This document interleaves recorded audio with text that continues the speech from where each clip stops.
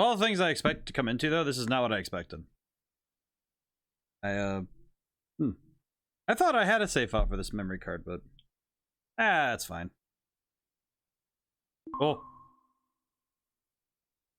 Airride has been created. Data will be saved automatically. Do not. Yep. Hey, I love this. I love this cutscene.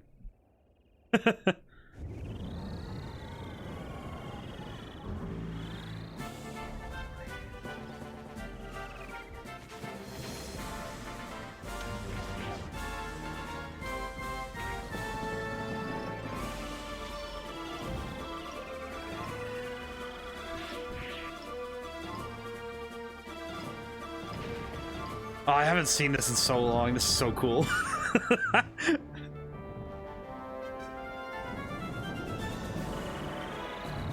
Oh man, it's such a good cutscene.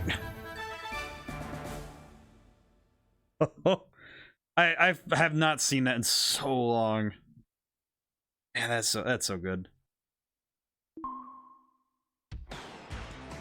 And now it's time for the most hype music ever. Just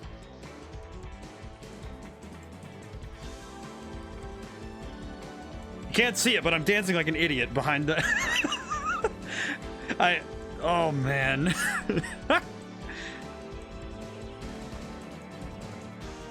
I'm waiting for that bass line. That's all I want to hear again, because I love that bass line so much. Just...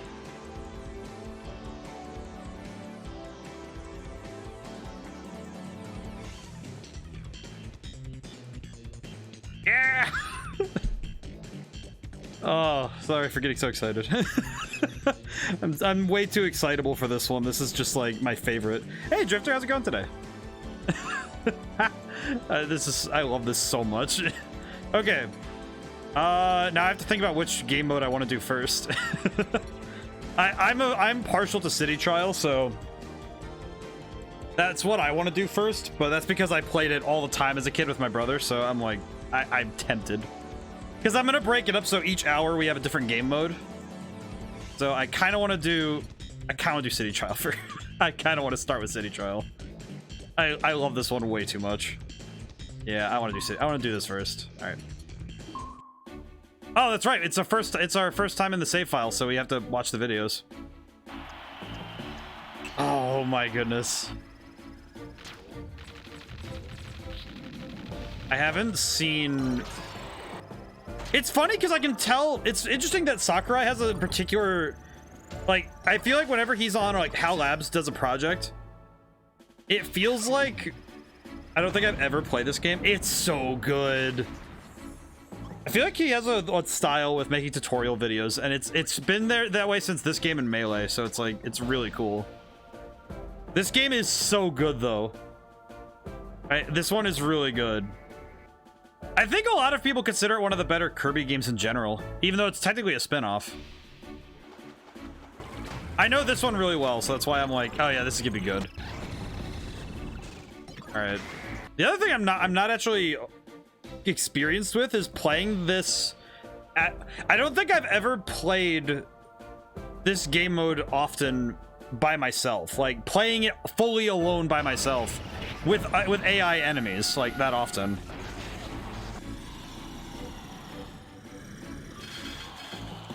So the idea is that you build up a bunch of things, you go into a random mini game, and that determines kind of like the winner of the whole game.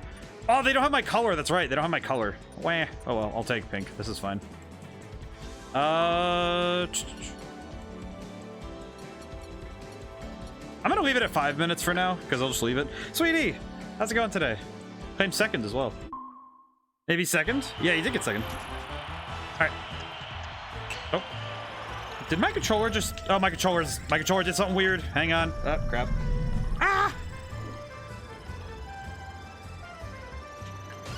Oh, come on, you. There we go, I think. Why is it not doing anything? That's weird. Hang on. Controller's having difficulties. Maybe I need to do a different controller. Hang on. Ah! No, first game of the night, and I have controller problems, of course. Oh, come on. Wah. Doing okay? Hope you're well. I'm doing well. It's stuck right now. Maybe? Yeah, there we go. Got input. Okay. Wah. I am doing well though. I do think it's funny that I had a bit of a tech issue right away though. Hang on.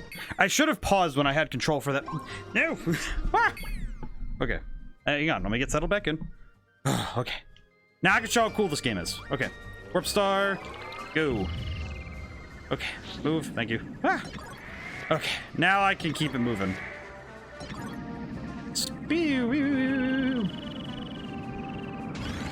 I am doing well though. I've been looking forward to this all weekend, so I've just been impatiently ready to play this game. I love this game a lot, so I've been really looking forward to getting to play it and show you guys, because for those who haven't seen it, it's like, oh, this is gonna be so cool. It's like a first time showing of it, but for me, it's just like, oh yeah, this is gonna be just so nice. I love the spins. The spins are really funny. All right, I have Gordo. Yeet. Wait, no, ugh. Don't run into him. They'll hurt me too. Yeet. Yeet. Nope, back. Okay, we're good. Whew. I need to remember how to play, because I haven't played in a long time, so I need to refresh myself on how to control. Oh, I know how to do this. I know how to do this. Oh, I know what to do. I know what to do. Okay, go, go, go, go, go. I gotta go. I know how to do this one. This one's really cool. Come on, go. We need to go quick. I need to go to the volcano. Go, go, go. There it is, the big machine. Yeah, okay, go. And into the volcano. There we go. Oh, yeah, I still remember. Kirby Dream Buffet seems to take a bit of inspiration from this game. I think so. I haven't played much of Dream Buffet, but from what I understand, it's pretty close in DNA to... Can I grab this, please? There we go. Free power-ups! Yes. Oh, man, the UFO... By the way, if I go down here, look at how big that is. Thing is huge. Like, it's so cool looking. I will also say this. I remember these events scaring me as a kid a little bit, just because, you know, I was a kid and I was always scared of loud noises for some reason. So alarms, any alarm was enough to freak me out. I'm not even kidding. As a kid, like, alarms were enough to freak me out. It's actually why Smash Brothers Melee, when the new challenger would show up, that would always scare me. I need to play Dream Buffet because I need to make a proper comparison between this and that game, because this game it shares some things with the later games that I think is some DNA that I think is really cool. I need to stop using that. I think that GameCube controller has failed me twice now whenever I try to stream, so I need to remember that not to use that one for the Wii. I need to remember that for later, because it's really important I remember. Ooh, Shadow Star. Very cool. I don't want to grab it, but that's because I want to use the Warp Star. Oh. All right. I do remember there's another challenge I can do really quick.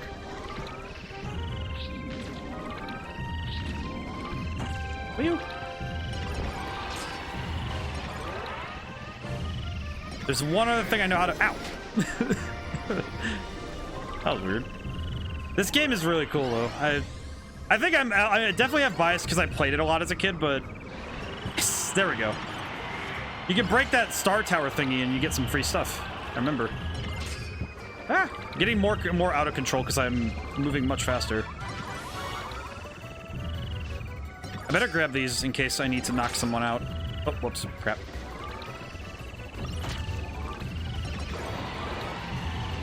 Who's triggering bombs over there? Oh. Oh. It's so weird seeing this on a big screen too, actually. For me, I know that a lot of this is because I'm so confused being the only player. Because I do not fully grasp it when I am the only player. Again, I'm so used to split screen, it's wild. Ooh. That means I did get a challenge done, so that's really cool. So after every game of City Trial, we get to see what everyone has. It seems like everyone else isn't doing very well. And, oh, well. They weren't doing well for other challenges. I think Destruction Derby might be a little bit difficult. Maybe. If I don't absolutely goofy on these. What? Too fast! Too fast!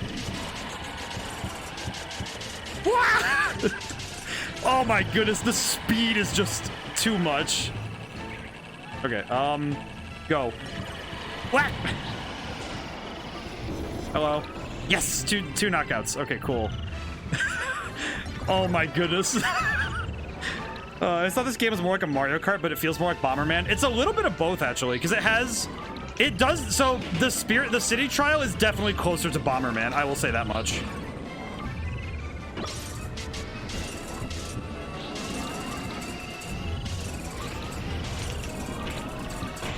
Because this is more like, okay, gather stuff and attack each other. But the air ride is more of is like a pure racing game. Oh, crap. Oh, I lost the sword. I don't want to deal with that. Ah! Oh, hey. Wah!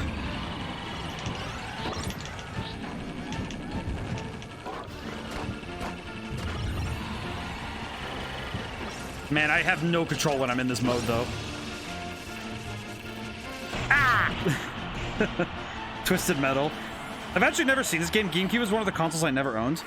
Yeah, it's like if you didn't own a GameCube, this game was one of those ones you probably missed. But it's insane. This one, so the mini games at the end always determine what kind of like game it's going to be at the end. So every time you play, so when you play this mode in particular, what happens is that you get a mini game at the end that's random. That one was Destruction Derby, so it's just kind of that's just what we got. But there are other ones where you have to do like a race on a track from the other modes, or you have to do stuff like the drag race or there's a bunch of different modes. This is definitely more on the party game side of it. I think Top Ride might be closer, might be a bit more to that as well. I should probably show the other modes so you guys have an idea of what the whole game looks like. Let's do Air Ride. This is the actual like main mode of the game. My boy, he should definitely see this game. He needs to be enlightened to the classics. Also, this is a form of the tutorial for. It's kind of like this is the mode you should play first if this is your first time playing it.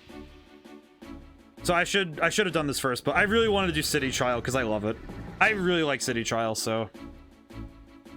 While you're charging, aim where you want to go, and then release A to do a boost dash.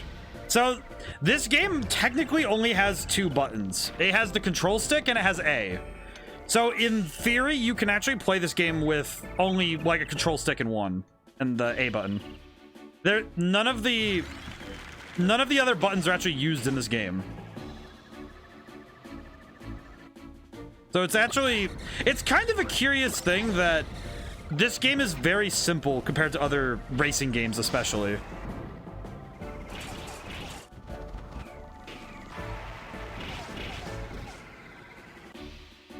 Lots of different courses. These also show up in City Trial as you have to do a single lap race using the machine you built in City Trial.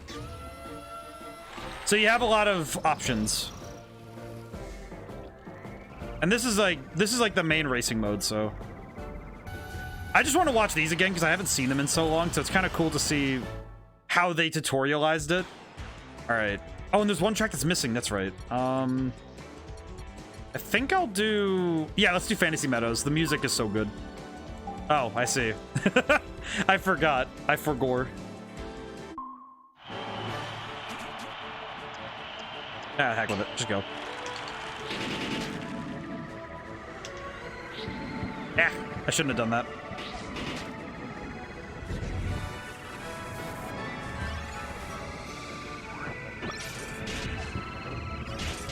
Ow. Ah!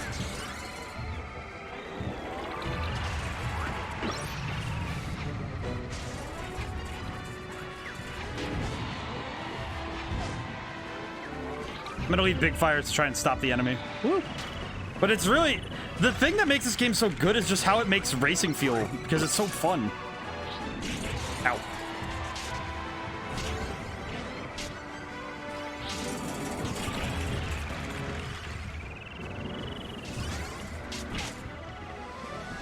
Yeah.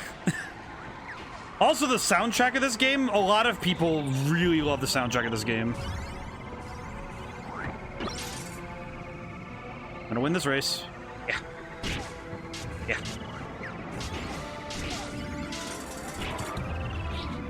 Someone's gonna get that mic. Yeah! I felt that right at the end. I was like, oh yeah, someone's gonna get that, and I just got slapped. So is this game is this running at 60? I actually have no idea. I don't actually know.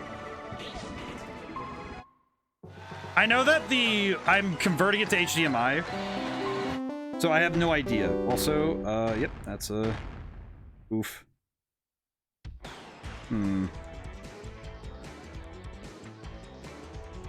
Hey, first bot of the day, indeed.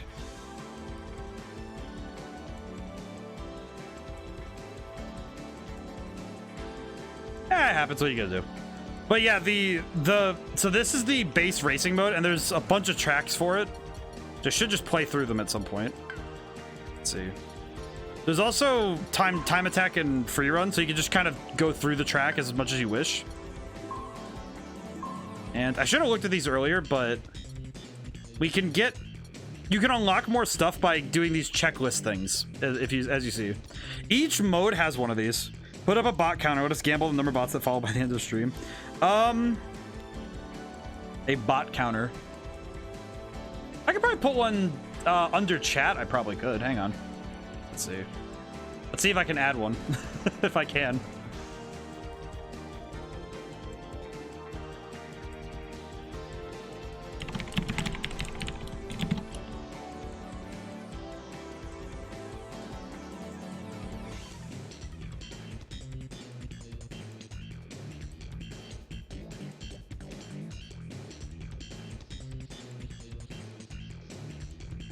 Something like this will do, I think. Just have one.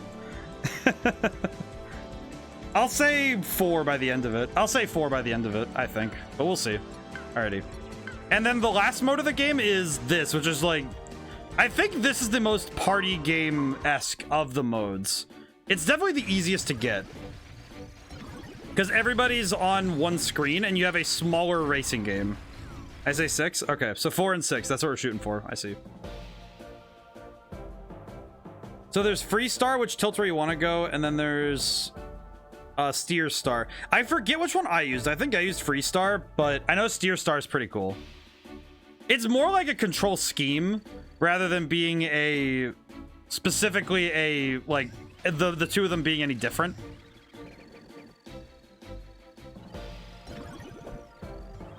This one's definitely closer to the Mario Party Bomberman type things, I think. But I don't know. I think that this one is definitely really fun for just for the aesthetic of it, because it's really funny. I don't think I do know that. I think I set it to 1080. Steer Star is kind of like tank controls. Yes. It basically is, actually. All right, so let's do first race on here. I also like that the different Kirbys have different faces, which is cute. I'll use Free Star for this one, just because, whatever. Oh, whoops. What? That's right. I need to remember. Maybe I should have used the Steer Star. I'm definitely closer to it. Ah! Yeah, this one is a bit more hectic because everything's happening all at the same time.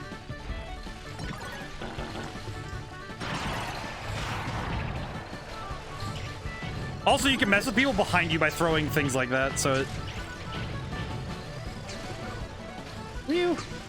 it's a bit more stimulus on screen, if I'm being honest. Final lap. Ah. Whew. There we go. Yeah, I've never seen so many follow bots before. Yeah, I don't know what the deal is with that, but whatever. I'm sure over time it'll go away, and once we have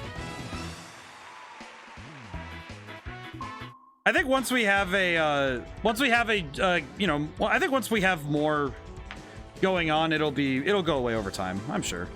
Okay, so those are the 3 modes. What's your guess? How many bots by this stream? I see. We'll see. But so do any of the modes catch your guys'? We're gonna do an hour of each, I think. So it'll be like, we'll just play, because I'm planning on going a little later tonight because tomorrow's a half day for me.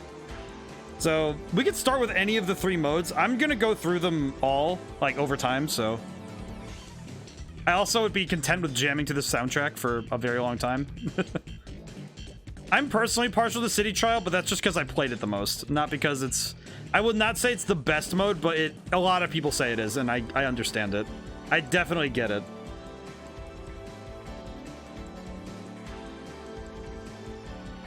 So what do you guys think?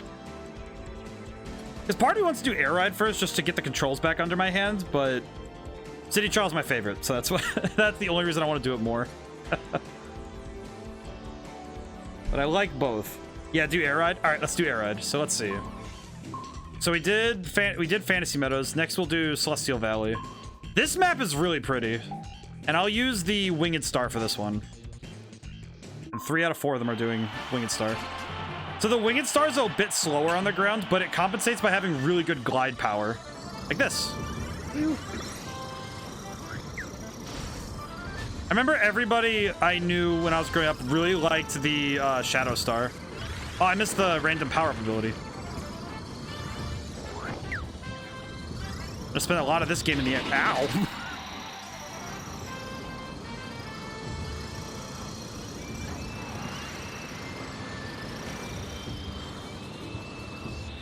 Ooh.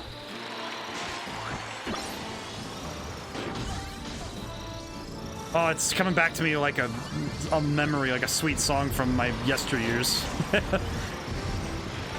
I'm gonna be out to say 7.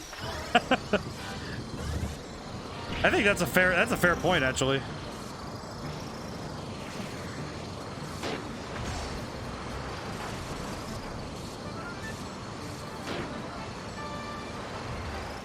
Whee! 7's so 4, 6, and 7. We'll see who's right by the end of this. Hopefully we get more real people in here than robots, of course, but we'll see. Yes! I got the thing! And I got a sword! Heck yes. I love the sword upgrade. It's so... I like the sword upgrade because it's so cool. Like, I really like this one. Also because, man, does it feel satisfying when you actually get to just use it. Whee! Alright, and then through here. Yeah. Oh, that's right, this is a 2-lap race! Oh, crap, I was not paying attention. Ow. And I missed the upper route. Alright, yeah.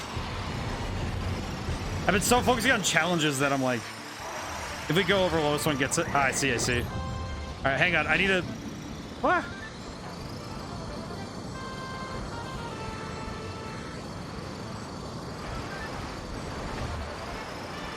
Alright, and then... Yeah. I don't think I'm gonna win this one. Come on. Ah, second. Ah, dang.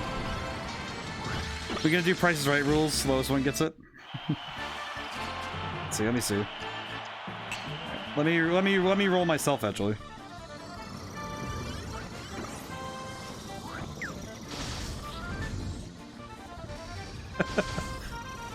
Well, I didn't do much better.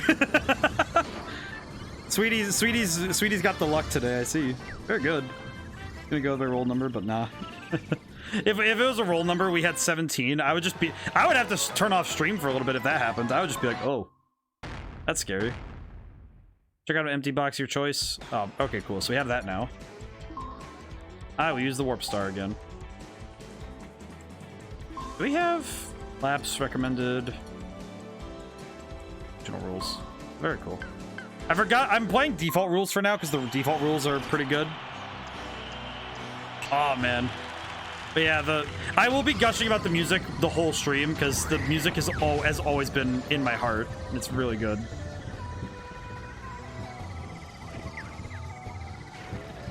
Yeah, I'm not the best at this game though, so I'm trying my best. Yeah. Wow! Oh, I went down a shortcut on accident. Whoops. Didn't even realize.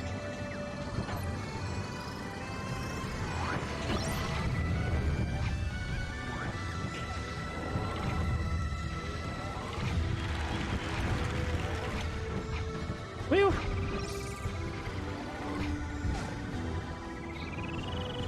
At least my rolling isn't gonna, hopefully not gonna jinx us with some bad luck from that respect with bots. Missed it.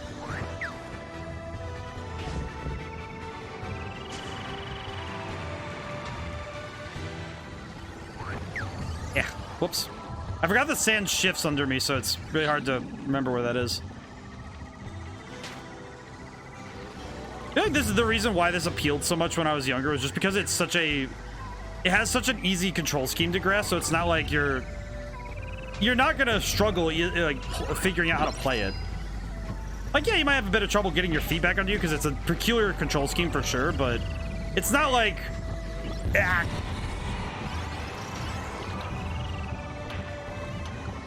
It's certainly not as difficult as getting your hands on like a more complex simulator driver, like racing game. I really need to play Dream Buffet now because I really want to know how different this is. Yeah.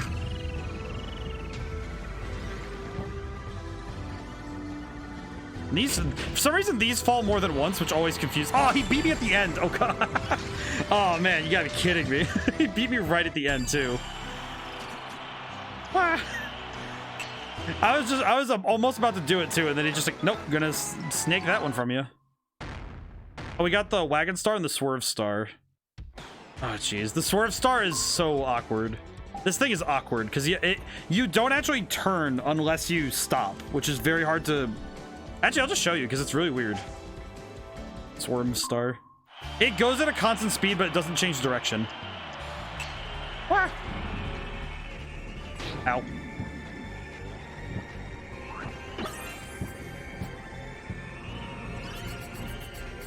You only have control of your speed when you're not when you're in the air, which is your direction is so hard to control with this thing, but it's pretty cool. I haven't really used it as much because I really like having pure control, so this one has always confused me, but it seems like I'm doing okay with it. It's definitely not the easiest star to use. Ow. Ow. Ow. Yeah. Trying to turn in this thing is so goofy. Yeah. At least it has pretty good charge up, at least. I love this. Oh. Ah. Ah! I will read in one moment. That's a longer message, and I want to make sure I understand it. Yeah. Yeah. All right. Yeah. Yeah. Yeah. Let's see. Okay, I'm starting with the books tomorrow. Which one do you suggest I start with? I'm starting a new daily routine to help with my mental, physical health, and reading's gonna be part of that. Just a lot going on in my life. Hardly ever make time to just down and read anymore. For the books, I would say if you think tomorrow will be a longer, like you're gonna sit with one book for a longer time, I would say start with Greenwalker personally, or Valhalla Station. I would say Valhalla Station would be good to start with if you want to understand where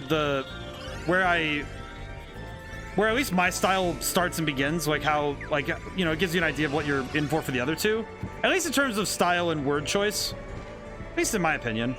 I do think though, if you're of all the ones that I would choose though, I would definitely choose Greenwalker first personally. I think Mausoleum of Dreams is fantastic, but it's also, I think that would be good if you think you're going to need to stop a lot, because it's short stories, so you can read a short story, set it down if you need to go do something.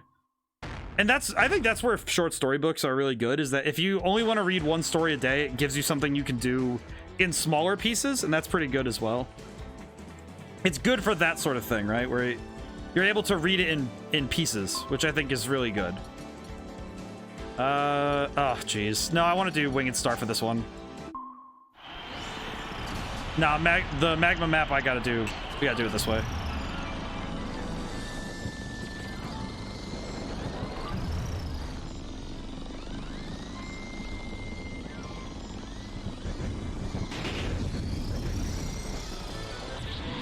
I like that all the AI knew what to do the moment that we came over. Just like, nope, we gotta fly.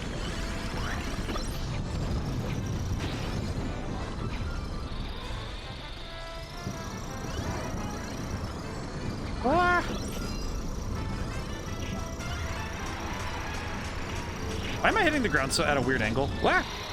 Gotcha. Yeah, I plan on sitting down at least 2 hours per evening to relax, read, have to do my workout. Ooh, very good. Yeah, that would be. I would say that's a great routine, by the way. I think that's a good routine to start with, especially doing so after a workout because your brain's already going to be running on, like, you know, some of your leftover adrenaline. That's a fantastic idea. Whew.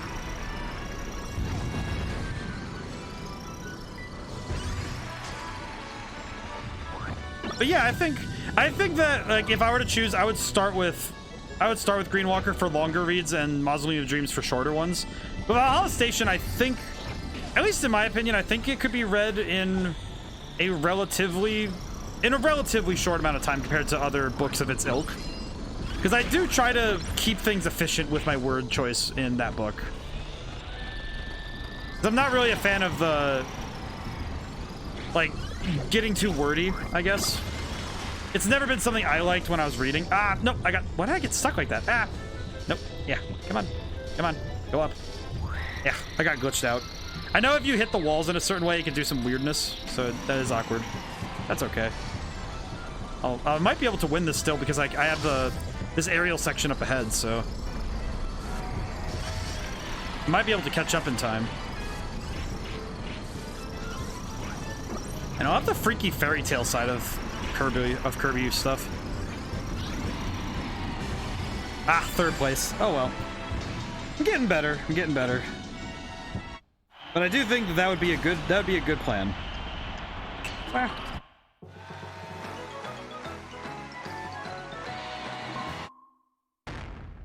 Finished 2 laps in under 2:20. Oh, that was pretty good then. I should probably look at the challenges to see what else I can do. Let's see. 2 laps in under 1:56. On the Shadow Star, time of attack. Bump into a flaming dragon. Oh, I could have done that while I was there. Race a bunch in 2 minutes. There's an hillside. Make your lap times last 2 digits the same. I do not know how to do that. I actually have no idea how to actually do that without, like, trying to actually do it. Usually my issue with reading is putting the book down. Ah, yeah. No, I definitely understand that. It's especially tough when you find a story that's, like, really catching you and it's got a grip on you, and it's really hard to put a book down once you're in, right? It's like, all right, I've started, and now I'm like, no, I want to finish. I want to see it to its end. That's how I am every time. That's why I'm always hesitant to start too, because I know very well that I could read a book. I could just sit and read for a whole day if I did.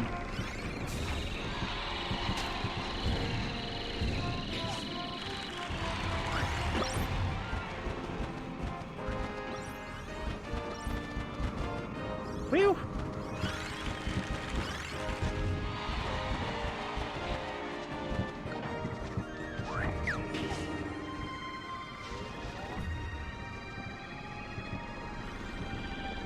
Yeah, but it is always something you have to consider though when you're reading, right? It's like, oh, I do have to stop reading at some point so I can go do other things and have to go handle life at some point.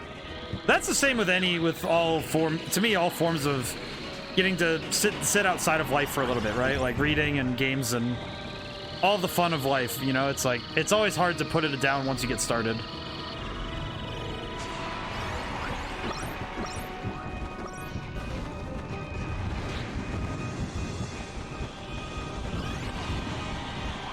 Whew.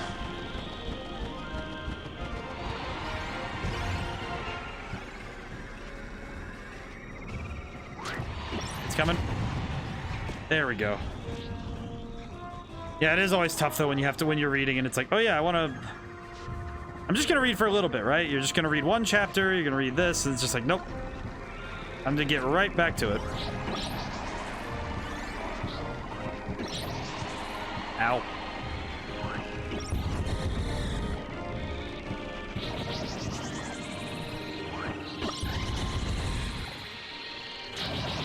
Oh, geez, that one threw me way off. Whoa. Ah! I got thrown off the track entirely.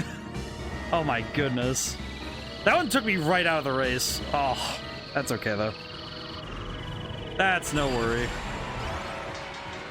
No worries. I got clowned on. Hey, Echo, how's it going today? I will say, sweetie, that's how I am with everything. Is, man, it's like I get, if I get started on something that really captures me, I could spend all day at that spot, just reading or watching or. But it's so good.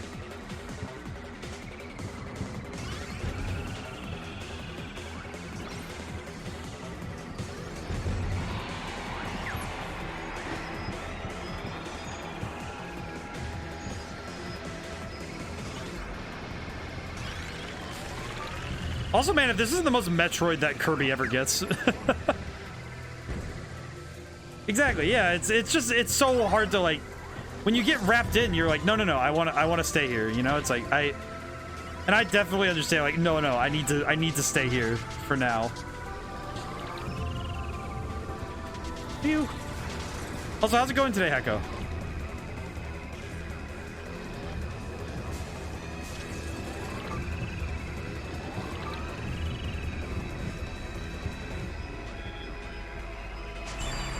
Oh, I got another challenge done. Heck yes.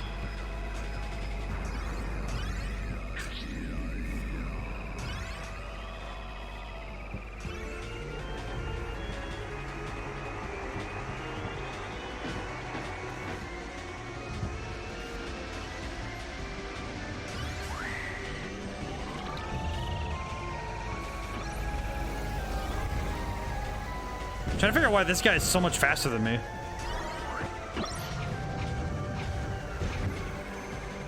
This guy is definitely going a lot faster than I am. My goodness. Yeah.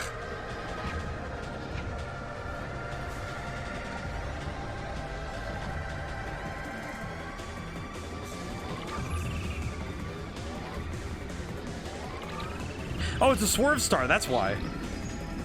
Ah. That was good though. That was good though. I'm a nerd, so naturally I spend more time worrying about everyone else, and I don't necessarily mean that in any way. Ready to take a chance to do things for myself. Bueno, Kirby music always slaps. Yes.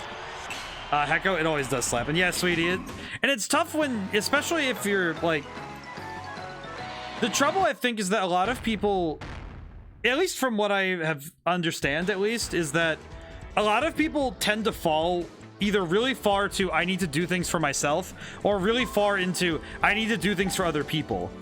And it's really hard to find that middle ground, right? Of I need to do some things for myself and take care of myself, but also, you know, I put the needs of others ahead when I can. And that's a really hard balance to strike. But when you do strike it, it is very, very good for yourself. Go back. Come on. I want to open the shortcut. There we go.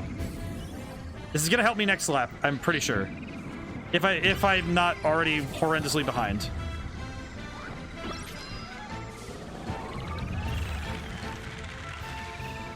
But yeah, Hecko, this music it always catches me. It's so good. It's so good. I love this music. Ow. I worry about waxing philosophical over a Kirby game, but I did that last time actually, so, and I played Kirby in the Forgotten Land. I did do that, so would not be new, just strange as usual.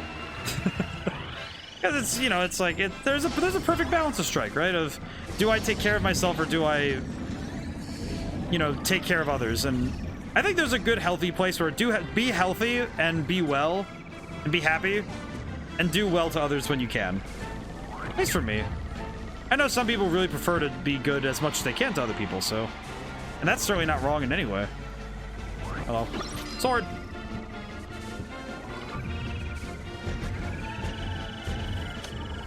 Whoops. I threw up the wall. Like the challenges. Like how you do see things occurs that get brought over to Insta Smash Brothers, like the challenges. Yes! A lot of the challenge stuff in this game is why you have challenges in other games. And this, like, you can see a lot of what Sakurai likes to do in his games in this one. Like doing the challenge list like that, or doing some of the other things, like how he organizes his menus even. A lot of the stuff there is really shared between this and Smash Brothers. And it's something that I think is Sakurai's sort of style, if I had to put it that way. Because it's definitely something that he does as a designer that is his focus, and I really appreciate it. Oh, I know what track I'm missing. I actually just realized what track I'm missing. It's the Nebula Skyway one. I just realized which one I'm missing. Aha.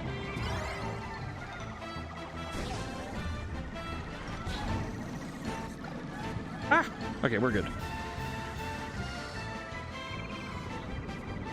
But yeah, the music in these games is also one of the greater identities of his series. So, like, always having banger soundtrack seems to be a requirement. Like, he will not take a game if its soundtrack isn't good.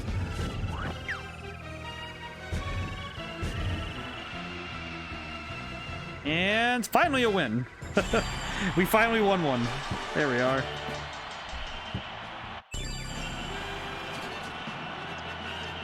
But man, this game, nostalgia is a real B. It definitely hits harder. We got the Slick Star and the Wheelie Bike. Race on all of the standard courses. I don't know how do you get this one normally? I don't actually know how you get that. Okay, so Magma Flows. I should try. Well, I'm gonna try Warp Star this time. I need to hit one of the dragons to get one of the challenges. Yeah. Just inch forward a little bit. Wah!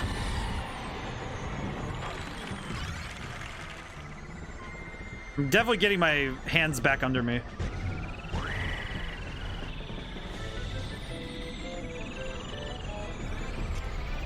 Ew. Can you don't?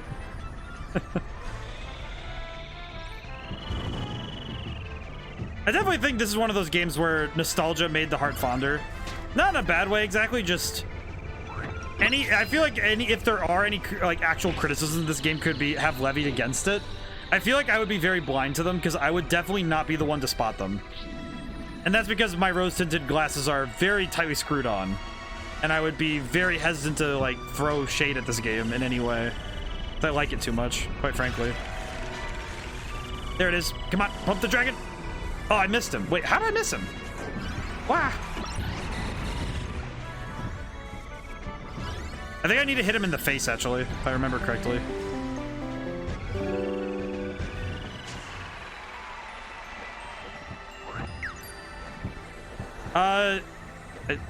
Can you don't? Can you don't? I like the can you don't. I just realized I should put this down in the, well, I should put it down in the chat thing, like, hey, if you're a real person, put down a 3 in chat or something, like, something that tells me that they read the rules and know that they're a real person. +1 to the bot. Let me do that really quick, actually. Settings. Properties. There we are. Most excellent. Also,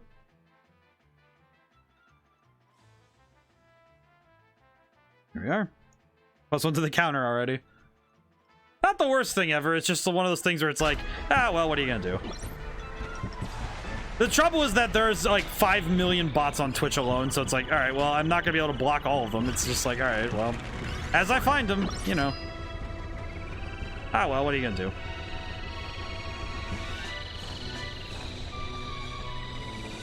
Should make it a command for regulars. I probably should. That if there's a way for me to do it, if I can get rid of bots that way, I probably should, because that would be a lot more efficient.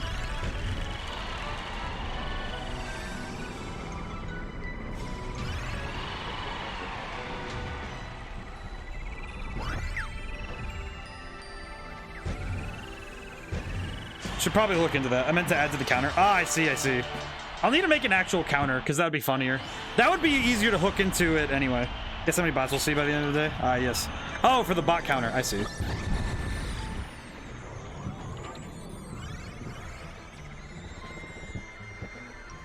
I'll figure out how to do it. I'll figure out how to make it a command thing.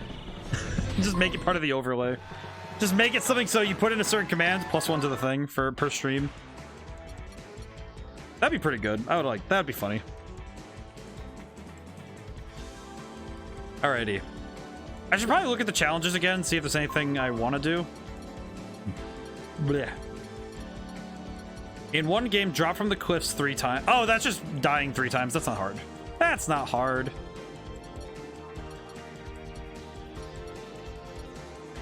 Beat 10 or more enemies using the quick spin. Oh, that's easy. Okay, let's see. You know, I'm gonna make it 3 laps in general from now on, because I think it's fun, more fun. It'll be weird if multiple have access and then multiple people run the command at the same time. Yes. I would, well, and I'd have to figure out something, of course. It would be something I have to figure out. So, I'd say give it a cooldown. Yeah, probably just something to give it a cooldown.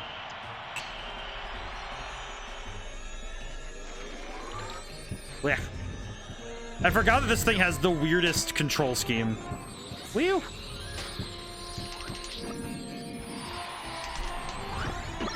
Oh.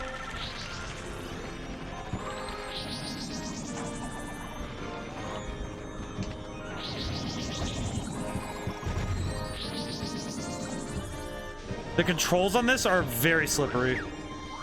Some more. Yeah, I have to figure it out. I'll figure something out, though. I'll figure it out. I don't know if I'll make it a permanent thing, though, because I feel like it's rather pessimistic to constantly throw a bot counter down.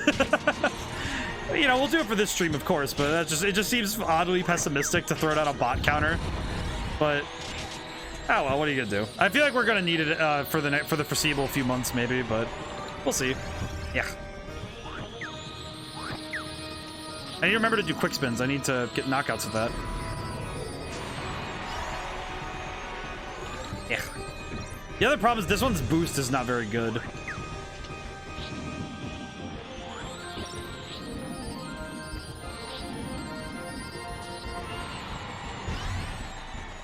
Yeah, come here. Yeah. Yeah. There's a lot of yeah.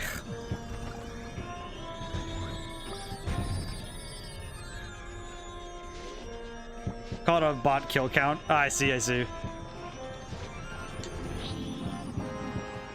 Yeah.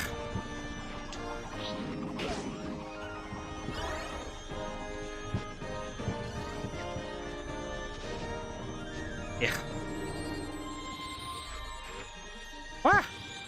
That'd be pretty good, though. That might be fun. I think after this race, I'm going to send my boy back because he needs to do some work. He's got some stuff that does need doing. Regrettably, of course. But he has stuff that he needs to do. Whew.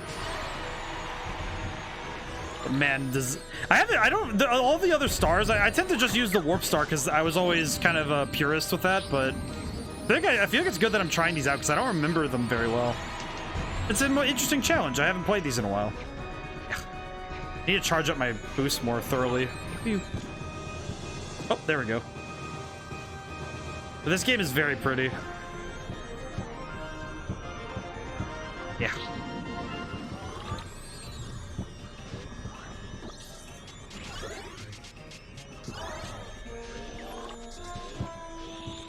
There we go. That's much faster.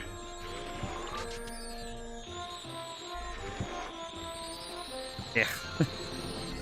That's my favorite sound effect. It's you make a with an H sound. A lot of phlegm on the H.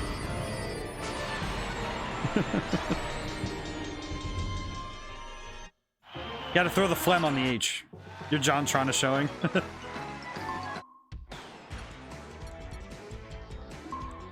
Let's see.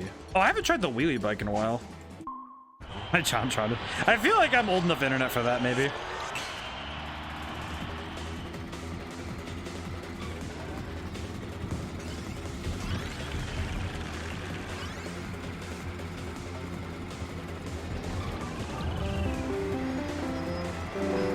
I will say the way you spin in this thing is very silly.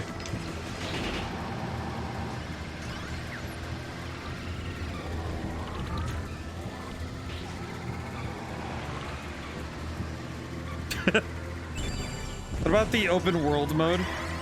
Oh, city trial? Oh, I can do some more of that later if you want. I'm playing all 3 modes tonight. I want to play all of it because I want to play all of the games. If I'm going to play this game, I'm going to play all of it because I love it.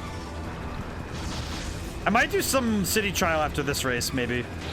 I'm going to be bouncing between all 3 modes for this because I like all of them.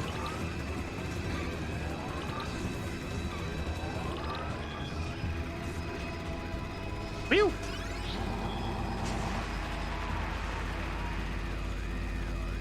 Gordos.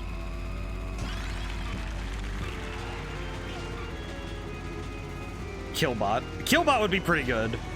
Killbot would be pretty good. I think that's a good one, I think. I think that would be a good command name. I'll write it down in a little bit here. Phew. I've not been knocking out enough enemies.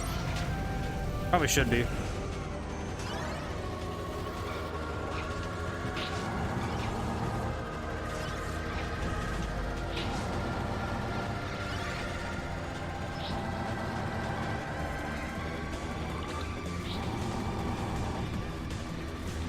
Whew.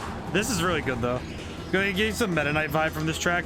I feel like this track has some of the coolest like aesthetic to it, I think, of all the like tracks in the game.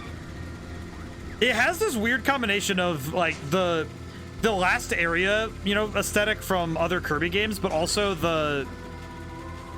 it's the aesthetic of Metroid for some reason. Because that's what I've always felt from this, is that this is like a Metroid Prime inspired area, you know what I mean? In a very weird way, it feels like Metroid Prime. Which I'm still not sure why that's what my brain hooks to it, but I think that might be because of just how of the aesthetic of it, but that's also because I remember Metroid Prime in a very weird way.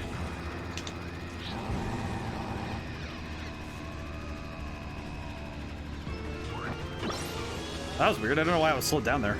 Ah.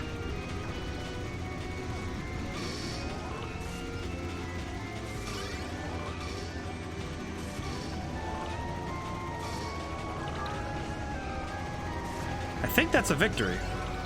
It is. Hey, all the glowy stuffs. Yeah, the meta. I think that's where the Meta Knight vibe is. Yeah.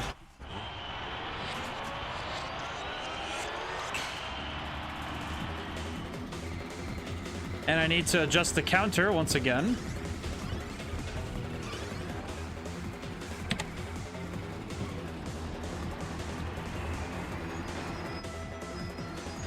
The glowy stuffs do really make me think that it is a, it has that Meta Knight vibe. I do see it. I see what you mean, though. Let's see. Shoot 3 characters out of cannon at one time. Oh, I didn't know that was a thing. Just got that one randomly. Alrighty. I want to do, yeah, I'm gonna do City Trial. I want to do some more. I like City Trial a lot. I like this.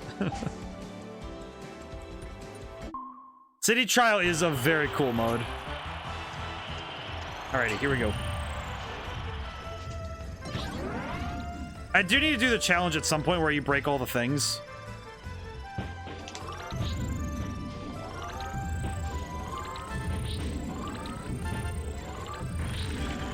There we go. Oh, I can get the challenge for knocking out Wispy Woods at least. Bonk. Bonk. Bonk. Bonk. Bonk.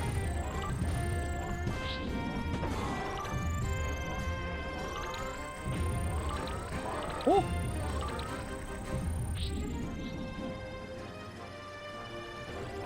Kind of sad that you just knock out Wispy. I feel like a City Trial should have been added to Smash Brothers. They actually did it in the 3DS version, actually. I'm gonna send my boy back. All right, back to work. But you gotta go back to work, my boy. But they did one in the 3DS version, actually. It was similar to City Trial, where you ran around a very large map and gathered up power-ups. Then you did something. It was similar to this, where you had to do some like mini game type thing at the end of the game. It was pretty good. It was pretty close to this. I personally really liked it. I know some people weren't big fans of it, especially at my school. I know that some people weren't really big fans of it, but human here doing human things. Ah, yes, hi. I am Tendo. Ew. Good that we have humans doing human things here. That's good.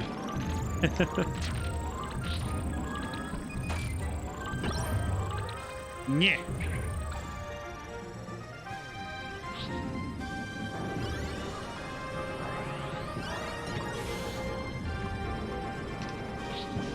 Secret chamber and oh yeah, I need to go get those. Go. I need to get over there. Ow. Excuse me. I remember this one. This is one of those really good upgrade times. Yes. Bricks. Defense. Excellent. Ooh. Hamburger. Ho ho. Oh, my name is Human. Human doing human things, of course. How could I not see such a thing? All right, with Dragoon in the possibilities, I need to go find the pieces. I need to find as many red boxes as I can. Okay. And I need to protect myself as best as I can. Excuse me. I don't know what he's doing, but okay. Oh, I know where to look. I know exactly where to look right now. You need to go down here. Which one now? Which one of these holes is it going to be?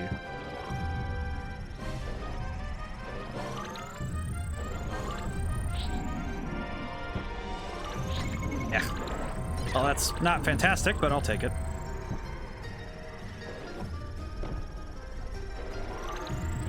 Ooh. Found it. Very cool. Right, up this way. Oh, geez, the fog. I can for sure successfully check I am not a robot. Very good. Most excellent. That is what we look for here, after all. Is just making sure that you can check that you're not a robot. An important piece of human living is being able to know that you're indeed not a robot.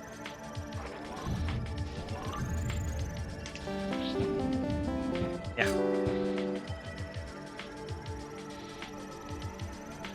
My trouble is all this does is make it harder to find things.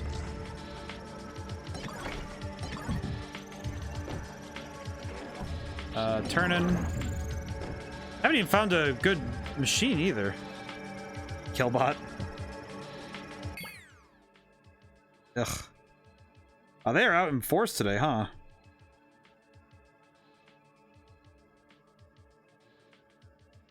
Oh well. That's happening. Oh well, what are you gonna do?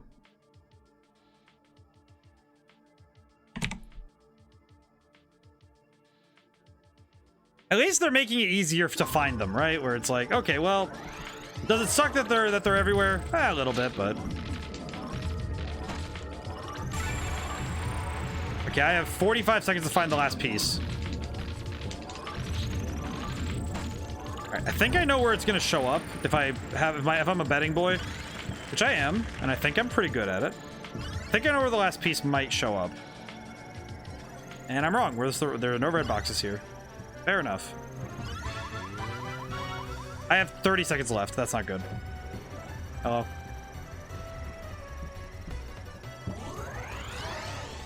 Uh, 15 seconds. That's not good. That is not going to be enough time for me to figure this out.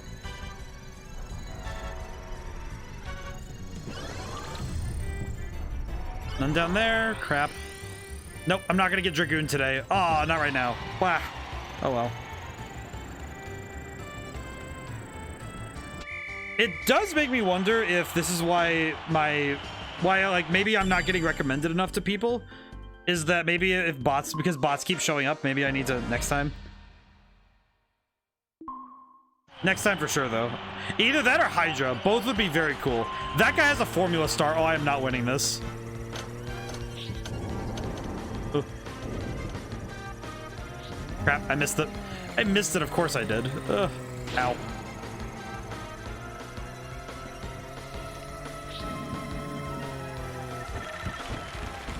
I'll take that. That's pretty good. That guy in the formula star, though, is cruising, though.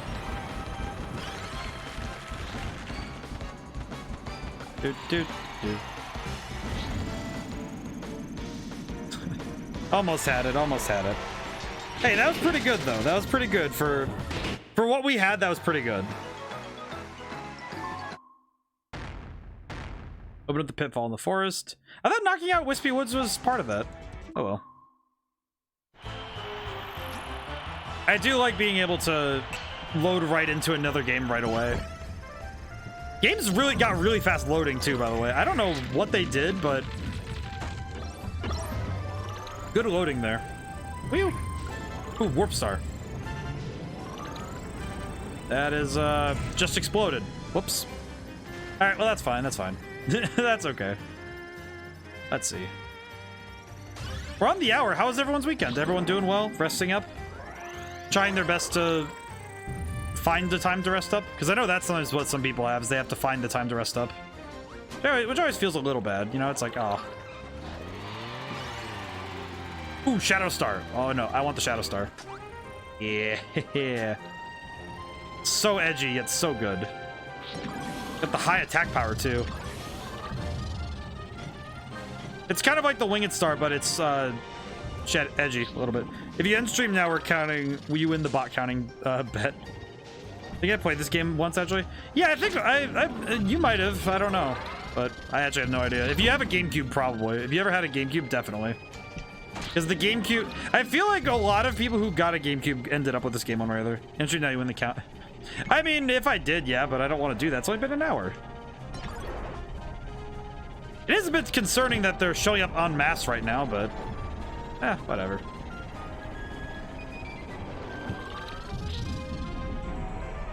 Oh, whoops. Oh, come on. This is just me being bad. Hang on. There we go. There we go. Some patience is the virtue of life. Whew.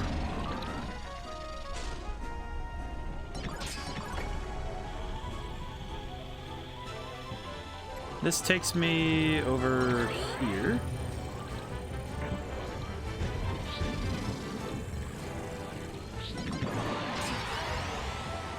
I do wonder how many of the challenges I'd be able to do in 4 hours, but we'll see. So you better imagine if it actually hit the 17 you rolled. If that actually happens, I would probably have to close stream because that would be enough for me to be like, hey, wait a minute. It's kind of worrying.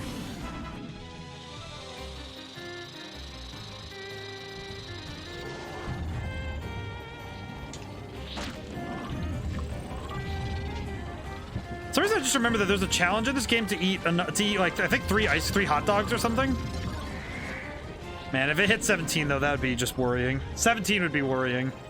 4 or 5 is like okay, that's fine, but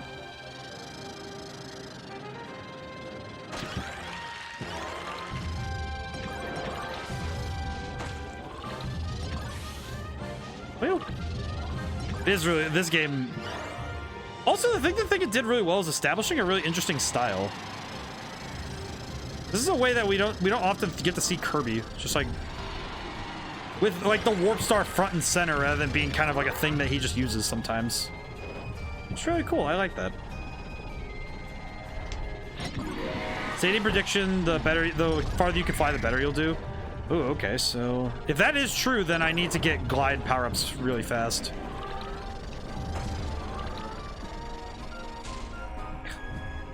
Yeah, I missed the glide one. Crap. Gotta mod one of us to help with the bots. I probably should. You know what? Actually, speaking of,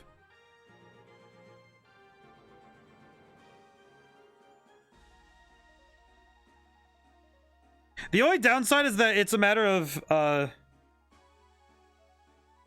know what I'm doing. There we are. There.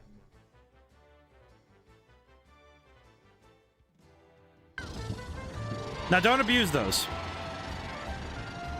Easy peasy. The only thing I've learned is that by the power of Grayskull. By the power of Grayskull, you've been given the power of a fox. Most impressive, yet disturbing. I will say that in truth, I am also just like thinking about what? The only thing that's troublesome is that they will show up anyway. Like, the bots themselves won't be... Like, banning them doesn't do too much. I do know that I have to block them personally myself. But getting rid of them in this way might also be important as well, so... Both ways are important. But also, I realize I do not have any moderators. It's just me. Me. Which is mildly concerning, but... I don't ride around the track all the way.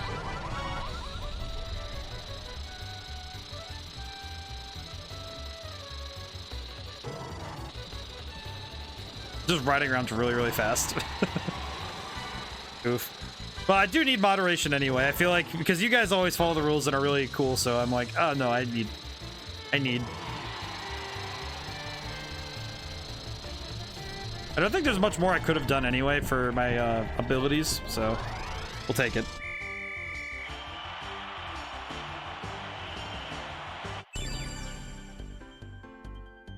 Alrighty.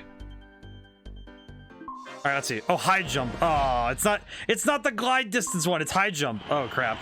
Okay, let's see how this one does. Whoop.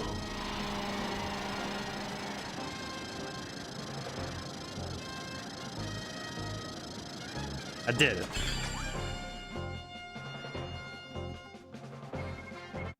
I will say that the way that this game does the Kirby movement, it makes me wish that Kirby movement worked like this in 3D all the time. Because it's insanely good, because it's like, woo, woo. It's really, the 3D movement for Kirby in this game is really good, so I cannot stress enough how cool it is. Let's see, use the grind auto to break into the crater. All right, I'm gonna adjust the timer so it's 7 minutes instead. Okie dokie. How's everyone doing though? Everyone doing well? You killed it on that one. I actually did really good. I really like the high jump one. High jump is pretty good if you get a good glide machine. I remember that if you were gonna do high jump and you knew it was gonna be high jump, the machine to go for that one, the ticket to ride, was the little wheelie one, the mini scooter. Because the mini scooter has a really good, oh crap. The mini scooter has a really good jump. And the Shadow Star was still really good for that one, but it could have gone, it's surprising to say it, but it could have gone even higher with the mini scooter. You know, I'm gonna take out my opponent. Never mind, he just slapped the goofy out of me. What? Pardon? How'd you do that? How'd you do that? Yeah. Yeah. I'll take this one. Oh god, the Rex wheelie is so slow! I also need healing items, because, man, I'm gonna die if I don't. I thought I was gonna be really sneaky and hit him, and then I got smoked. Got my 4th vac shot on Saturday. Felt like crap on Sunday. Feel better today. I could swear. I could swear a little bit. It sucks when you feel like shit, though, especially when you get a shot. It's like, ugh. Vaccinations. I don't think there's ever been a vaccination that didn't just make you feel like crap the day after. It doesn't matter which one. Flu shot, crap. You go to get, like, something like, ow. Even stuff like your flu shots always suck.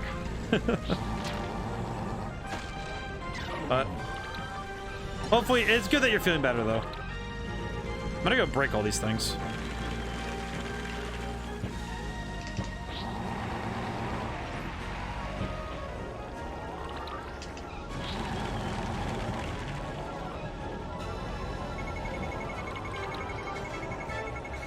Just gonna take this up really quick.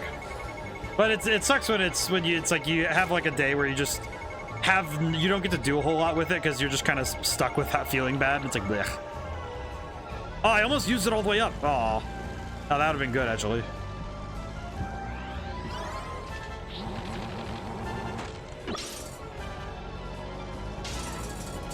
There's a couple of them I see.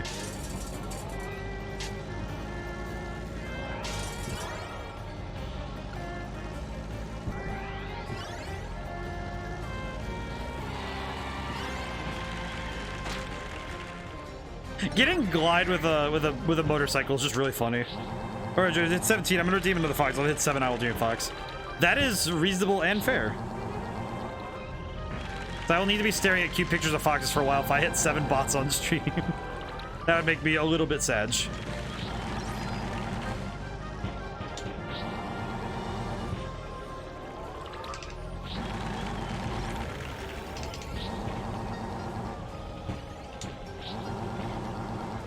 Breakies.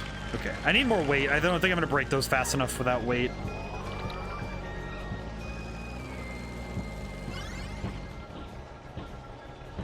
There we go. Yes, if you do this, I'm still probably gonna redeem fox. Fair enough. Hey, fair enough. Hey, I'm pretty good with that.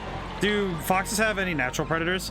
I think they do, if I recall. I don't think they're natural predators though. I know that there's a couple of animals that foxes can run into conflict with, I think. What?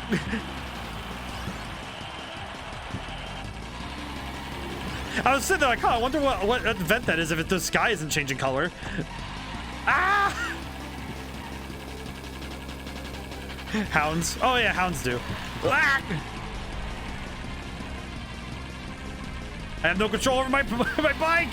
What?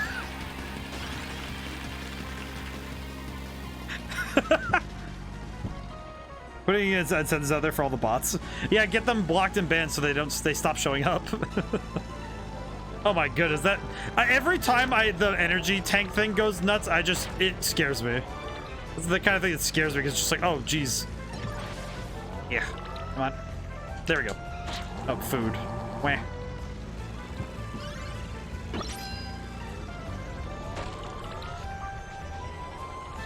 Yeah. Come on. Those turns are going to be important because I have the turning radius of a very, very bad semi. I think I can break... Yeah, I can break all these. This would be good. Break all these. It is a challenge, so I do need to do it. It's a weird one, but it is a challenge.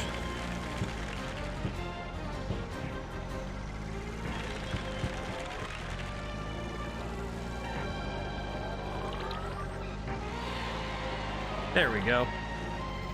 I guess. Know any Fox facts? Let's see, Fox facts, huh? I feel like I need to look up more because I feel like my cursory knowledge of them is very low, weirdly enough. Like I know very well that they exist, and I think there's a species of fox for every continent, unless I'm mistaken. I do know there's one for every continent. I do know that they are actually considered an omnivore because they do actually eat more than just like other like smaller creatures. So I know they are capable of... Oh crap. Where are they landing? Where are they landing? Wah! Run!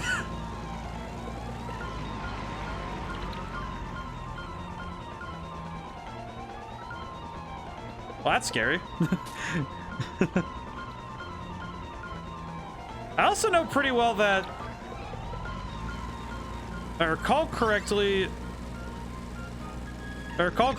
that foxes also have, if I'm not mistaken, I believe foxes are also, I think they have, oh god, I know it's some double-digit number of, I need to adjust the counter in between the game and the mini game. Hang on. Ah, grab the sleepies. Ah.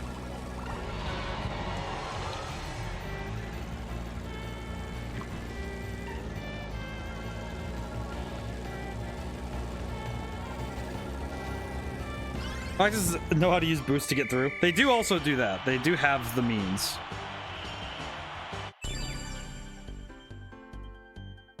Okay, really quick. Gonna do that. And I will really quickly adjust the counter.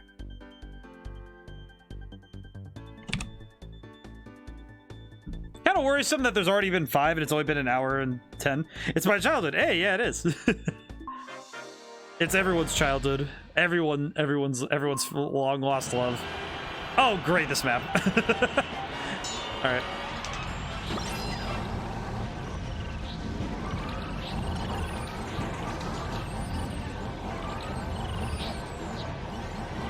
Whoever wishes to face me in combat may adjust my spinning bicycle. Wah! They laugh when tickled and it's the cutest thing. They also do make some really cute noises. They are very adorable.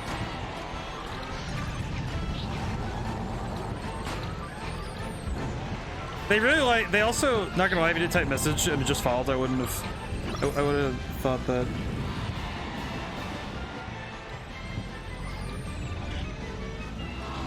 No, he's been following for a while. I know that.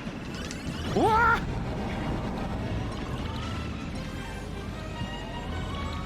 Okay. Yeet. Nope. That's fine. I'll take it. Foxes in Minecraft can't be tamed. That is also true.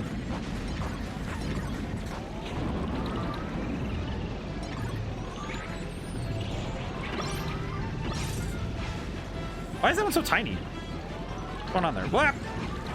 Ah! Bots are out in full force tonight. Lots of bots tonight. Yeah, they're out, and they're out for some reason. Wah!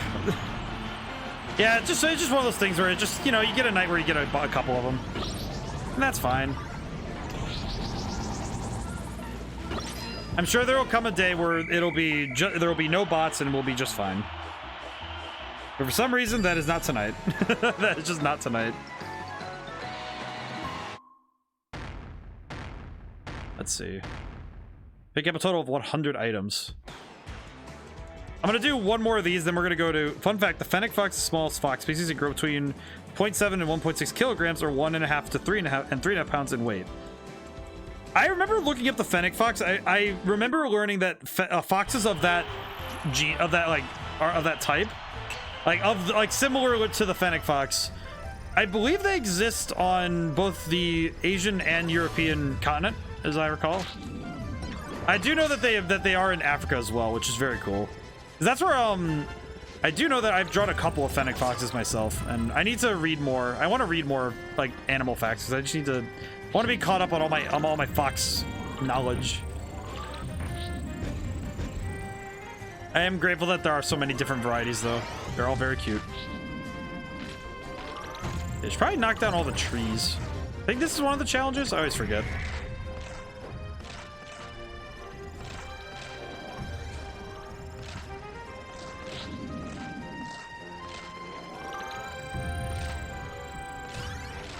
All right, red box.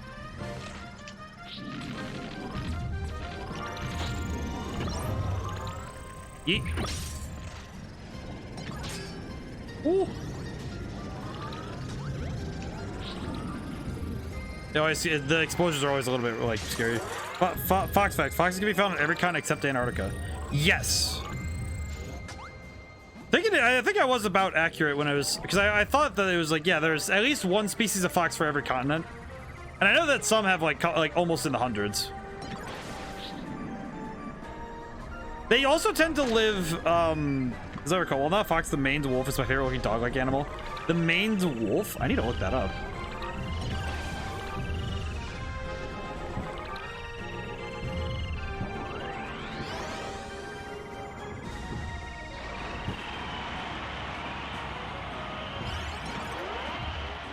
Ooh, red box. Hmm? Oh no, the rail stations! They're on fire! The rail stations being on fire is just kind of funny to me. It's just like, oh yeah, everything's on fire now. Imagine an Antarctic fox would probably feast on penguins. Probably, actually, because while most foxes are omnivorous, it's not like they won't like hunt if they need to. Or if it's that fox's particular method.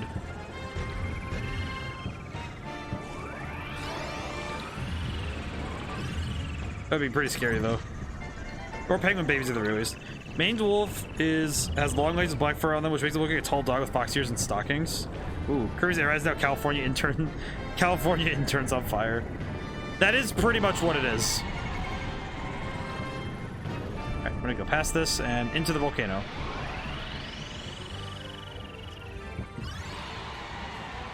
Now, oh, red box. Nope.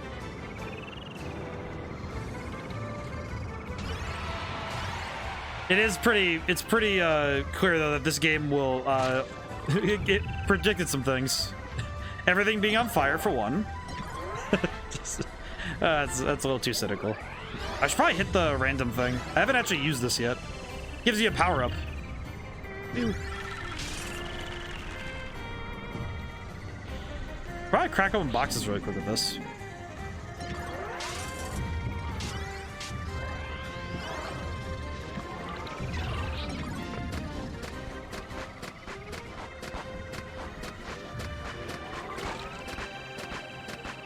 Ooh, there's one. Okay, so I have 3 minutes now. I need to go look. The favorite cat fact. Her first record named cat was 3,000 years ago. It's called Nedjem, which means sweetie. Oh, that's adorable. I love that.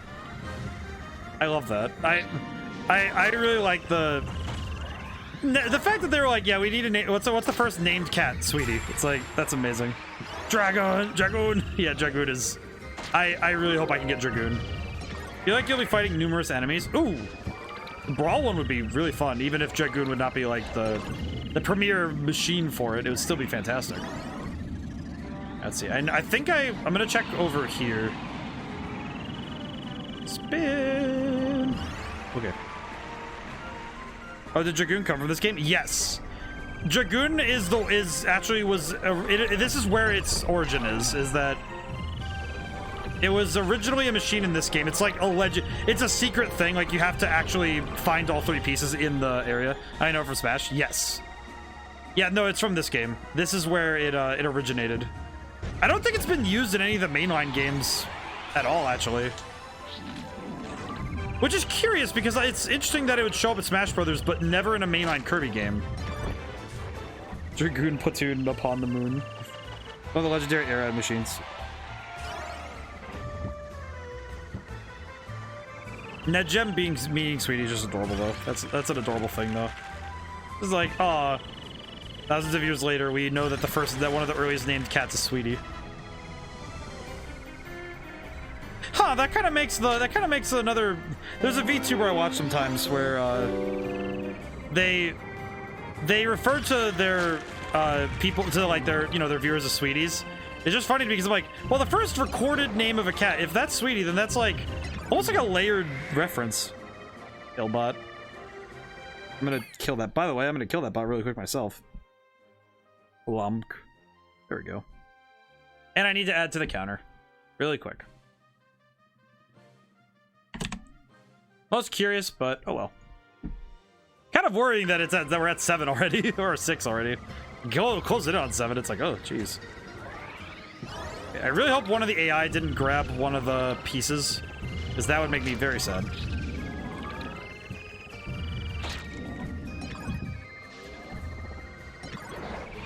Yeah, it's just gonna be me cycling through all the different areas where I think you could spawn. How do you ban them, or are you just reporting them? The way that I have to do it is I block them. So what I have to do is I block them on my account so that they... I did it. Night Me and I will kill them all. The only trouble is that I have to block them as well because they're not actually in the chat. And that's the thing that's really frustrating because they don't even appear in chat. Yes, that's the problem, is that's kind of the only downside, is that I will Mtendo, I will knight you as well, because I think having 3 mods would be good right now. But the trouble is that with how it works is that because of the method that they're following, the trouble is that I have to actively go out of my way to block them, and that's how I have to get rid of them. It's not necessarily banning them, it's like I have to go through and actively block them. Because it makes so that they can't follow me anymore, which is really weird and kind of frustrating. Oh man, the fact that you can just fly around in this is just so good. Woo! Oh, it's so cool. But yes, the only trouble is that with this style of botting is very difficult to stop because it doesn't quite work the same way as other botting. Because other botting, it tends to spam the chat as well, right? But this one is pretty much just... Well, if Dragoon just uncontrollably flies around at all times, it takes off with a slight syncline. Yeah, it does. Also, it's super fast. Ow. This is fine.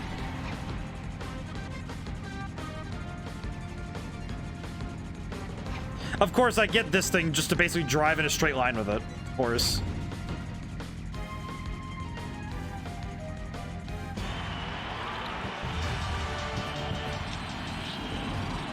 It's just so funny that it's just, oh yeah, here's the legendary machine.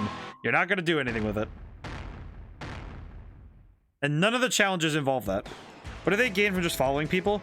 From what I understand, from my understanding is that I could leave them alone and let them keep following. However, I believe it's the intention of the person who does the botting is that the intention is to try and be able to report a streamer for bot following. I know now. Which one? But yes, their objective is to try and be able to get a streamer. I know now. Ah, very good. Yeah, you have to kind of like find them, which is a little bit difficult, to be honest. Do slash ban, then their name. Ah, I see. I see. No need to find them now. Very good. Yeah, the trouble is that the trouble is that you end up with this weird system of, well, now you have people who end up creating a strange like vacuum where it's like, okay, well, we need to hit you with, yeah, it's like their goal is to try and hit you with the hammer because they want to try and hit you with it if they can, which is really not cool, and it's very strange. But the method is that they really want to try and get rid of other streamers, because for some reason there's this perceived notion that all streamers are in competition with each other, which, while not wholly what I don't see what they gain, it's mostly that it's probably nicer to have a more accurate following number. Also true, but the main thing that happens though is that we end up with their objective is to try and get rid of other streamers. Let's see what they gain. The thing they do gain is if it works. If the tactic works, then they end up getting rid of other streamers, where it's like, okay, well now you have to come watch our stream, and even though their stream is just, you know, usually not something particularly interesting or exciting, just there. And then the other thing they do is that it makes so that the streamer who's being botted will have to continuously deal with the problem, and it generally it reduces the quality of the stream, which is really weird, because you end up having to chase these bots down, and it's very frustrating. And yeah, it is toxic, but it is something that I guess it's just something I recognize. Is like, okay, well, these people are desperate. They believe that this is the way they need to, you know, deal with things, rather than trying to come up with a more healthy method. Because some people are born with very Machiavellian mindsets. They have this idea that, oh, but I need to use these ends. The ends I'm going for will justify whatever means I use to get there. Which, you know, no, that's not really how it works. Because Machiavelli wrote those ironically, and it's like, no, the ends never justify the means. If you use unjust means for what you consider to be a just cause, which also a selfish cause is not always a just one. Instead of getting better streaming, they get rid of other streams, what you're saying. Yes. The intention is to try and remove other people as competition, which is a really not, it's a very cheater way of doing things, and it's not at all healthy either for them, because they constantly have this paranoia that if their numbers aren't going up, then they're going to someone else or something. Like, no, they're not. It's just you got to look for the people who are going to be there for you, not because like, oh, those people would be at my stream if they weren't watching this person. It's like, no, they'll come watch your stream when they want to see what you have to offer. Like, it's a very strange thing, right? Like, why would that be considered a viable method? And it's mostly because these are the types of people who, that's just how they perceive the world, is that it's not about getting better, it's about working harder, and it's about putting in more hours. It's about doing all these things and using as whatever tactic is necessary to claim their what they perceive as their right, which is wrong, you know? Then they have all the numbers but no viewers. Doesn't make sense. Well, and some people use bots to follow themselves, which is also, again, it just inflates themselves and their ego. It's not healthy for them either. Ooh. The trouble is that neither reason is healthy. Getting rid of other streamers by trying to get them banned for having bot followers, not a healthy method. Oh, hey, very cool. But having the reason of, oh, I'm going to do it to try and create this false sense of grandeur is also not healthy. The trouble is that there is no healthy reason to do bots on Twitch, and it's mostly just a culture thing that people have this. A lot of the people I see that are the Magic Geek 2 legendary red machines in a row. Oh, dude, I wish. That'd be fantastic. Trouble is that means I need to find 4 red boxes in 3 minutes, and all of them need to have the pieces to keep the time efficient. Preferably, I'd find Dragoon first, because I feel like Dragoon would be the easier one to work with. But it is something that, it's part of gaming culture that I try to understand, because as much as I don't think streaming is like the be-all end-all of like gaming culture and all that, but I do think that streaming and content creation, you know, YouTubers and streamers, are important for how games are translated to audiences. This is so much chiller than Thursday. Absolutely chiller than Thursday. Shadow of the Colossus had me bent. It was very, very good, but it did have me bent out of shape because that last boss was really getting to me. That last boss really got to me in some way that I cannot quantify. Yeah. But it is curious though, right? That Ooh, tack. Okay, I do know how to do this one. Let's see. We need to go underground. Let's see. Where is he? Where is this goob? I know where he is. Let's see. Is it this way? Okay, yeah. So he's in the underground this way? Yes. He's over here somewhere for sure. There you are. Where did he go? No, get back here, you fool! Wah. Oh well, I did land some good hits on him, so that's good. Ooh. Oh. Ah! Got that little gremlin. That and the one boss with the mark on its hand. Check underground freely, lots of boxes, fine. Yep. That and the one boss with the mark on its hand. Oh yeah, that's right. Yeah, the other one where it was like, I had to get inside of his hand, that's right. I remember now. That was boss number 14, as I recall. Yeah, it's just... and it's funny because I still really love that game. Like I'm not gonna say that like, oh, it was frustrating at the end. It's like, yeah, it was frustrating at the end, but it was frustrating because I wasn't quite sure how to figure it out. That's not a bad thing. It's just like, oh, that's just, you know, me not understanding the game at a point, which is not a fault of the game. It's a fault of me not understanding its logic. That said, I will say I found out something only after I played the game. Was that I didn't realize that I forgot to read the instruction manual, because I've been very used to not having instruction manuals for the last couple games, and I only realized that after I opened the box to, you know, check, and it said, oh yeah, there's an instruction manual, and I read it, and man, there was a lot of information I wish I had when I started playing the game. Like, for a good example would be that I didn't know that the main character's name is Wander. And it also directly stated that there was fruit that raises like all the stuff you guys told me. The instruction manual directly says it, and I didn't realize that, which was very silly of me not to read it. So that is entirely a whoops, I did that. Air glider. Oh, this is the one I wanted to do earlier with Dragoon. Of course, I don't have Dragoon for this one. Aw. Oh well. I'll try my best.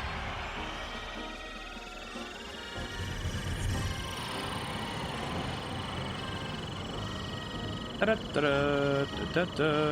love the music in this. Oh, geez, that guy's going way further than I am. Come on, we can make it. We can make it. Nope. Oh, the guy in the wing glider got so much further. Oh well, third place is good. The glide is still fantastic. It was good. It was good. Let's see. Buy more 330. Steal 8 items. Top up. Whoa. Okay. I got a lot of stuff that time. Very good. All right.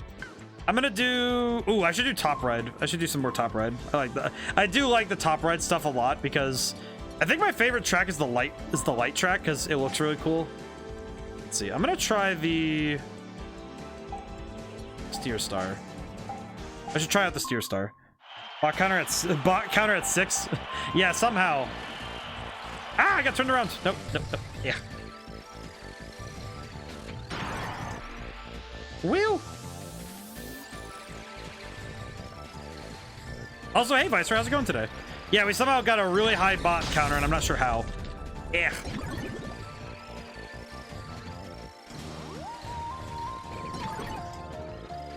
Didn't want to get run over. Wah. Man, that is so... It's such a, like, cheap method of getting up there. They show up off stream, too? No, only when I'm streaming. So, I reckon that it is a... It's a method of trying to interrupt a stream while it's happening. It is not a method that is like, oh, we're just going to follow you off stream and do it that way. Because what they're probably doing is running a program that is checking directly for online streamers. And that is its method. That is its what it's looking for in its methodology. Which is very frustrating because you can't find it. I remember hating this game mode for years before I finally figured out how to do it. I think that's fair. It's not an easy game mode to get into. Let's see, records. Are there any challenges I know I can do? No. I'm gonna guess one of them is at least doing a race on every track, so try to do that really quick. The music in these tracks are pretty good though.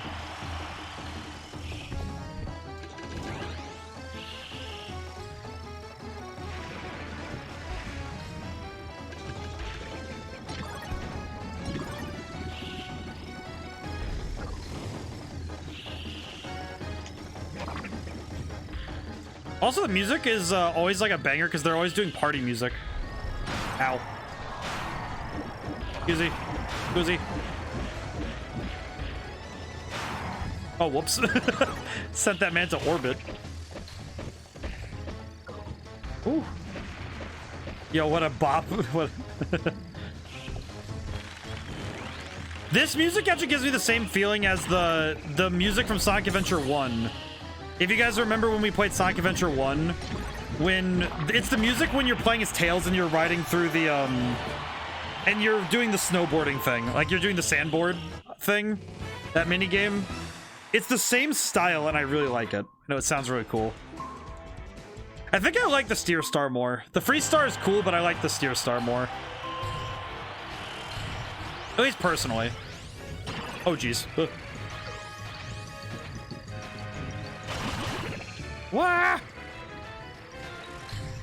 This one has these little jump pad things that are really cool. No. Wow. I do like Top Red, though. It's very cool. Hey, Nama, how's it going today? The sandboard is goated. Sandboarding is goated. It is goated. It is very good. But I like the music a lot for the stages. I also like that generally the different elements of the worlds have a shared aesthetic, and I think that's really cool in this game. Because all the different elements have this shared idea. Like the sky areas always have these cool gear working things. I always think that's really pretty. Ooh. Yeah.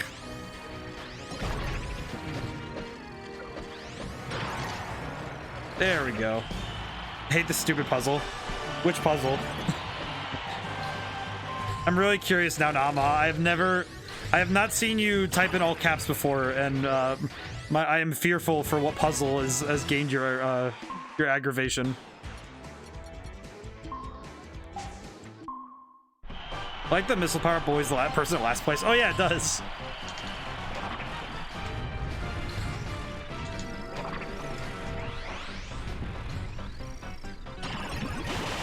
Wah! Owie. Ow.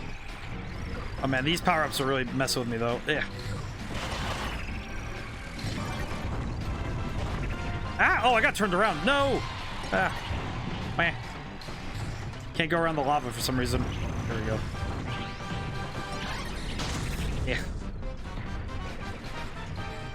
Oh man, I think I'm a lap behind now.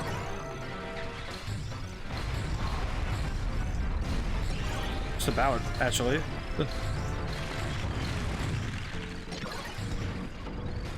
Ow. Oh no. Yeah. Yeah, yep, I think I'm gonna lose this one, I think. Yep, I lost this one entirely. Ah, well. Did my best. That one was rough, but that's okay. That's okay. It happens. Rip. Oh, well. You have to... I think every now and then you just lose a race. That's just how it happens. You just have to lose one. And that's fine. You just end up with, like, one where it's like, yeah, that was not a good race. Excuse me. Excuse me. Ow!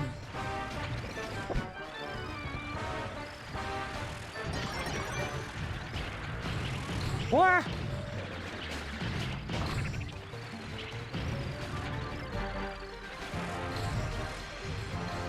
Tough thing is sometimes you end up hitting your fellow racers that's just like, ow. Wah! I do like that these are also kind of like baby park rules where you have multiple laps.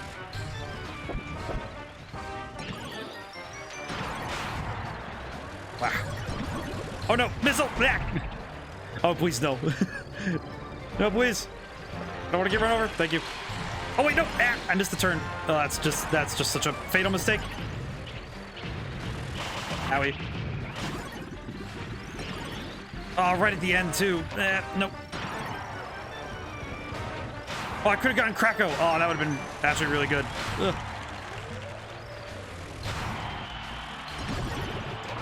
Every now and then I get turned around with this, and it's like, ugh. Oh, I got second. Now, how's the mirrors thing, but only with one mirror? You have to use the reflection on the mirror to figure out where the other mirrors are to navigate it. Oh, those are frustrating. There's a Kirby last place falling off of their ride. It's pretty funny. I need to look at that. Let me see. Oh, there he is. He's in the back there. He's just hanging off. 1,000 mirrors. Oh, I don't. Yeah, Nahamha. Those ones are always frustrating. No, I feel it. Ugh. Those ones are tough because you always have to. Because it's just like. It's frustrating because it's always just a matter of time rather than being just like, oh yeah, I know how to figure it out. It's like, it's always just, oh, all right, well, nope, have to. Nope, just have to figure everything out.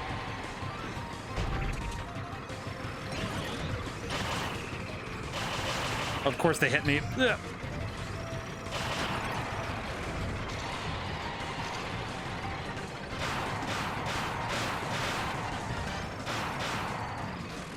Yeah. Ow. Ugh. Alright, there we go. Whew. I don't like House of Mirror. I feel like mirror mazes are only good when they're well communicated. If it's just, oh yeah, you need to just look at the mirrors to figure out which ones are the real ones. It's like, ugh. It can be frustrating very quickly, which is not cool. Oh no, this is the last lap too. Need a win?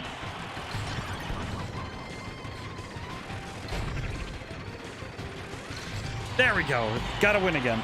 Like, I think the reason I dislike this is because all the stage has is so busy and chaotic. I feel like that's why it's such a good mode for 4 players. Like, if you're all just playing and just goofing around, it's fantastic for goofing around, you know?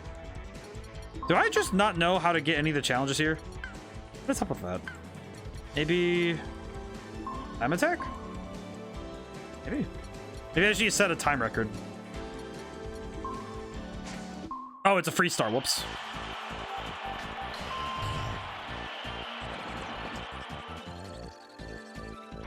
Whew.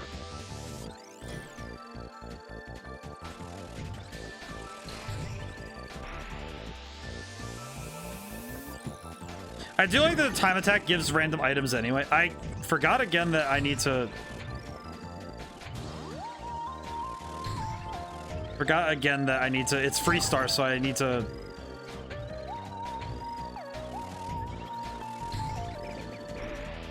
I need to remember that it's arrow appointment. There we go. Whew. The trouble is that when it's by itself, it's completely fine and reasonable, but when you're playing this by yourself, it's fine. Remember, there are a lot of time attack challenges for Top Ride? Yes. Probably should do these really quick then. Just to get them, not really out of the way, but just more of a Seer Star. I'm getting really used to this Seer Star.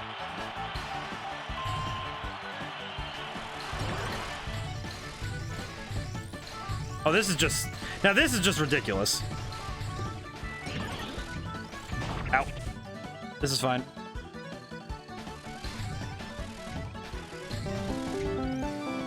There's also a form of RNG here. Interesting. Ow. Meh. This is fine. Yeah.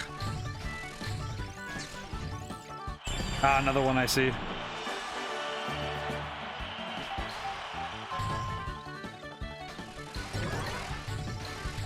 The concerning thing to me would be more along the lines that I wonder how I gained their ire though, because it was only after a certain point that I started getting bots, which is curious because I don't really know when that started. It was just kind of like, oh yeah, you just have they just started showing up, which is very strange. Like no reason, no rhyme, just oh, they're here now. Very confusing. Crocodile.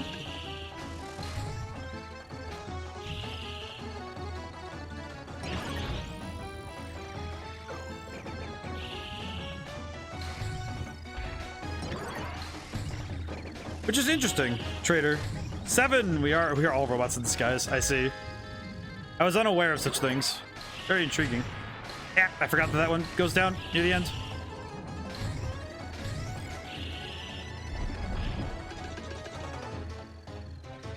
And there we go. Autobots transformed rollout. It was me, I am all the bots. Actually, it's funny because it only started happening after Devil Flurry mentioned it on stream. It was like, I almost feel like it's like I shouldn't have said the word bots at all because it's like, okay, well now they're just like, oh, you're aware of us now? Great, by the way. What's up? Autobots. We're all robots in disguise. Technically, we're all just piloting meat mechas, so I guess that's true in some way. Remember that talk about the Transformer? Yes, I recall. Once upon a time. I think they're making that's RC now. Just I remember talking about it. Yes, it was confusing me. What? I wasn't there for it, but I have heard of it. Yes, they're making RC in the next movie. In the next Transformers movie, they're making RC a transgender, which I'm only saying this because out of confusion. Aren't robots already like non-binary despite being binary? Because they technically don't have a gender, but don't know. Clock option. Excellent.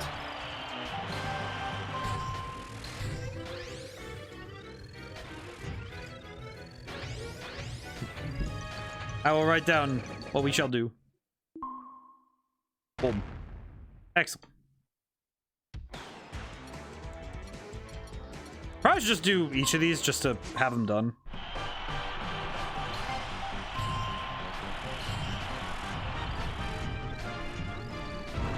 I feel like this game and F-Zero GX are gonna be two games that I need to just finish at some point for stream, just to finish them at some point. Like the save file for stream. Wah. This is a lot more like skiing when you're doing it like this, when you're going like at this speed.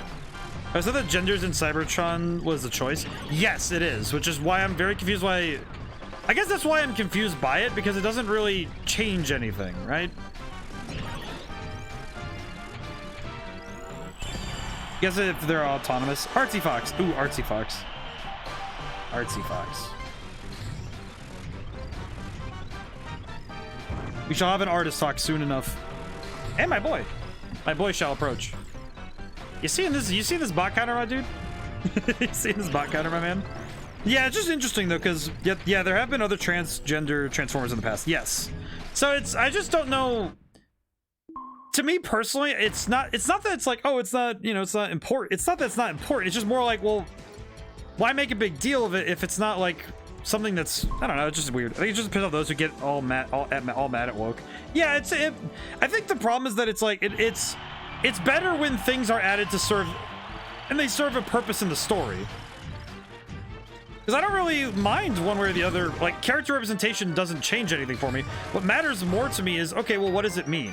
Like, what does it add to the story here? Because to me, it seems like, okay, well, what does this add? And that's what I'm more concerned with, more than anything. And when it's just added superfluously, it doesn't really add, it doesn't change the story. It's like, oh, well, that doesn't really change much. Ow. It doesn't add anything, and it's like, well, that's a bit strange. But it's not like, oh, it's like, oh, don't add those in. It's like, no, it's just like, okay, well, why? Far more should be the question of why, not what it is and why do it. It's like, no, just, it's more about, well, what does it do for your story, right? And if, of course, that's just like, oh, this is the character I want to talk about. It's like, oh, okay, sure. But the key thing is intent, right? That's, of course, that's my key factor, is intent. Of all things you can ever do is the intent that we perceive and the intent that you actually have is what's important for storytelling, right? Because I think that there's an important piece of the puzzle, which is that if you're going to add an element to a story, you're doing so with an intention. And that intention is, there's two different ones. There's two different versions of intent, right? There's the intent that you mean to put in, and the intent that is actually, like, you know, taken in when the story is done, right? Similarly to how game design mechanics work, right? You have an intent of, oh, I intend the player to go this way, or I intend the player to use this tactic. But you can't always guess what players are going to do and what readers or what story, you know, what viewers are going to, you know, do with what you give them. Because some people might interpret what you've given them as, oh, well, what do you mean by this? It's like, well, that wasn't my intention that you would focus on that part. And it's like, well, you can't control what your intent is in their eyes. That isn't something you have control over. And it's something to be mindful of when you're writing, right? And it's something that I worry people will misinterpret as, instead of being, you know, what it is, which is just, you know, we're just making certain things more part of the modern lexicon, that we have these characters with certain traits that are becoming more common and more allowed, right? And by that extension, it's like, well, why is that the problem? Well, it's only a problem when people misread that intent as, oh, but why are you doing it this way? It's like, well, you know, it's kind of like, it's not about making people, you know, it's not about making people upset. It's just, oh no, we're just trying to include things. And also, is there any other challenges I could do that would seem feasible right now? CPU set to 5 on grass? Grass, take first place without using items. Oh, how the heck do you even do that? Put a pic of the puzzle in Discord. I'm really curious now. I'm really curious what you were looking at, because now I'm like, what on earth were you looking at?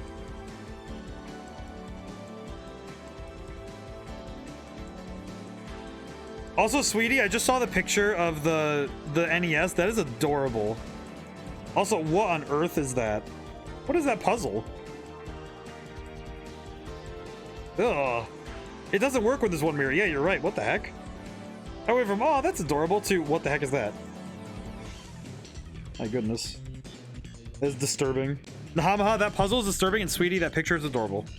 But yes, intriguing, if mildly disturbing. Let's see, records, what do we got?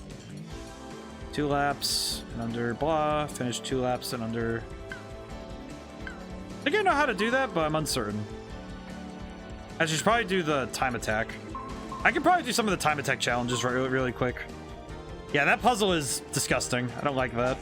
That's disturbing. I don't like that.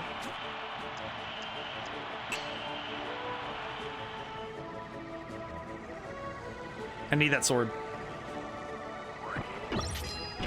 Also, I forgot that it's something that, for those who didn't get to see at the beginning of stream when I was watching the tutorials for these modes, I kind of forgot that they had a thing in this where you get a slight speed boost whenever you take down an enemy. Which I was unaware of, to be entirely honest.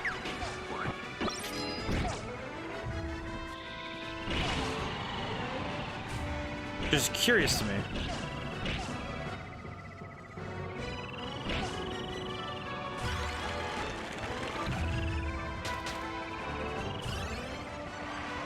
What?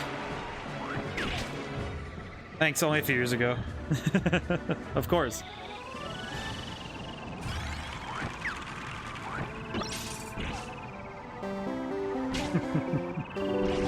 Yeah. Need to check on. I feel like that one's also a lad, but I'm uncertain. Only a few years ago, of course, of course.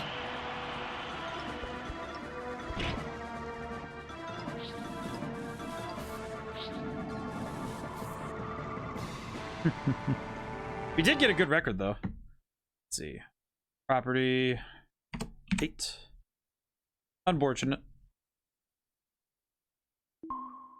Yeah, I feel like it's because we've brought attention to them. Now they're just like, we need to show up now en masse. We must. It's like, ah, well. Ah, well.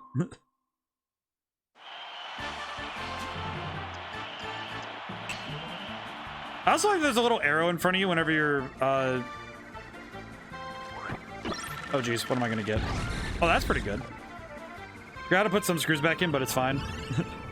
Already got him with the Glock. Most excellent. Most excellent, my lord. Most excellent, my friend. My lord.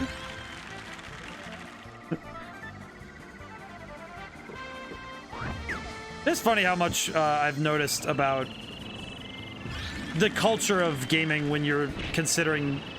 When you take into consideration what people tend to do as a as a, you know, like as a group. It is curious what you end up finding as a sort of what people start coming up with naturally in a group format. Because I feel like a lot of the stuff that shows up on Twitch is representative in some way of how we end up in certain places with our like grouping. Because it's interesting how we gather around games in this way, where we have people playing them and discussing them, but and with the internet, we needed to create natural forums to do so. And one of the ways we did that was just by literally creating, you know, online forum boards. like the Greeks intended, as the Greek founding Greeks intended, which is impressive. It's fascinating how much the human experience is. We want to talk and debate our ideas. Ah. I think you made it a Discord server. I've joined. Very good. Most excellent. We have many things now. We have new channels and many things that we can talk about. I feel like I need to get back to posting philosophical questions on there because I have been slacking a little bit, but I think that's because I might start discussing the questions that I'm going to be doing for YouTube on there early so I can get an idea of what people think about those ideas.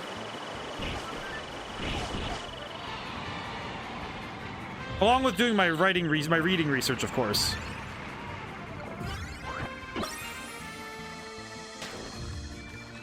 Eh. Wah.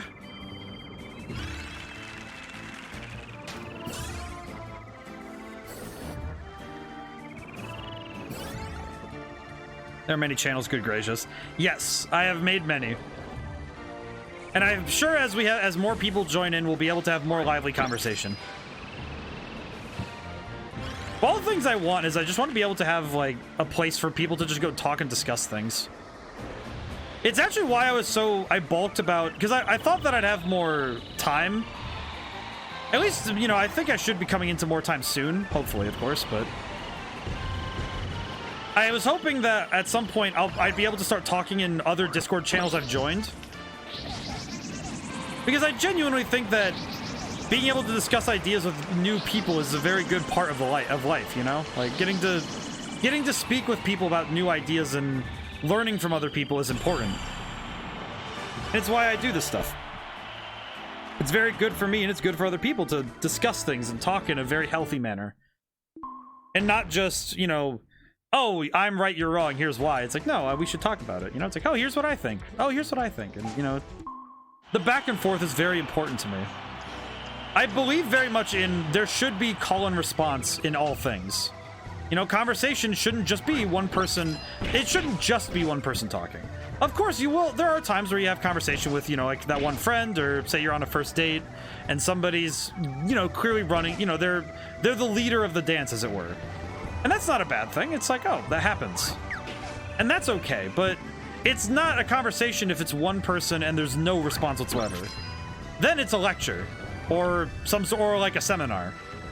And that's fine, but it's not really like, it's not talking to people. It's not the exchange of ideas that we all desperately need to grow as people, you know? Those are important for us.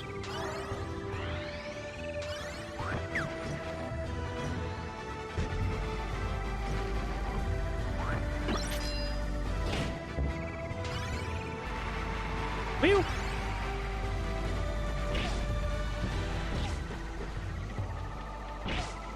Moving pretty fast, though.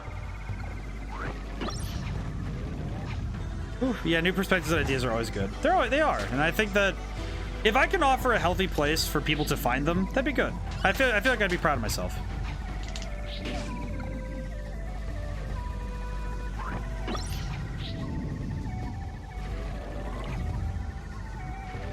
Wow. The turns are very tight on this one, where it's like you have to just kind of like really be on the ball with moving them. Wah. I imagine speedruns of this game must be insane, like the time trials. I imagine that they must have some really cool tech or something. Or some game-breaking, you know, maneuver. Who knows?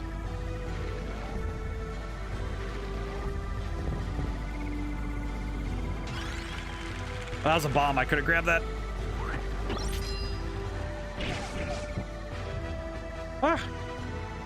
Back from the round of baking. Ooh, very good. This round of baking. How much are you baking?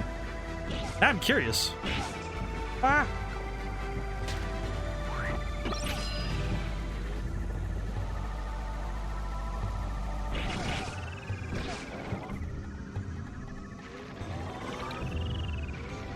Most impressive though if you're baking a lot. I remember I really liked making pumpkin bread. I made it for high school French class back in the day. Very baking bread for the week. Ooh, very good. What bread? What kind of bread? I'm curious. I can share the GDQ speedrun in Discord. 20 minutes. Ooh. Is it, wait, 20 minutes is in... 20 minutes. So I forgot two things. How many enemies are on the air track and how the soundtrack for this game is oops, all bangers. Hot sub streams. I see. Making sure I understand. A couple loads, then some dinner rolls. Ooh, very good, very good. Most impressive. Ooh. All right, I'm gonna go do. I feel like for every couple of like actual records I do, I should probably go do. Should go do city trial just for the fun of it. I just want to do more. City trial is also the one that requires the most RNG. All right, Dewey, you gotta go back to work. Ah, I forgot. I'm keeping you too long, my boy. He has actual responsibilities. You know, he's the one. He's kind of the one who keeps things organized, along with lead boy Karganon. So I need to help him keep things organized. Of course, he likes taking his breaks here, so I need to remember not to keep him too long, though. I may be dead, but that does not mean that I should be messing with his work. I am the baker because I need the dough. It was an all-track category? Ah, I see, Drifter, I see. I am the baker because I need the dough. I see.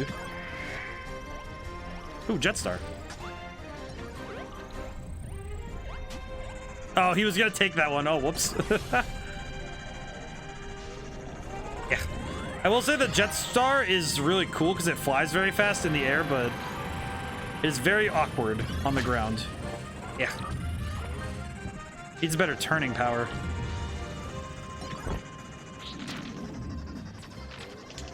City Trial is the best game mode. None can change my mind.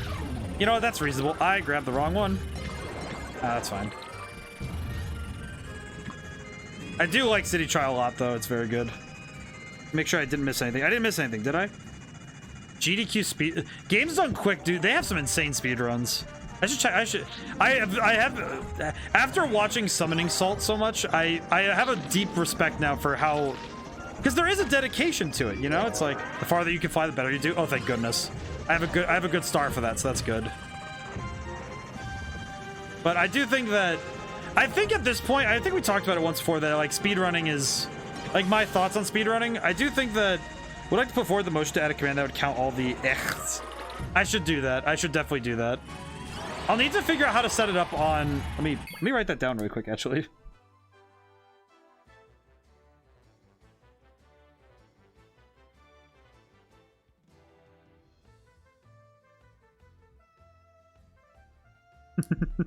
I'll try to do that tomorrow. Tomorrow's a half day for me, so I'll have to... I think that would be fun to do, actually. Is I'll write down to do some command making so I can try and get those to work. I'll have to look up how to do a counter per stream thing. I haven't quite figured out how to do some of those. So I'll have to look that up. What? More research, more things. Also, I hope that I feel like I'm a little too proud of this. I hope that I was wondering if you guys noticed the detail I added to my my little avatar. I'm a little too proud of this one. I think it's just like, it's such a little thing, but I'm like, it was bothering me, and I was like, no, it needs to be here. I need to do it now. It is something that needs to be added right now because it is very important. Nice ellipses, yeah. That is the thing. If I talk long enough, it fills in. And I was. Oh, he stole my charges, my batteries. He stole my AAA batteries. The fool. I do like these a lot, though. It makes it so that when I'm talking for a longer period of time, it actually does the thing, so. Sometimes it does a little bit of goofiness, but that's okay. That's fine. It's fine if it's jank, because I am jank. Life is jank, and anyone who tries to tell you otherwise is trying to sell you something. That is a dumb reference. Alright, let's see. What can I do? Whee!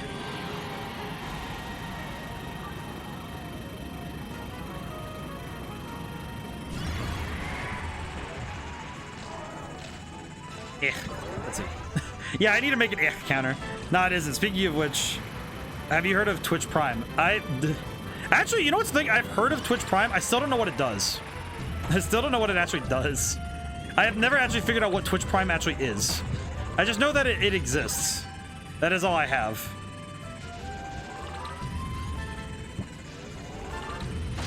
I just know it exists. It's one of those things where I'm not privy to the secrets of the universe.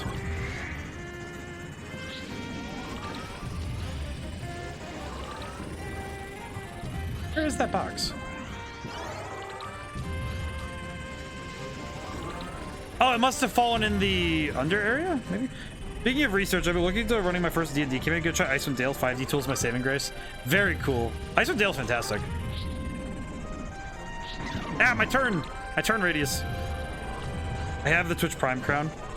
Oh, that's what it is. I see. I was unaware. Very exceptional. I needed to look. Wow. I feel like I need to make a button for all of my sound effects. ODaM, I sent you a link that may help with a counter command. Ah, very good. Most excellent. Ooh. I'll need to look at that. I'll need to take a look directly.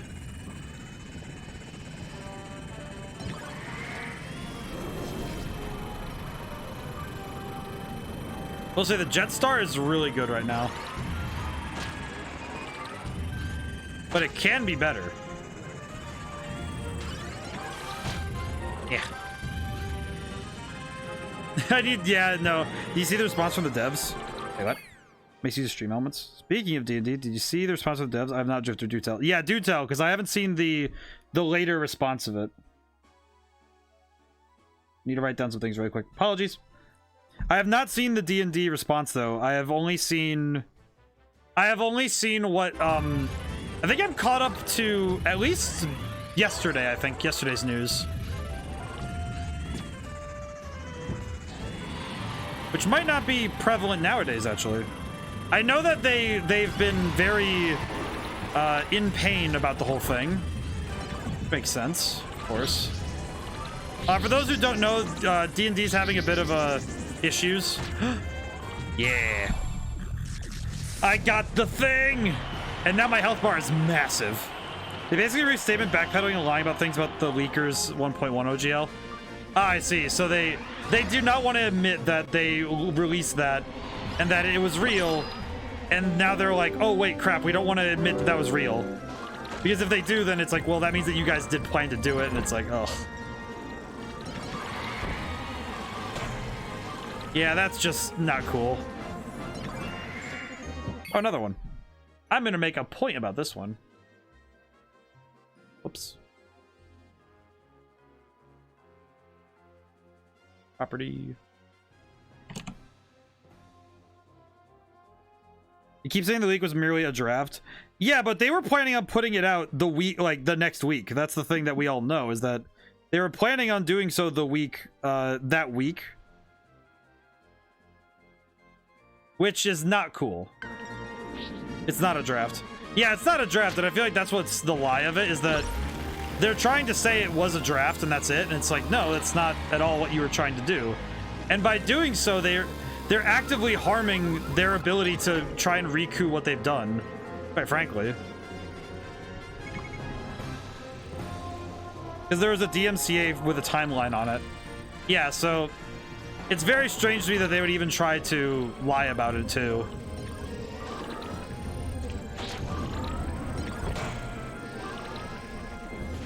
Oh, his power-ups! I will take them. I'm sorry, my friend. I must take these. I must take this. Yeah, because that's what makes it sus, right? That they were like, oh yeah, you have time to figure it out. It's okay, and then they don't, and it's just that's scary. High jump. I see. Yeah, I don't trust Wizards of the Coast now with anything because of this.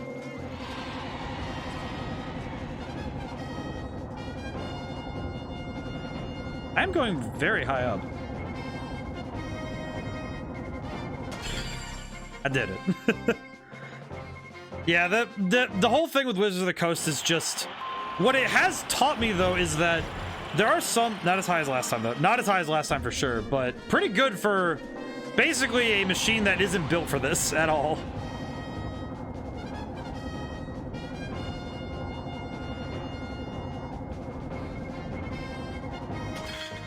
Very good.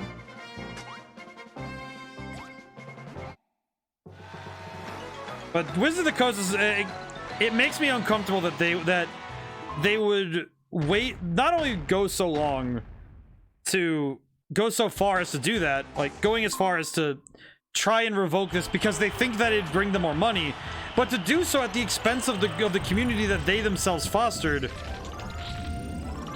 which was not built on the predicate of money. It's disturbing. You know that quote I mentioned, I think Thursday? They also said that they did a oopsie with the wording of the OGL claiming the claim third-party works, where they own to redistribute, and didn't mean for that to imply that, which is, yeah, it's... I've already made my peace that I'm not going to be buying anything Wizards of the Coast related for a great long while. And that's fine. It's sad, but it's like, well, I'm sure I'll play D&D 5th edition, and I will use free tools to see the things that I want to. But I will not be buying anything and giving my money to Wizards of the Coast anymore. I was actually like playing, and I was, you know, it makes me sad because I was playing Magic for a while there, and it's like, oh, this is really cool. Then this happens, and I'm thinking, well, too bad, so sad. I guess I'm not playing that anymore. I'm not gonna be buying any new cards for Magic. So that's a little sad. Uh-oh. Yeah. Yeah. Whee! I'm gonna ride this while this is going on because this is just fun. This is just fast. I love how fast this is. Just whee.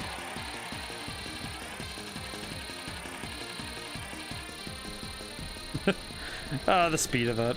But yeah, I mean, just to move into more positive topics, at least there's other things you can do, like play Pathfinder or play literally any other game and just short them out of their money.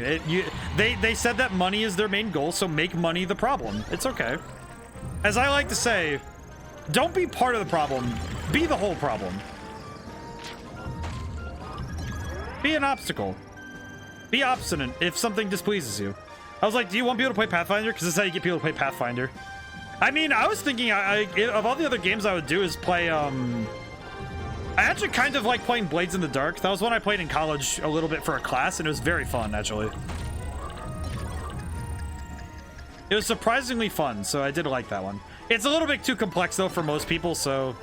Might be one of those ones that I might look at for my own stuff, so we'll see. But it's just sad. It is a bit of a sad state, though, because it's a shame that, you know, they were working really, really hard on all this stuff, and then within 1 year, they just turned it all around and made it worse. So, it is a shame, but I hope that we can gain some lessons about how to move forward from here, you know? So we'll see, we'll see.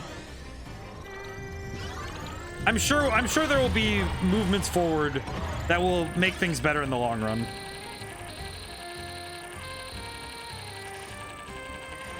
Whee! It is very easy to lose control in this thing.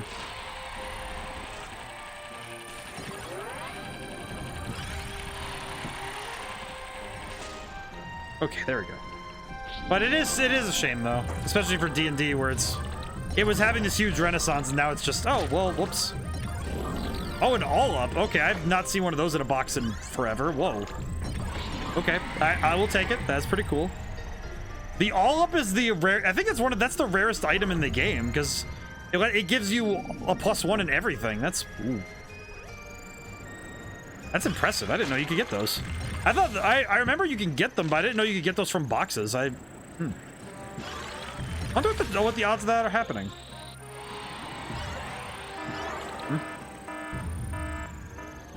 Oh, some power-ups are fakes? Ugh.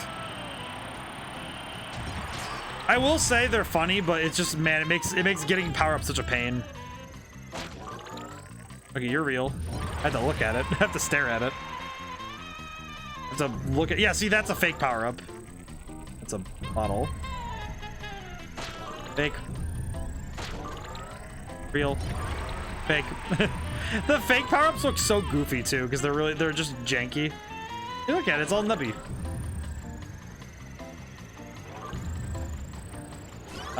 That's real. I have to see. Oh, I don't want that one.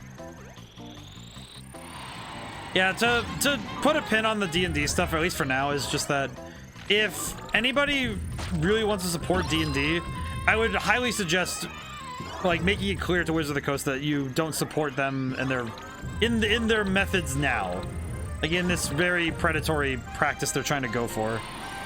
Because it's a shame, and it's just like, well, I can only hope that they walk away with this like hurt but not, you know, broken.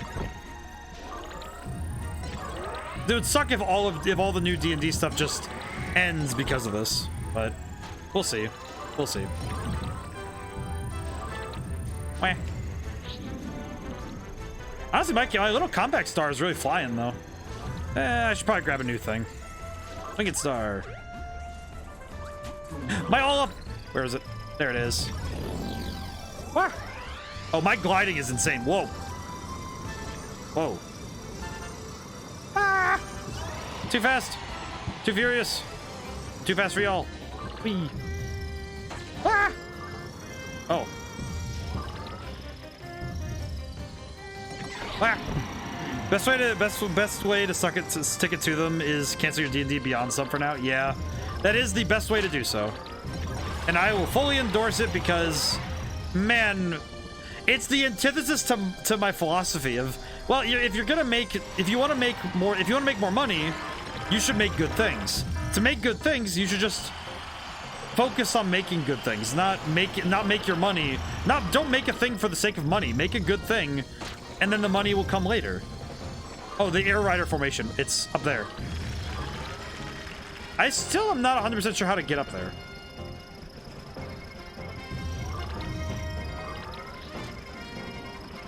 Let me see. How do I... Can I knock them down, maybe?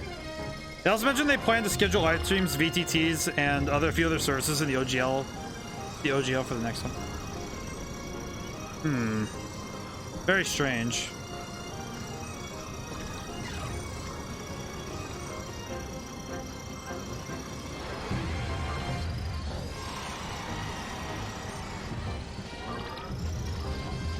Oh, very strange, very strange.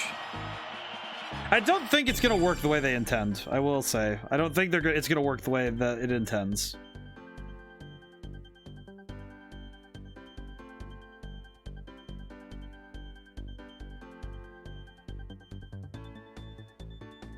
The trouble is that when damage is done, it's done, right?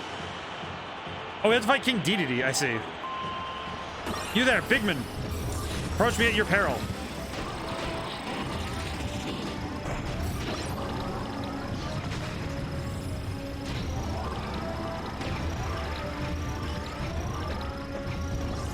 Ow. Oh, he retired me. Ah.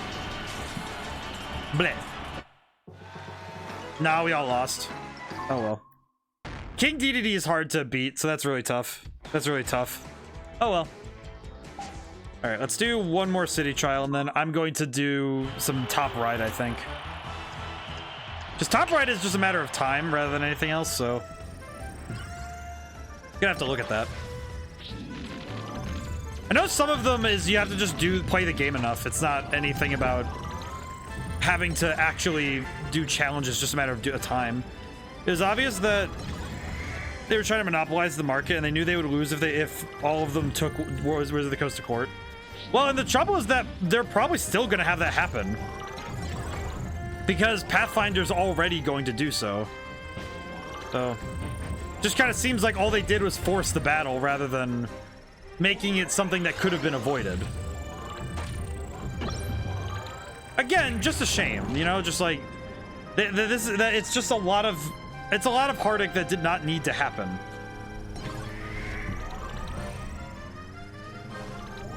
But the only thing we can do now is move forward and try to make the best of it as we can. We can't do anything with the time we have other than use it, so we might as well use it the best of our abilities and get what we can, you know? Do as we will, get what we can. Whoa.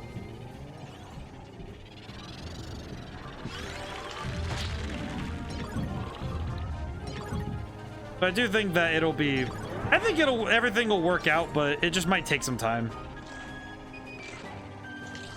All right, another bomb. Weird that I got a bomb twice in the same spot, but hey, whatever, it works.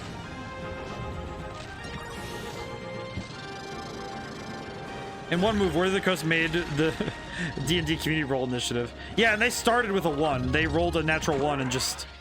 They don't even get to start the battle with any sort of advantages.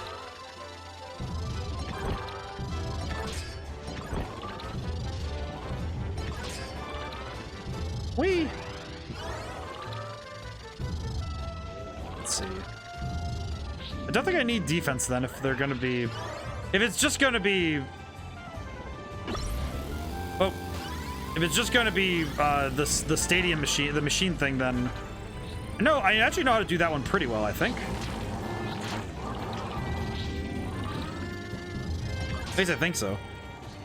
Yeah, the sad thing is with... This is true for any game, is that if the developers aren't being cognizant and aware of what the community likes and what they want, and more specifically, what the community has used to thrive for all this time, that can be a very dangerous thing to not know and not understand, because if your community doesn't know, if your community and you don't talk... Okay, done with the oven. Ah, very good. Literally, like, they fumbled on a sneak roll for pickpocket. Yeah, and then they just got caught immediately. But I think that with, you know, with the D&D thing is a great example of how quickly good favor with a community can end if you try to take advantage of that goodwill. Can I take a look? Ooh, very good. I will take a look in a moment. One moment. Yeah. Let me very quickly find a way into this volcano. Wah! Folkstar. Alright, I need to see this bread. I wish to inspectigate the bread.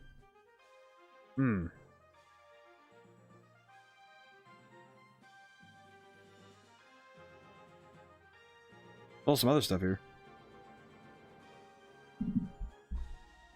Let me see. I wish to inspect the bread. Oh, that's some nice bread. That's actually really nice looking. That's very pretty. Good job, Hecko. That's most impressive. And I did slid right into that one.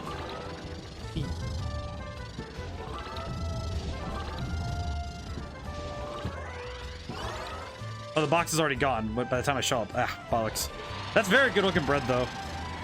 I'm a big fan of eating. I used to, as a kid, I used to eat a lot of bread just by itself, and I was a big stickler about it. So good bread is necessary. It's the lifeblood of good existence.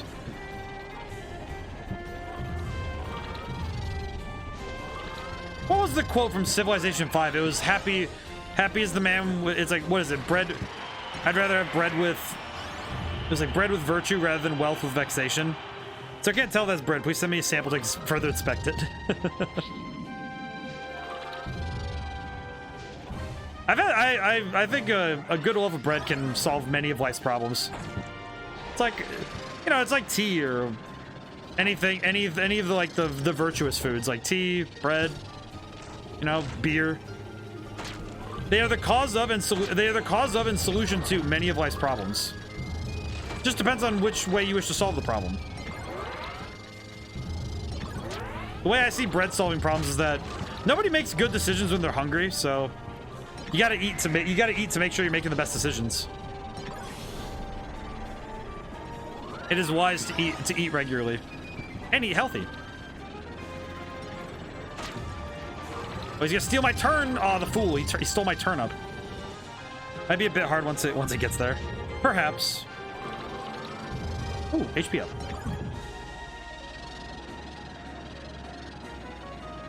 Man, it's so weird playing this game now. Just as an adult playing this, it's interesting because playing as a kid, there's such a different focus, you know. Now playing as an adult, it's just like, wow. I don't know. There's just something so. It's fascinating to see that why this game, like a lot of the games I grew up with, Snickers bar philosophy. Yes, there's gonna be a Terra 7-star. Did you hear? Oh, I did not, Lucius. Thank you. Also, hey, how's it going, by the way? I did not know there was gonna be a new 7-star. I'll need to check that out soon. Whap!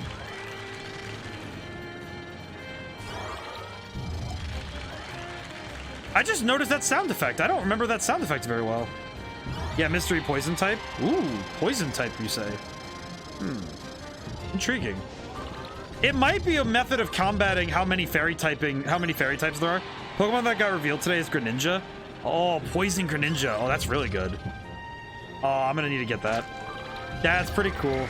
It's also fascinating because they're adding new Pokemon this way, because they're adding new starters all the time with this now. That's interesting. I might need to set up a time. When does it start? I'll have to set up a time so if anybody wants to join me in the Discord, we can do the raids together. Unless it's during a stream day. Hey, I hope your stream's going well. It's going well. We've had some bots and stuff, but you know, it just happens. It happens. It's okay. What?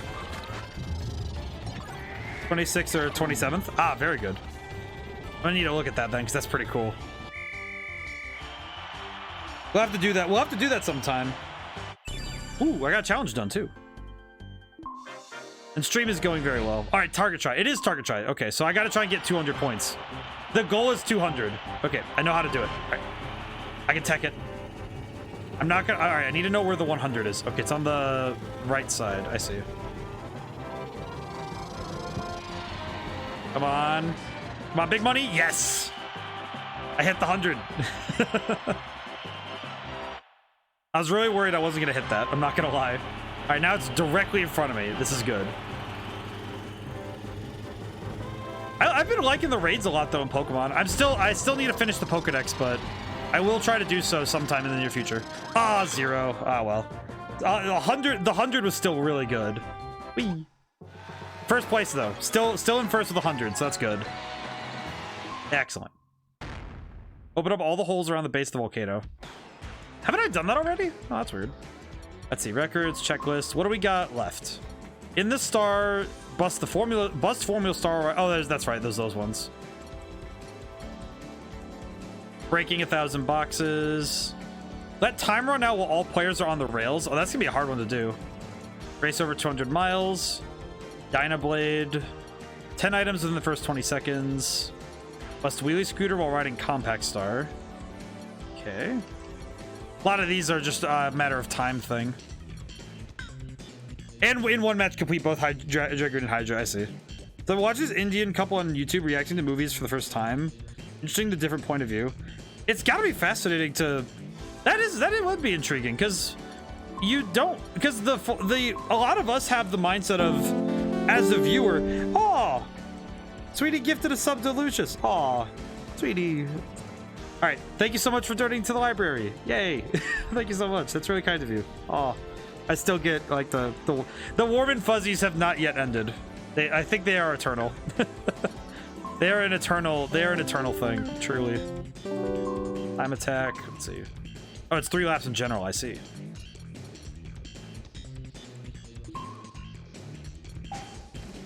Oh, that's very kind of you, though.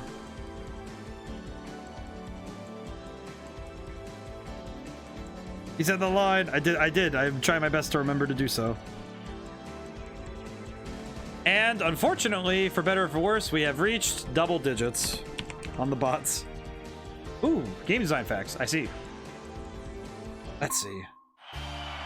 You know, I could probably focus in on texturing with this game, because a lot of this game's magic comes from really, really strong visual design. A lot of the magic of the world comes from the visual design. And one of the things that this game does really, really well is create a sense of wonder through how it evokes different moods with its, you know, how it looks. One of the things that I do know about, because all textures are made using a PNG file. And, like, you know, if you don't really check your file extensions for your images, a PNG file is a non-compressed picture image. It's basically a non-compressed image. When you use things like JPEG actually will compress the file. And when it does so, you lose quality. So a lot of games will use PNG now.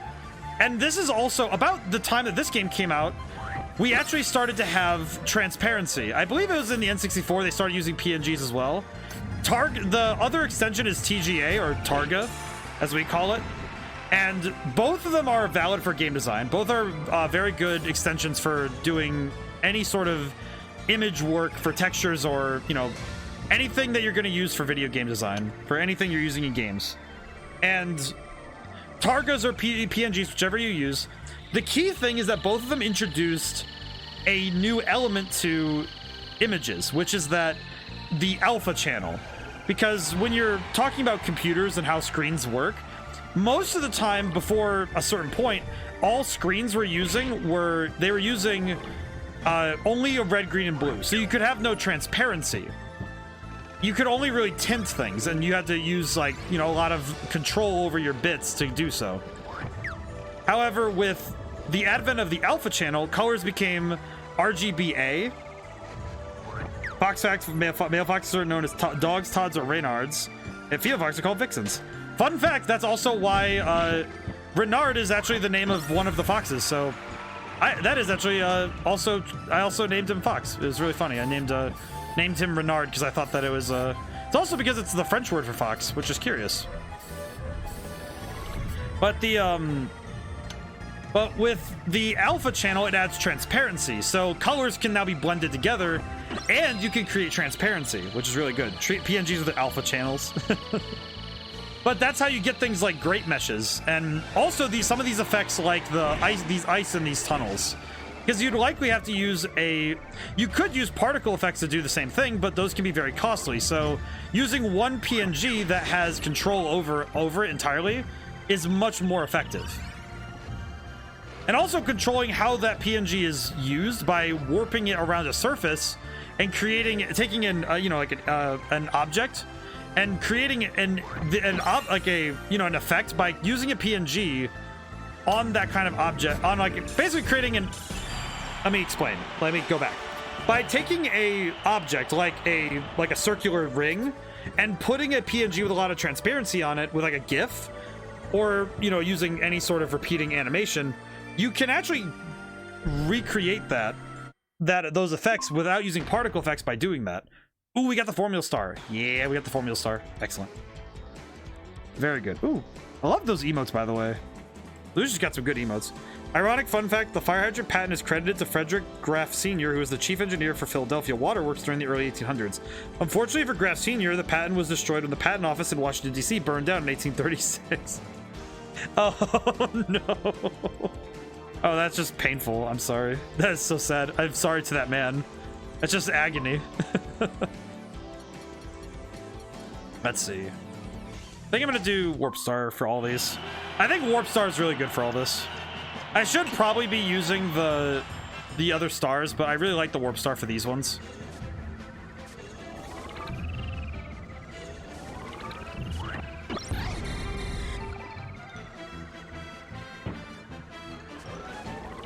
Whee! It's funny. It's interesting how much I learned too, because I didn't know that the patent for the fire hydrant was that far back. I guess it's curious to me, right? Like that it's before the 1836 is what is just interesting, right? Like how many of us really think about when the fire hydrant would have been invented, right? So I was like thinking about how it was invented in the early 1800s. It's just like, what?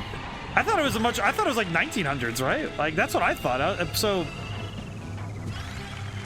Because, like, you know, it's one of those things I don't think about. It's like, oh, when was the fire hydrant invented? It's like thinking about when the word kitchen was, you know, what it comes from.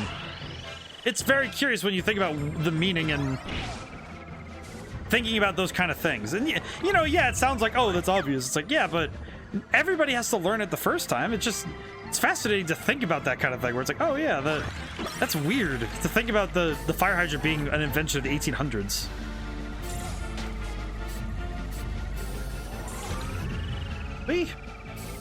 Oh, whoops. Stop too early. Whoops. My bad. Also, Lucius, have you ever seen this game? I'm curious how many people have seen this game, because I don't know if it's a universal thing for people to have seen this game.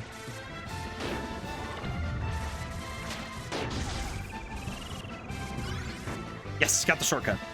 Yeah. Now I can spend the next 2 laps using the shortcut, which is really good. Wow.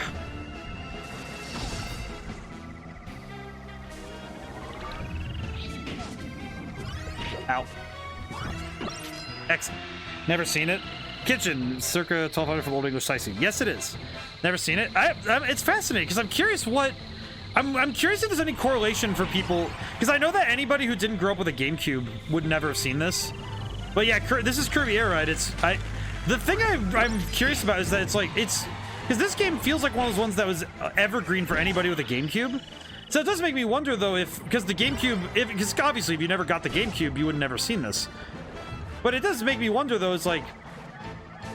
Because a lot of parents... I'm curious why parents focused on... Like, what causes a parent when you're a kid? Like, what drives... What did they see in the Xbox that they didn't see in Nintendo? You know, just or like the PlayStation, right? It's curious to me, right? Because I'm wondering now, like, okay, well... Because obviously my experiences are not universal, but also it's really interesting to me that because it makes me wonder the reasoning, right? Pretty excited for the 7th star because it'll be the first water dark type in SV. Oh yeah, you're right. Yeah, Corphish isn't in the game because you don't have Crawdon either, or Sharpedo. Yeah, you're right. And Carvana, yeah. Because I do remember that. Oh, there's a second shortcut. I forgot. Wow, that's fine. That's fine.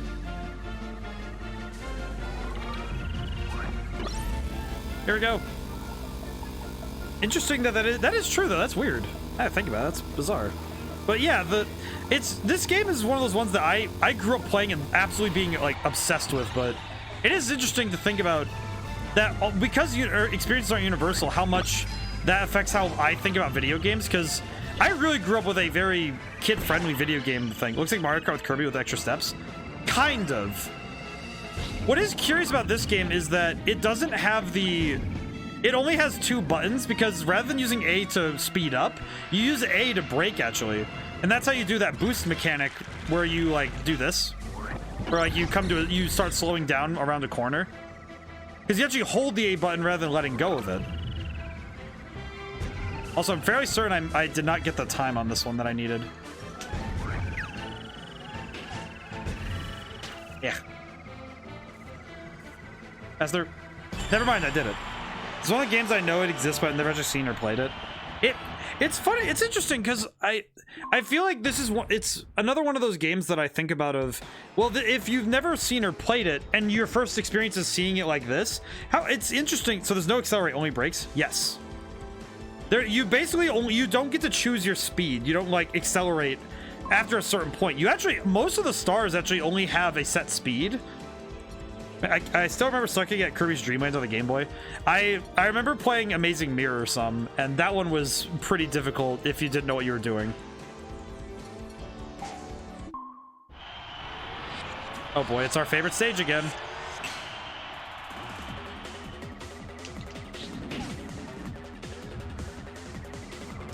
Also, you can use A to do sudden drops, so you can actually drop to the ground very quickly through use of that method.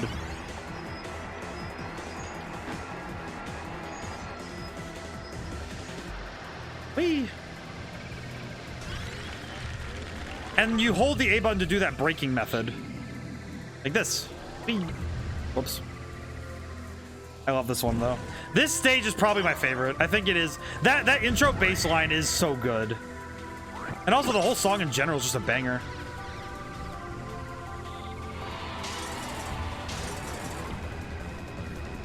It kind of sounds like Pokemon Coliseum, the XD Gale Darkness, the Sim battle music. It has that same feeling to me where it's like, oh geez, this is, you know, move quick now. Ow. It's really cool though. It is also cool seeing how much Kirby has come around, like how much it's evolved, but also funny enough how much Kirby himself has not changed in the slightest in the last 20 some years, right? Because Kirby's design ever since he entered the 3D space, it's basically gone through no change, right? Bangers are also a British term for sausages. Yes. Which is odd. I've never quite understood though where the terminology came from, but I understand it.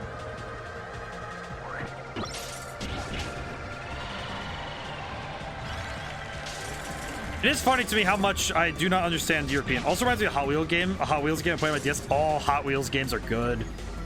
I remember I streamed once after I finished one. I forget which game I finished, but I remember I streamed the newest Hot Wheels game, the Hot Wheels Unleashed. I love that game. Hot Wheels games are so good too, because they're always genuinely just a fun time. What the heck? What is this short? Wait, this is what? How have I never seen that shortcut? Never called them bangers?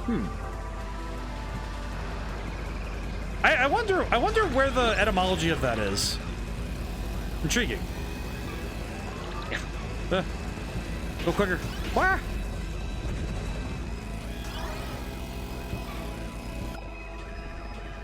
It's fascinating though. It's fascinating where words come from. I feel like that's one of my favorite things to look at. But also to see what people's favorite words are. Do you ever think about what your favorite word is? You know, just what word you think is like the one that you think is just the neat, like, you know, a neat word, right? Like, for me, it's frigid. I really like the word frigid still. I remember when I got asked what my favorite word was, and I said, oh yeah, it's frigid. And I still hold that. I think that's still really true, is frigid. This is a really good way to describe a level of cold, right?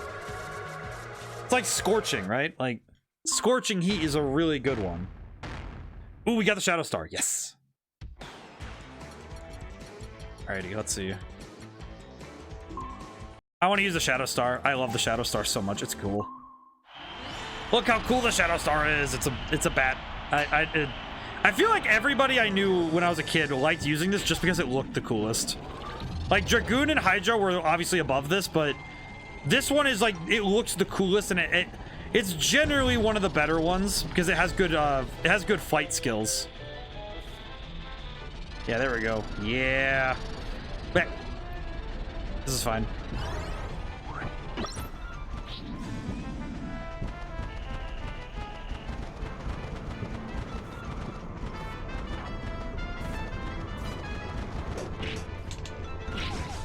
Whap! Then again, the toad in a hole also refers to a sausage. Oh, that's interesting. Specifically returning to the dish, bangers and mash. Interesting, I didn't know that. Toad in a hole refers to sausages. What is a toad in a hole? I never really have that meal. I normally have sausages with beans and eggs. Interesting.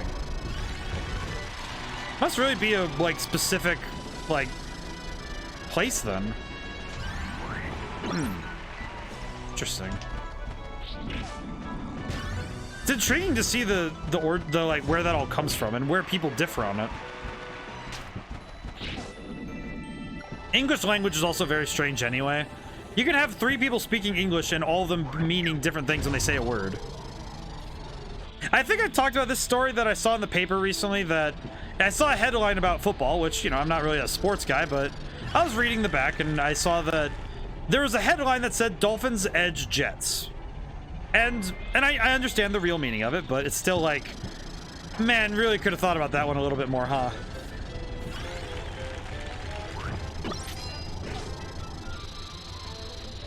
Toad in the hole, or sausage toad, is a traditional English dish consisting of sausages and Yorkshire pudding batter, usually served with onion gravy and vegetables.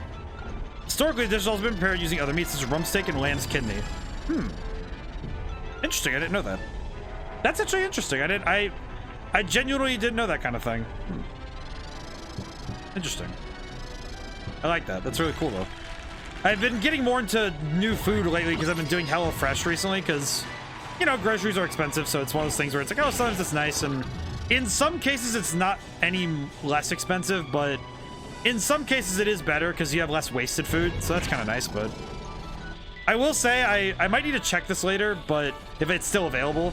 I did see that there is the option for me to get a code through Stream Elements to do a sponsorship for HelloFresh, and I might go grab it because if anybody in chat directly wants to use it, I know it's US only though, which is a shame because I don't think it's fair that it's only US only. It's very lame, but if anybody does want that, let me know. I'll just go grab it really quick, and it'd be, you know, just like, it'd be, you know, like a saving on something in from HelloFresh or whatever. I'll probably go look at it. I'll go see. I'll see if it's available still. I know I left it hanging for a couple days, so we'll see. Ah! Oh no, I got turned around. No, I want the time. Wah. I was trying to fly at the face and I hit it like a fool. Wait.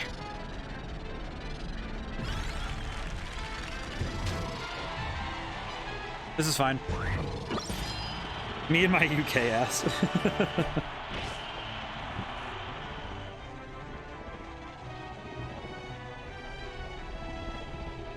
I did Home Chef for a while. Those are really convenient.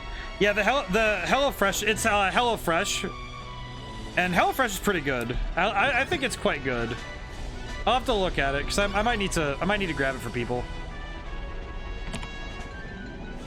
And we are at 11. I'm kind of worried that we are actually gonna hit 17 by the end of the stream. It's kind of worrying now. Ah, well, what are you gonna do? Alrighty, let's see. The only one left is Beanstalk Park, so I'll do this one with Warp Star because it's a little bit easier, but yeah, HelloFresh is pretty good. I've been doing it some of the meals were a little bit like but some of them are pretty good. So I do think that it is one of those things where if you're one of those ones who likes getting specifically for a meal or something, that's pretty good.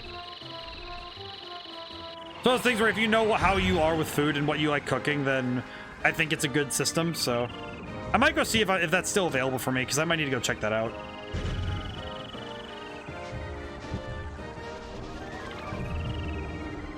I do want to try and help you guys out, so I'll try my best to get that. I will say the fact the bot counter's at 11 is worrying me, but what? Wow! I clipped that wall there. It's pretty convenient though, and also it's nice because you know what you're getting into because it's pre-portioned, so that's good. I'll need to look at that though. I'll go grab. Probably go grab that later tonight. Actually, I'll just go see if it's still available. Go grab it really quick. Be like, yeah, I'll do this really quick. It's like set up a code thing. Just tell people to point at it and just because I don't like what they do though, where they're like, oh, talk about it for X number of hours. It's like, man, that's really lame. I'm not gonna do that. Why would I do that? It's really boring. It's like, just boil it down to 5 minutes. That's it. Don't need more. Wait. Should not have taken the lower route on that one. But I'll look at it for later though. Wee.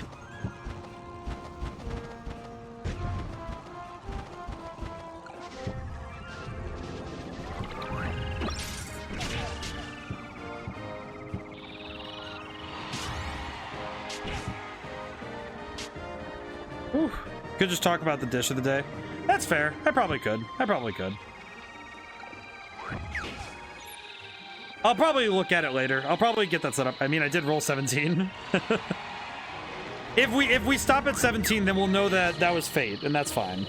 No worries, sweetie. I'm not gonna loom the fate of this on you. That's not like a, oh, it's not like, because it's more of like just, oh, of course luck would do that. It's like, oh yeah, it's like, oh yeah, we were worried about having a lot of them, and it's like, oh well, we have a number, and it's like, oh, it's our goal now.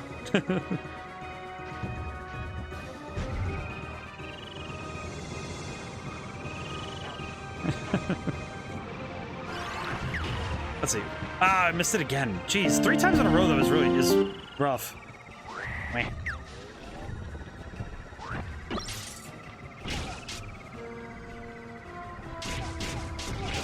Oh.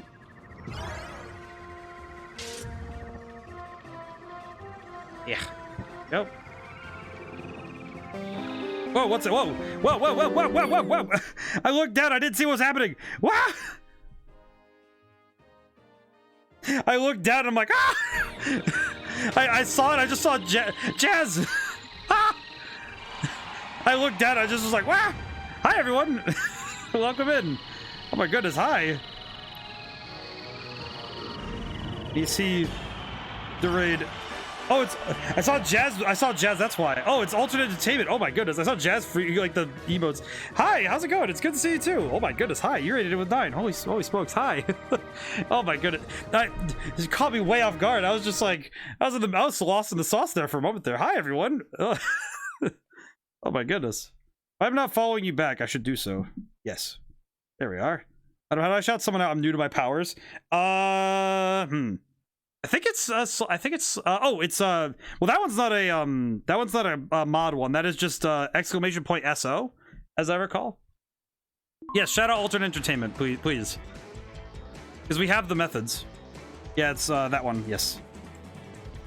Overwatch 2. Ooh, very good. Who do you main? I'm curious. / shout out. Very good. Mine has, I have the exclamation point. I added a new one. Who do you main in Overwatch? I'm curious. I haven't played in some time. I used to main Zenyatta and, I also played Junkrat some. I remember quite well, though. Should do an actual, I should do City Trial because there's new people. Very excellent. Oh, it's / shout out for using the Twitch shout out and exclamation point for the link. I see. Used to be a Zen May Diva player. Ooh, very good drifter. Altered, what do you do? I'm curious. Also, hi, Author Shen. How are you doing? That was very good. I need to see everybody. Let me bring it up further on my end. Let's see. I want to say hi to everyone. Hi everyone. I do the things. I see. You know, like with the stuff and things. Yes, I understand. It is very good.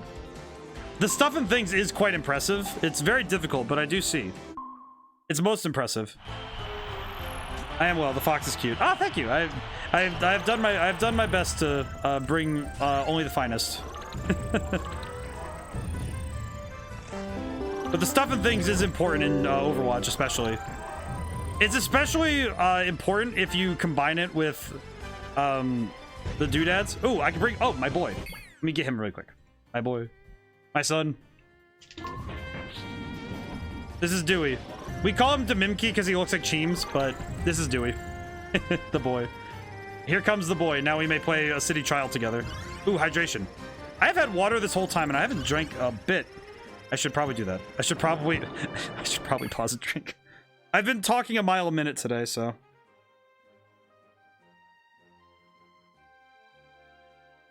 Yeah, jeez. No, I stream sporadically. Mostly what I was doing was gaming some Overwatch 2, but some Call of the Lamb lately, and I share stories online. Ooh, very good. Very good. I'll fix that. Hydrate everybody. Ah, very good. I sometimes if I get started up on talking too much, my brain will forget to go get water. Sharing stories though. So I'm curious, what kind of stories? I'm curious because I'm something of a writer myself, and I'm very curious. I'm curious the stories of all types. Creepypastas, original stories written by friends and fellow streamers, such as Author Shen. Oh, Author Shen's also an author. I should have guessed by the title, but yes. Impressive. I like this a lot. Shen has written 2 books. Share the second one. Oh, I need it. Oh, I'm gonna have so much to talk about now. Also, thank you to Author Shen for following. I just saw that. I'm very frazzled right now. I am also an author. I have my links in there. I have the links for the books in there. If somebody could do exclamation point books, I think it would bring it up. Or I know Valhalla brings you directly to one of my books. I published 3 books myself, but it's not like a contest, but it's more like I'm just curious. What do you write? I'm really curious. I'm really curious. Please forgive some lurkage. Gonna get your grub feed the little guy. Ah, yes, of course. The little guy is important. Go feed. Meteors. Well, that's not cash money. Book signing redeem. I should definitely do so at some point. Wait, I'm sitting right next to this. Run! Ah! Wah! I wasn't paying attention. But yes, I am very curious to your books, because what are yours about? Because I did mostly fantasy myself. But what do you do? I'm really curious now, Shen. I feel like I'm getting like a dog now. I'm like, it's like a puppy with like, it's like, oh, play. Just, but I'm really curious now, because now I'm like, oh, I've been really liking learning about what other authors do. It's very cool. I should definitely try and figure out how to do a book signing thing. I need to figure out how to do that. I'm not sure, because my books are sold through Amazon, so it's one of those things I'd have to like order copies myself and then get them ready for later. Yeet. Also, for anybody who hasn't seen this game, this is basically, it's a mini battle royale, and then you end with like a Mario Party style mini game using the car you built. Altered is reading my crime mystery novel. Before it was my non-binary. All right, wait. Let me make sure I get this right. Non-binary pop idol romance. My next one's a dark isekai. Ooh, intriguing. I will say, non-binary pop idol romance was like a tongue twister for me. So I could see it. My brain is like, okay, I understand the meaning. It's like, oh, that's interesting. Also, crime mystery novels are very good. They're very hard to write. I know, so that's quite the challenge to write, because a good mystery is really hard. You have to, like, you know, reverse engineer, right? You have to have the answer and then build the question, which is really hard to do, and that's exceptional. That's really good. It's really cool. I'm like, oh, that's really cool. I'm going to need. If you we have a Victorian crime and mystery. Ooh. Oh, so you'd also have to likely you'd have to do the research, right? For time accurate stuff and for time accurate methods, right? Intriguing. I don't know what I'm doing. Hey, fair enough. Hey, still fair enough. It's no one knows what they're doing, and then it's like you work on it. That's really good though. That's awesome.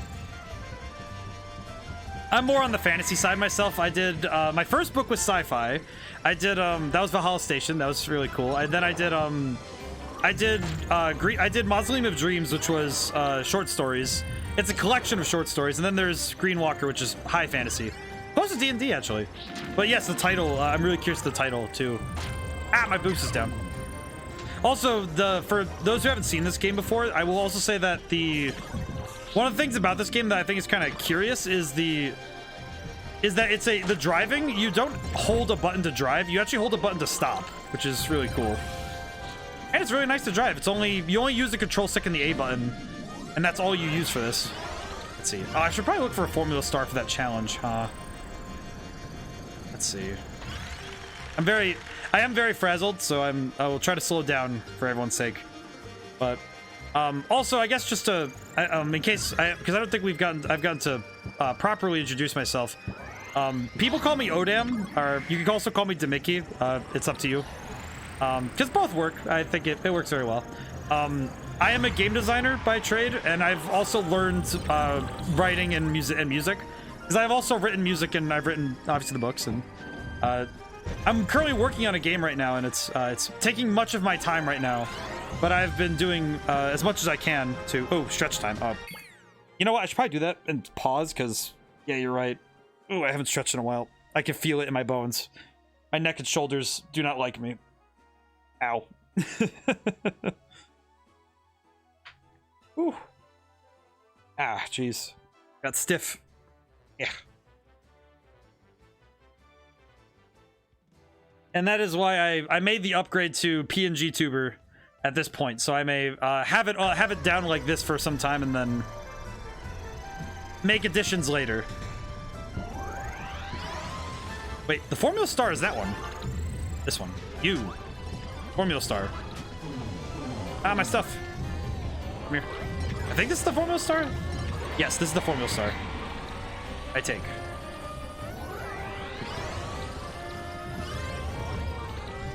Yeah. That's gonna be hard to land, huh? Confessions for the Crime Mystery and a Galactic Star for the Romance. Ooh, very good. Those are some nice titles. Oh, wait, I already broke the star. Whoops. Well, if we have a drag race, this will be good. Maybe.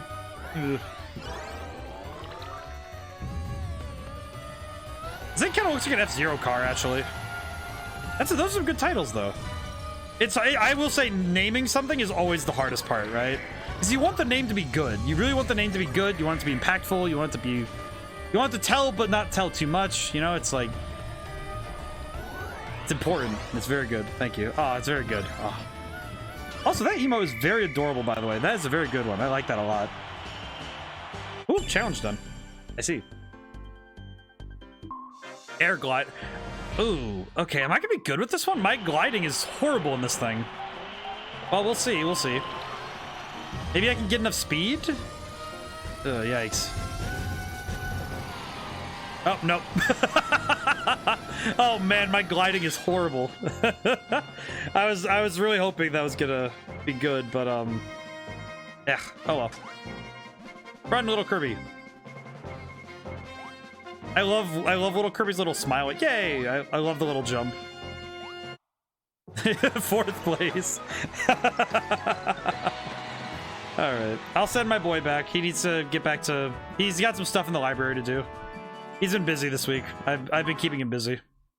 Knock down all the trees in the forest. Oh, that was the challenge we did? Really? That feels like such a mundane challenge, but it works. right, I'm gonna do one more game of this, and then I'm gonna do some top right again. Ooh, Shadow Star right off the top. Yeah. Shadow Star. Very good vehicle. It looks very cool, very edgy. I am curious, Shen, if you're cool with talking shop for a bit with me, where do you start with your stories? Do you start with characters or world? Or do you start with a plot line? Because I know that every author has like a different method, so I'm really curious. I will always talk shop. I feel like I'm talking shop all the time here, so it's like, it just depends on if I'm talking music, books, or games. It's, you know, it's very... Sometimes I'm talking shop about all sorts of things, so, but I am curious, because I know every author has like a slightly different approach to it, so I'm curious where you start with your writing. Because I know for me personally, it's always character first. But I know that for some people, it's they like the plot lines and they like doing that kind of stuff first. But it really depends, you know. I know, but it's a preference, not always the. It's not always the case, but sometimes it's you know, the preference is what, you know, comes first, of course. Because I like going character first, because in my philosophy for writing, it's all the boxes contain the same item. Well, what item is that?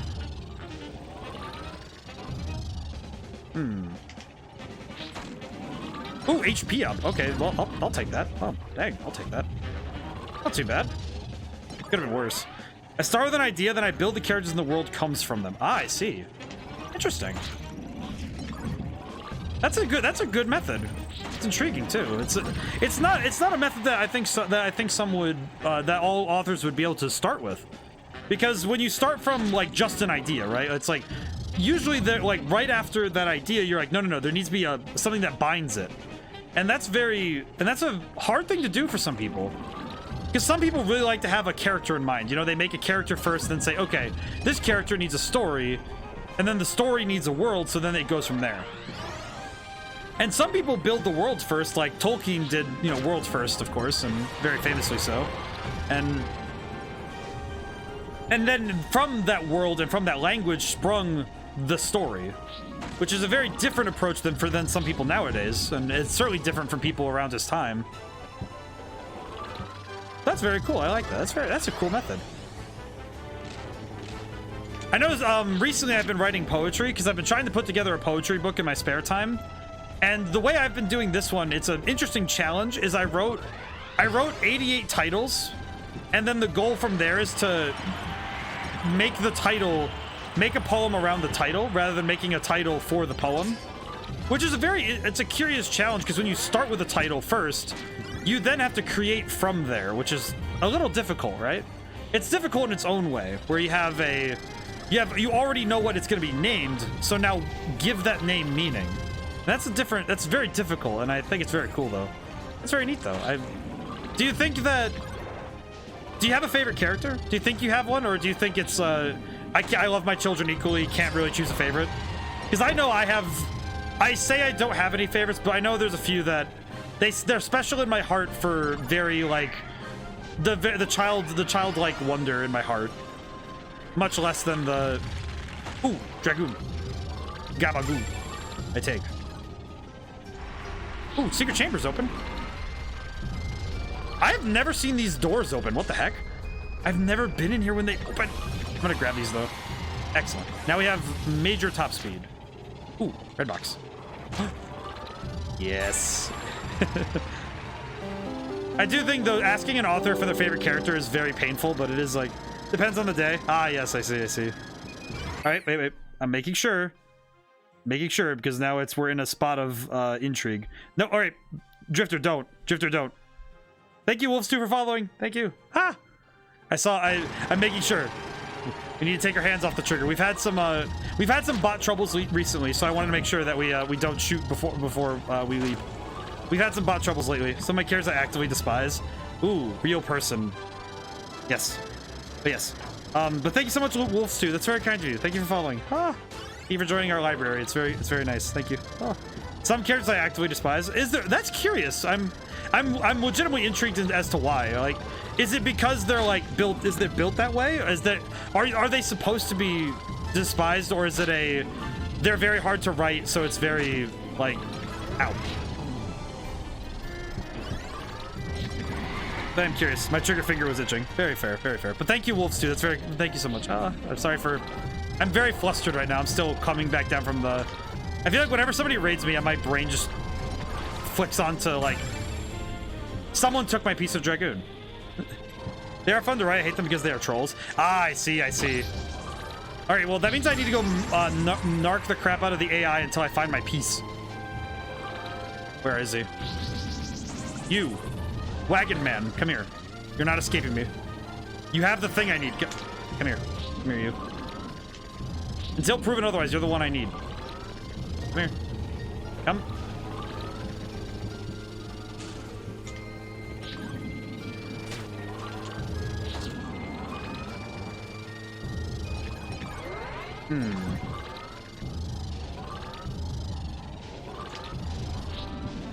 Crap. I have a minute to figure out which one of these guys has the thing I need.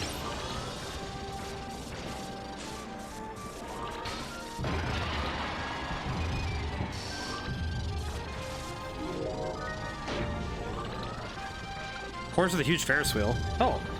I get that Christy grew to hate her character Hercule Poirot. You're fun to write. Hello. Oh, thanks. Oh, very good. Very good. Nice to meet you.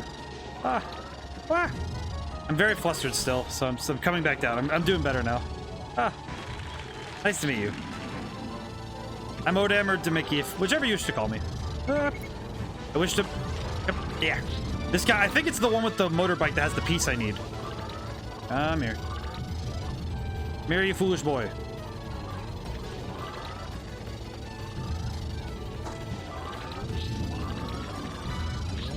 He is much too fast. Why is he so fast? I do not know what to do about this. Why?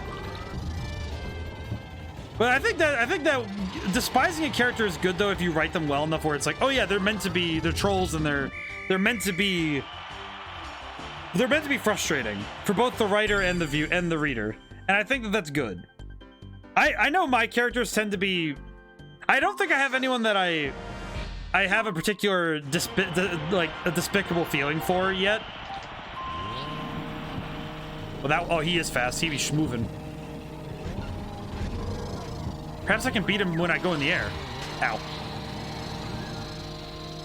I can. Whee! Okay, yeah, my speed is unparalleled. Yeah. But it is interesting though when you find a character that's just like, yeah, no, this guy is just a total jerk, and it's like, man, I actually had that feeling. We've been playing Persona 5 on Wednesdays, and Kamoshida is the perfect example of a character like that. You know, just it's very early in the beginning of the game, so it's not. I'm not gonna hold back on that, but it's just like that character is just so much like despicable energy, and it must have been so painful to write that character, but it's such a cathartic feeling when you see a character like that where it's like, I'm going to like, you know, slap this character when I can. And that catharsis, the release of pent-up energy, very good, but it's just, oh. But yes. It's something I've been seeing with my, with making my game right now. It's fun if you know what you're doing with them. Yes, exactly. Oh, whoops. I forgot how this mode works. Wow. I also forgot to change my vehicle. So this is Top Ride, which is more of a party game type mode. Whee.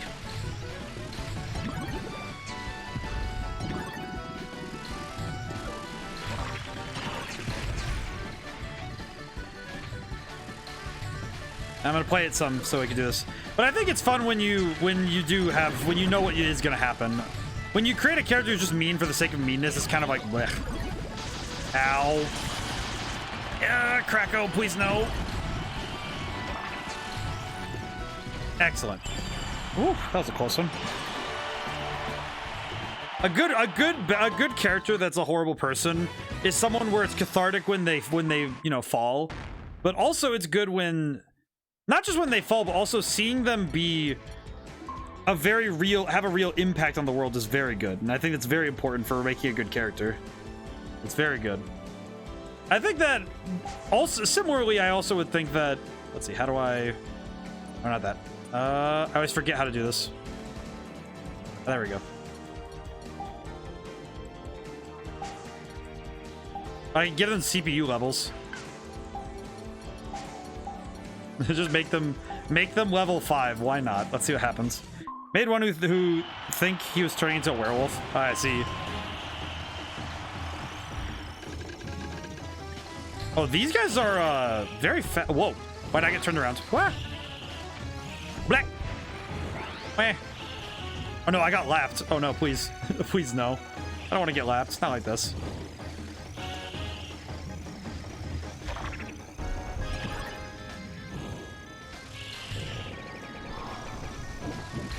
Yeah, oh, I fell in. Ah. Oh, these guys are clowning. Okay, yeah, maybe I should have done top level. Ow. Ow. Ow.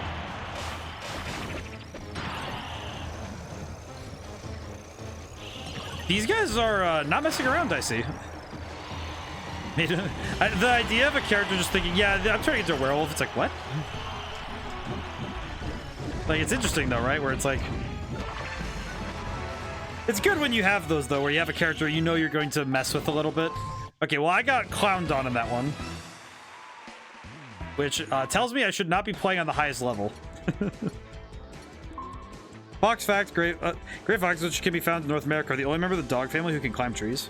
Oh, that's right. I remember reading about that. Intriguing. I remember that that was a thing, and I just don't remember. I think I'm just going to go with Freestar. I'm going to turn these guys back down to level 3, because, man, that is painful. That is painful.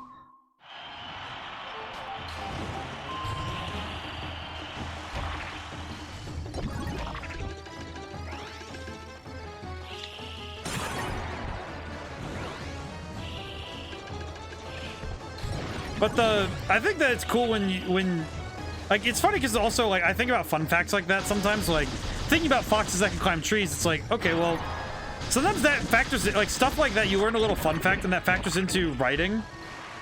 Because when I've been working on my game, it's sometimes I think about, okay, well, what facts do I know that would be good to leverage in a story, right? And in my game, I actually thought about, interestingly, I thought about a lot about what is conventional fantasy and what I could do to twist it. You know, just take it, put it on its head, have some fun with it, right? And it's fun to do that sometimes, right? Okay, now I need to check. I need to check. I need to check. Let me check. I feel like I need to just so because we've been having some bot troubles lately. Whenever someone follows, can you put down the number 3, please, so I know that we're not that we don't have any any badness. I don't want to hit somebody with the book on accident. Oh, let me check. Oh, this.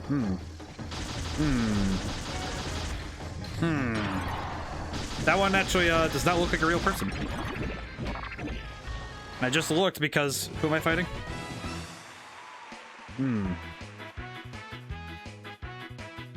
Who is fighting? I do know that we have there's some botness. There's some bot things going on. We've had some bots lately, which is disturbing.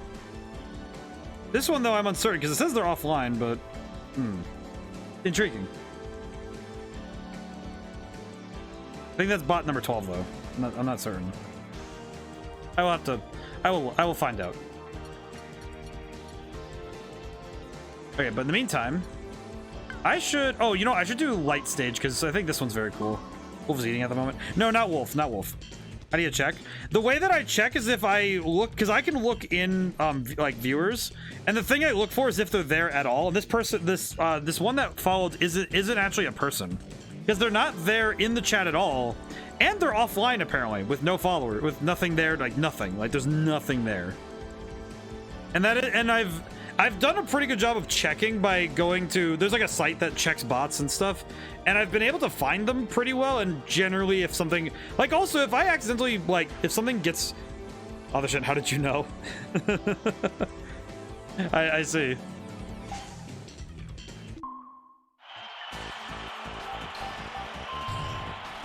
Shen is clearly capable of like some higher level knowledge. It's the method of an author, truly. Oh, I missed the rail. Oh. Hit the rail. Yeah. Whee. I love hitting the rails. They're so satisfying.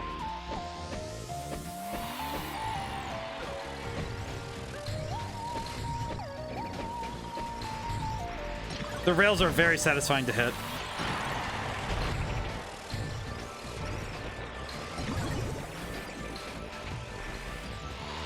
And there we go.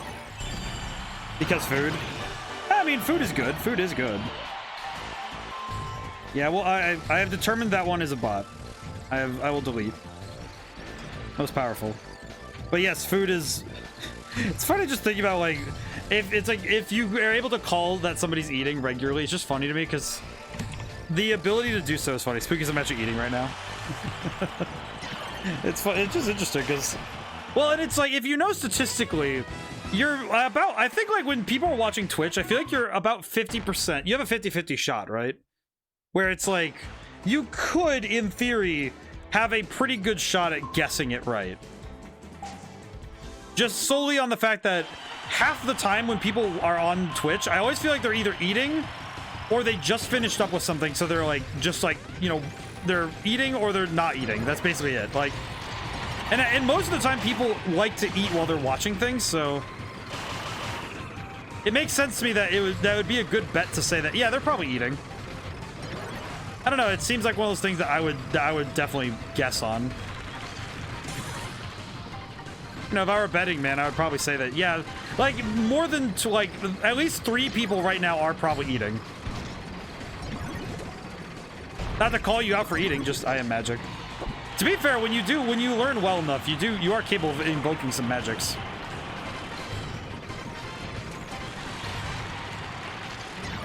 Heck.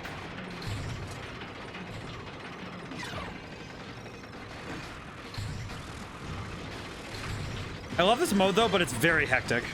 Wait. Ooh, just barely won that one. Ooh. That was a little scary, I'm not gonna lie. That was a bit spooky. I am curious, I feel like I need to make a poll of this, but for everybody, how many of you guys have seen this game?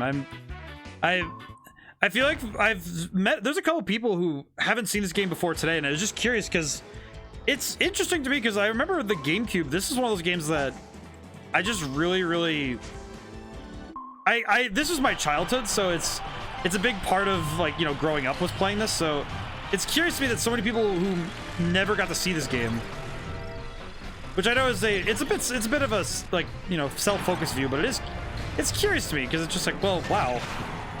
Interesting that this game just wasn't in people's lexicon. It's interesting. Ow. Whap! Check out my drill technique. Learned this one from, I think it's Gurren Lagann? Yes, Gurren Lagann. I remember. I know my anime. Yeah.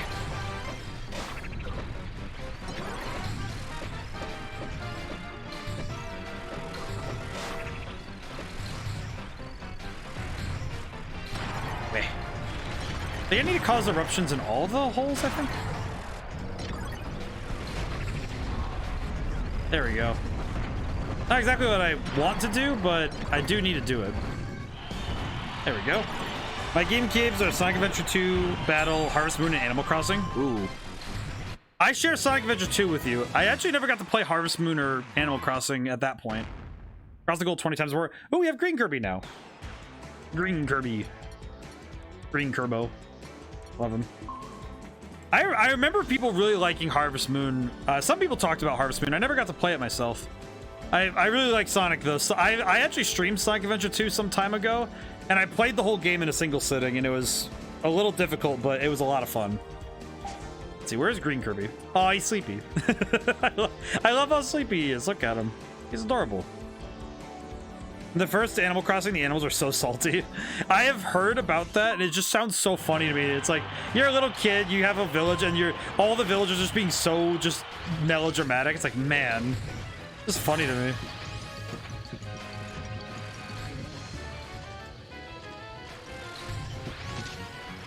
Woo.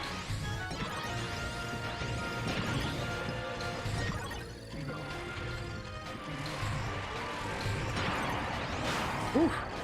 It's the best. It is very good though. I do agree. It is quite good. I know that the most recent Animal Crossing I played was the oldest one I played was new. I played the 3DS one, New Leaf. I never actually got to play I never got to play the one on the Switch, New Horizons. I never actually got around to playing it. I don't own it either. It's weird. It's just one of those games that I just kind of caught that I missed the ride on. So, which is interesting because I don't know why it just never hit my head to do so. New ones have changed nothing on the original. The new ones have nothing on the original. I see. The animals are too nice. I can respect that opinion. I think that it's good for the kids. You know, it's like, oh, it's nice that that the animals aren't too mean, but it's also like, would you really? It's like when you play the older ones, it's that curious spot where when you play the older ones and you have that in your mind, it's a little difficult to remove that from your head of like how it should be. Air Ride Celestial Valley. That would be this one.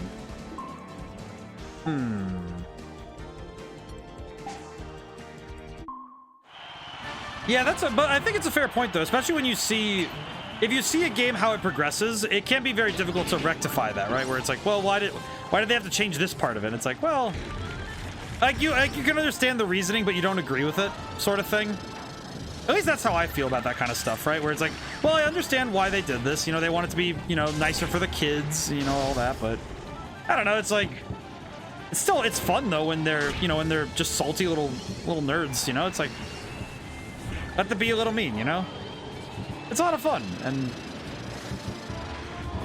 it is curious though that why, like, it's interesting the evolution that we've gone through with media for kids and like how family friendly some things have gotten, and whether or not it's a good thing or not is kind of up for debate. Personally, I think it can really depend on what you're talking about personally, but it is a fair point to say like, yeah, they're too nice. It's like, yeah, it's fair. And as okay, so it said finish 2 laps in 1:56, so that means I have to finish this next lap in less than 40 seconds. I don't think I'm gonna be able to do that, but we'll see. Well, it says finish 2 laps in that time, so it just means I have to be able to finish 2 laps in that total time. Which, ow, ow, ow. And you don't.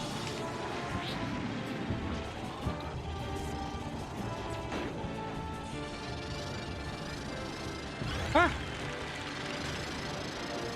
But I respect it. I can respect the differences in. It's one of those things where because I understand that as a game designer I need to see everyone's perspective. Even if I personally disagree with something, it's like but I want to understand why, right? Like for me personally, it's kind of like one way or the other for the villagers in Animal Crossing, but I think that's also true in writing in general, is that I think there's too much of a separate, like black and white, where it's either the characters need to be too nice or they need to be horrible. There's no good middle ground where characters feel right, and not to say there isn't a middle ground, just more that there's less middle ground than there used to be. Because I think characters back in the GameCube era, there were some that were really well written to be just the worst, right? And I think those were really fun characters, but they also had a bit of that. It's a certain je ne sais quoi of basically just they were made to be real people. And there are characters nowadays that of course do that. Obviously there are characters that do that, but I mean just the je ne sais quoi of the old days was, I guess it was harder to pin down. It's not like you can't really pin down the tricks for those characters sometimes. I don't know, maybe I'm just misremembering. I know Persona 5 is proving as a very modern example of how good storytelling can be. Because it is excellent. Whee! There we go. But it can, of course, depend. I think there are a lot of games nowadays that prove very well how good the medium is, Ooh, stretch time. Thank you, Jez. Yeah.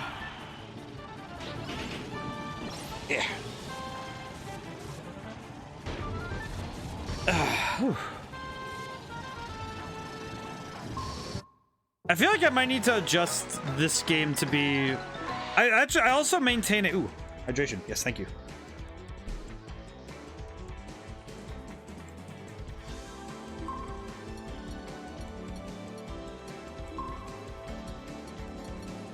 Yeah, thank you, thank you. Ah, rolled a 9, I see. But I think there's a lot of good examples nowadays of writing of characters that have been written that are really, really good. So I'm not gonna say that storytelling was like better back then. It's more like the style is different, and for some style it's really good, and for others it's kind of like, ah, well, it's okay. Maybe I should be using the Swerve Star. They're going really fast. Or the, not the Swerve Star, it is a Swerve Star.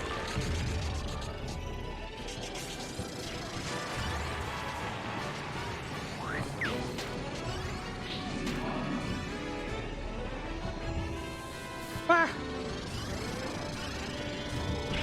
I think that last turn is also a little bit faster.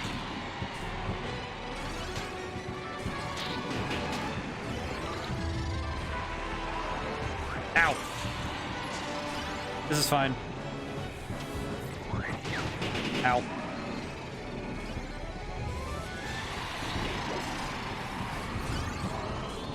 But I guess to move to a new topic, thinking about video game stuff, and I was thinking about I had a conversation today that was about the suspension of disbelief. I got in third. Rats. And it's because it's something that I think affects video games in a way that is curious. Because I've thought about how the suspension of disbelief can kind of affect. I'm gonna try that with the Swerve Star, because I'm curious how different this is gonna be if I try it. Whee.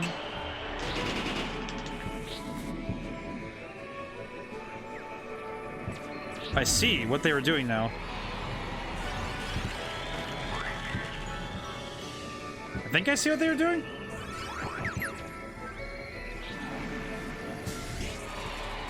I think I understand.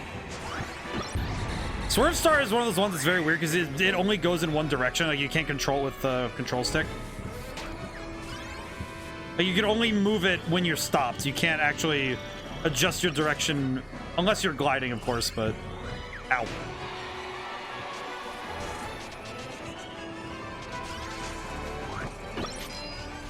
Ah. Surprisingly difficult to use this thing. But with back to the suspension of disbelief, but I have this curious thought of, well, what makes it so that a game, when it breaks the rules of reality, or at the very least when it breaks the rules of its reality, when does it not matter and when does it really hurt the experience?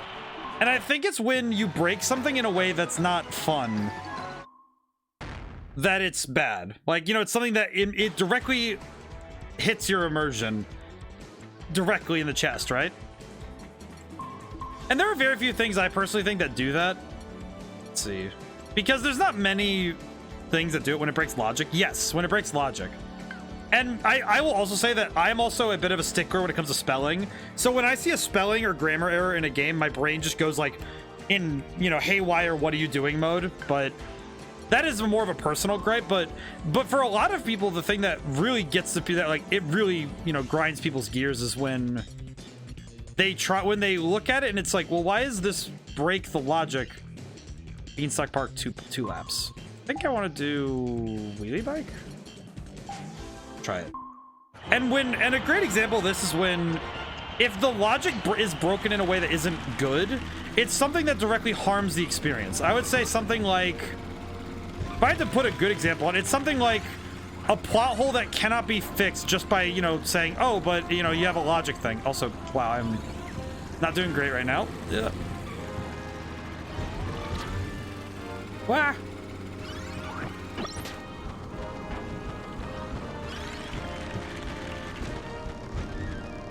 But the way that, like, the time turn in Harry Potter, I would say that one is a bit of a mixed bag, because on the one hand, yeah, it doesn't really flow with the logic, but on the other hand, they at least tried to explain it, and it is a form of time travel that isn't, the form itself isn't the problem, it's how it fits into the story that becomes the problem.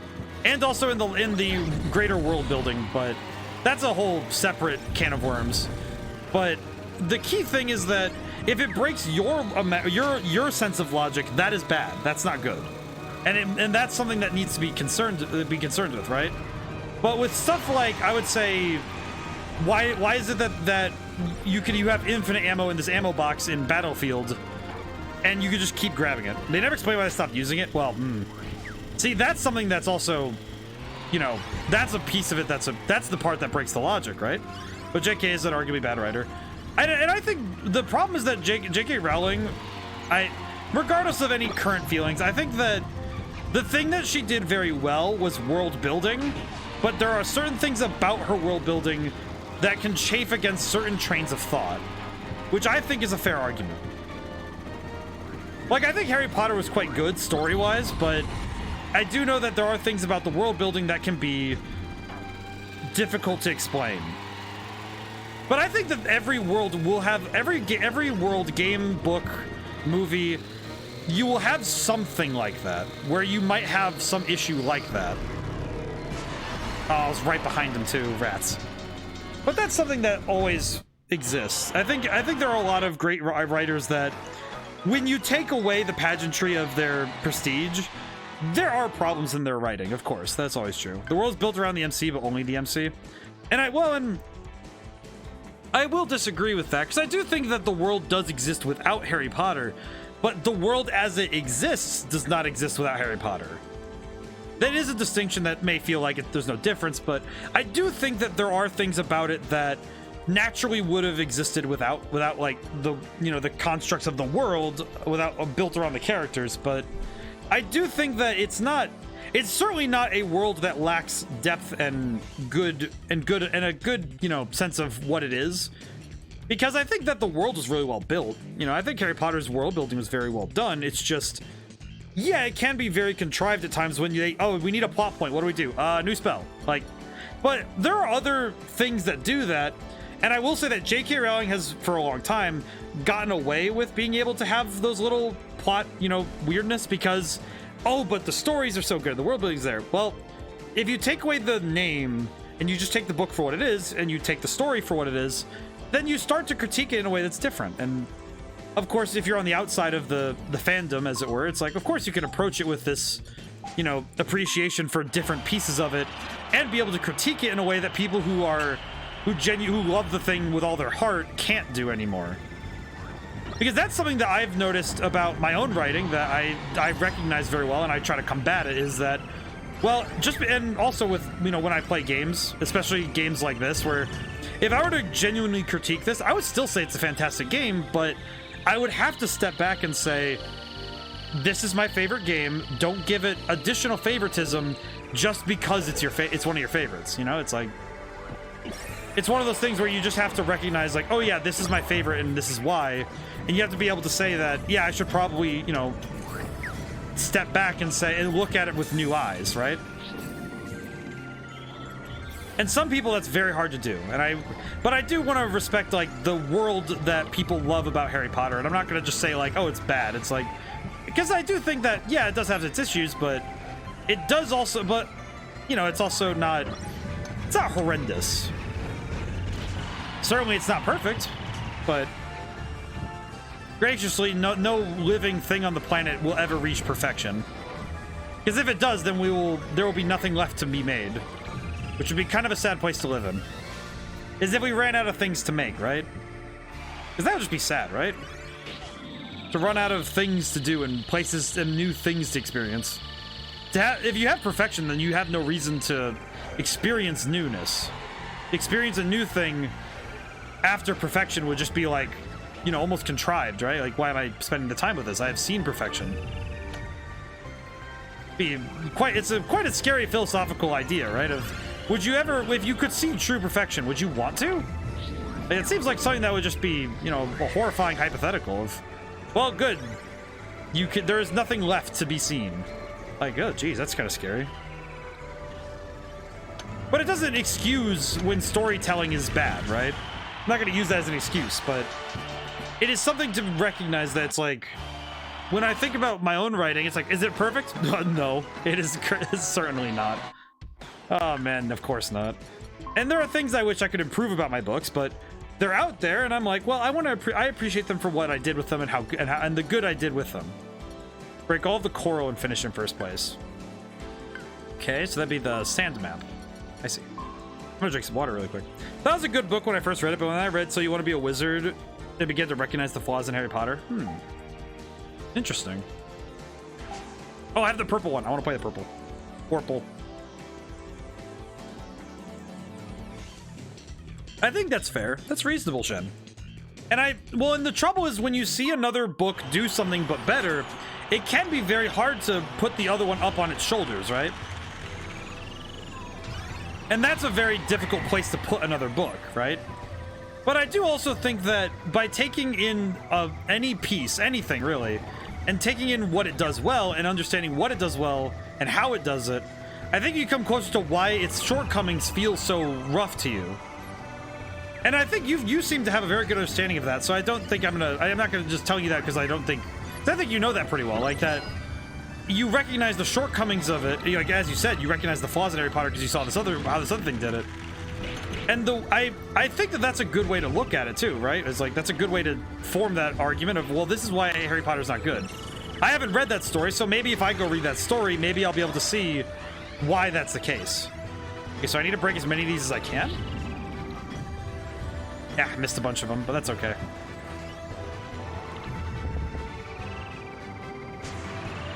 But it's a difficult place, right? When you see the flaws in something that you really liked as a kid, right? Or as you liked in general when you first read it, your first time through, right? I would say that one of the ones that feels like that would be, oh geez, I'm trying to think of a good example of that for me, because I want to make sure I want to approach this with a similar example. I think I would like to say, I'm trying to think of a book example in specific, because I do want to try and approach from there.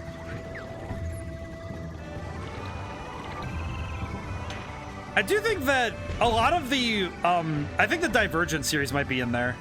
That said, I have very limited experience with it because, but I think any of those young adult, like Hunger Games. The Hunger Games is the one I can use for that one. Oh, I missed one of the coral. Nuts. Oh well. Whee. All right, well, it does mean that I can get really close though. Use HP because people know it. Yes, and I think Harry Potter's a great example of it though, right? That there are stories that do. Oh, very good. I'll try that one more time. And it's like, I'm not gonna say like, and I think Harry Potter is a great example though of, I think it's a great example of a story that changes as you grow. I think that's actually that's something I could say very well for a lot. It's nostalgia to me, right? Because a lot of people take in these stories with, wonder, because the first time. Hunger Games frustrates me. The world building is good, but the MC doesn't make sense sometimes. Yes. I do think that is where my gripes were with Hunger Games. I had to read it in middle school, and I was not very... I read it because I was interested in the story, but it was... I will say that there were so many other ways they could have solved the problems of the story that it frustrated me. Also, yeah, it did kind of seem like... It seemed kind of like the main character, Katniss, is always... It kind of felt like, okay, yeah, there are certain things that she just cannot fail at, and it's like, well... Like, she did fail, and it's not like she's, like, an infallible character, but... It's one of those things where I almost wanted her to just, like, break bad a little bit, Like, oh, come on, be a little bit selfish, right? Come on, be a little selfish. Which I think she was at times, but it's curious. It's an interesting thing to me. But I think any of the major, like book IPs, I think are very easy to poke at because a lot of them have this weird shield of, but people liked them when they were younger, so they were like, oh, but I loved it, and it's like I don't want to, tarnish that with like people saying that it's bad. It's like, no, it's not that they're bad. It's that our perspectives and what we understand of the world has changed. So sometimes the story becomes better or worse based on how we've grown as people. Not necessarily the stories themselves are like horrible, just, oh, I missed one again. Blech. Oh well. That's fine. Ah well, what are you gonna do? Want to be able to read books, but I think my ADHD is making it hard for me to read text. I think that's, I've heard this, but I've heard this a few times where the trouble with when you have trouble with attention, it's very difficult to focus in on like a thing for a very long time, right? And that's very, and I recognize that that's a very difficult thing. I have to drop large blocks of text into a text-to-voice application to listen to it. Seems to help. I think that's a good way to do it. I think that's why audiobooks have become one of the de facto ways for people to take in books. I've been told I should do an audiobook for one of my books and like read it myself, like read it all myself. And I'm just like, oh geez, that'd be hours of stuff to do. But I do see though that is something that people really like.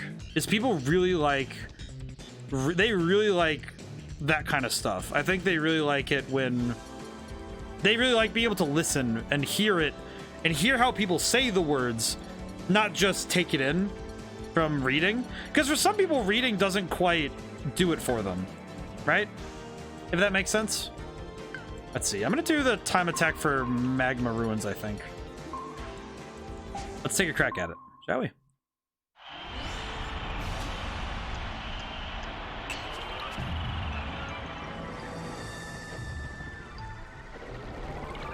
But it is every time I try reading, I always find myself like I need to reread a section or to understand it, or I find myself I lose my line and I'm rereading the same line again. Oh man, I don't even have ADHD and I understand that. To your own book out loud, it does a lot to a creator. Yes, it does. I actually have an odd amount of trouble doing so. It's kind of interesting. It's a curious thing that I actually have a weird time. It's specifically because I write in a specific. My writing language is it's a little different than my speaking language, I think, and it's sometimes can be hard for me to combine, to like put the two together. But it's like because my brain does the check mentally, like I start mouthing it rather than saying it out loud. But also because sometimes I write in the guise of a character, which is hard for me sometimes. Ow. Ah.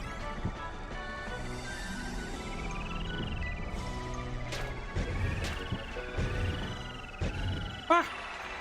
All right, that's a good lap time, I think. I really need to go watch that Games Done Quick version of this because I really want to see how they did this, how they did all the races in 20 minutes. I'm really curious how they did that. But it is something curious though when you read your own stuff, right? Because when you read it out loud, you start to see the little eccentricities you have when of your writing. And I think it's very good for developing your language to do so. And I think I need to work on it more with this next book I'm doing at some point. Both the poetry one and the next book I do, because I think that it would do me wonders to try that. Helps with flow? Yes, it does. And I think I should be better about it. I should personally hold myself a little bit more to doing so. Ah! Oh, I'm burdened now.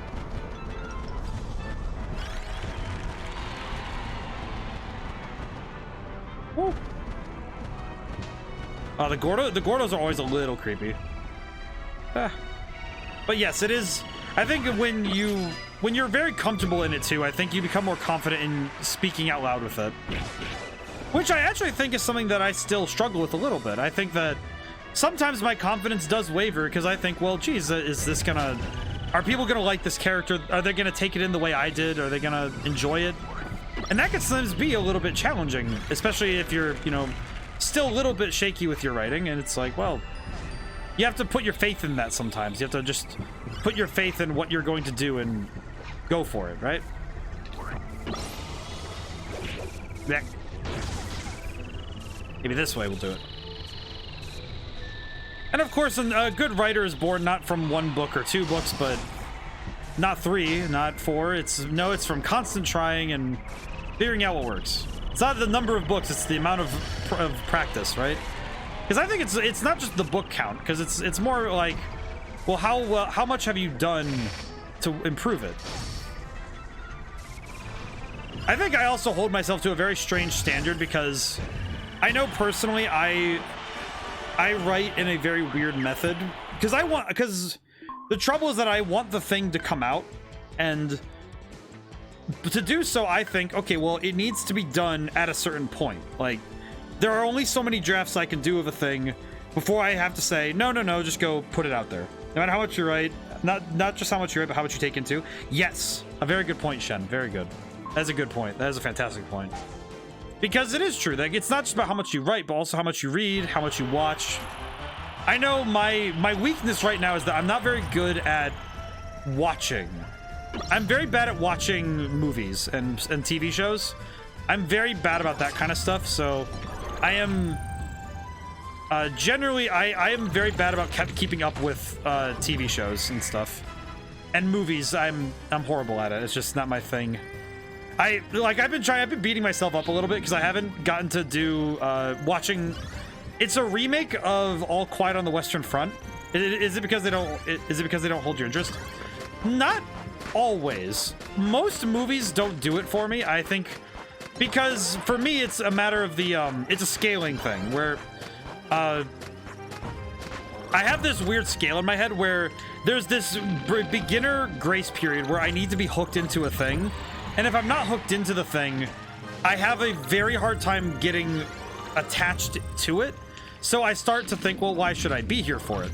For movies, it's the first 15 minutes. Where if the first 15 minutes of a movie, because movies are generally 2 hours, 2.5 hours. So it's a proportionate thing of, okay, well, if this first period of time is just not doing it for me, it can be very difficult for me to say, okay, well, I'm going to stay for the rest of it. I think most romantic comedies actually do this for me, where the movies, in movies specifically, because I can't find myself interested in the first 15 minutes.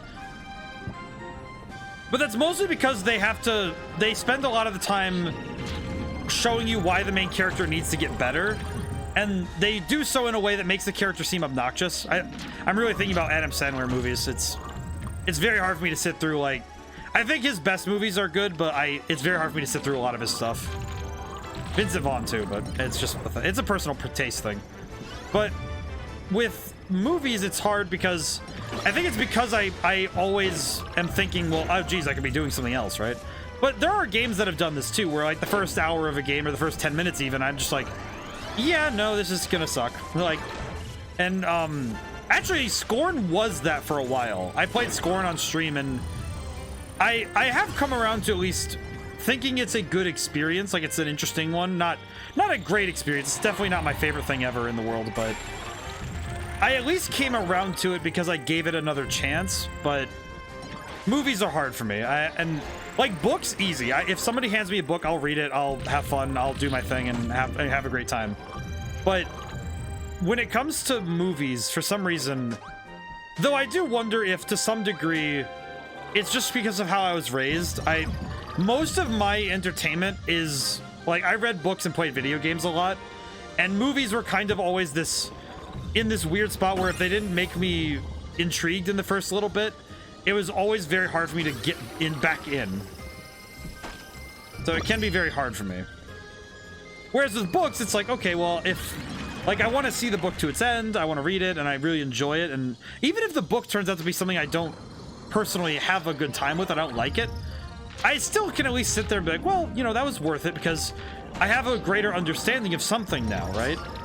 Whereas with movies, sometimes I watch a movie and it's just like, well, because I think more movies are prone to the problem of becoming about spectacle rather than being about what they're like, you know, having something, intriguing to latch onto. And sometimes that can be, a bit of a turn away for me. Is that idea of like, well, because a lot of my media is interactive, like books to me are a very active thing. You are the one moving the story forward. You are the one reading and drawing the story towards its conclusion because you're the one turning the page. Whereas with a movie, movies have already happened. They just happen. And obviously, it's not always like, I won't be like, oh, all movies suck. But for me, it's harder with new movies because the story is past tense. You're seeing it happen through this lens, and that can be hard for me to get around as a viewer. I love that dragon look. But it's just a personal gripe, and it's certainly not a thing that I think about all movies. There are some movies that really do catch my attention, whether from partially nostalgia, partially just because I find them fun. Worst offender, I think, for that is Spaceballs, actually. Because Spaceballs was like, it was the first movie I watched as a young, like, I think I was a tween, I was like 13 or something. And it caught my attention because it starts with the absurdity. That opening text crawl is one of the funniest things, like, because it very quickly rails on the tropes. And I thought it was very fun as a teenager, and it very quickly latched on.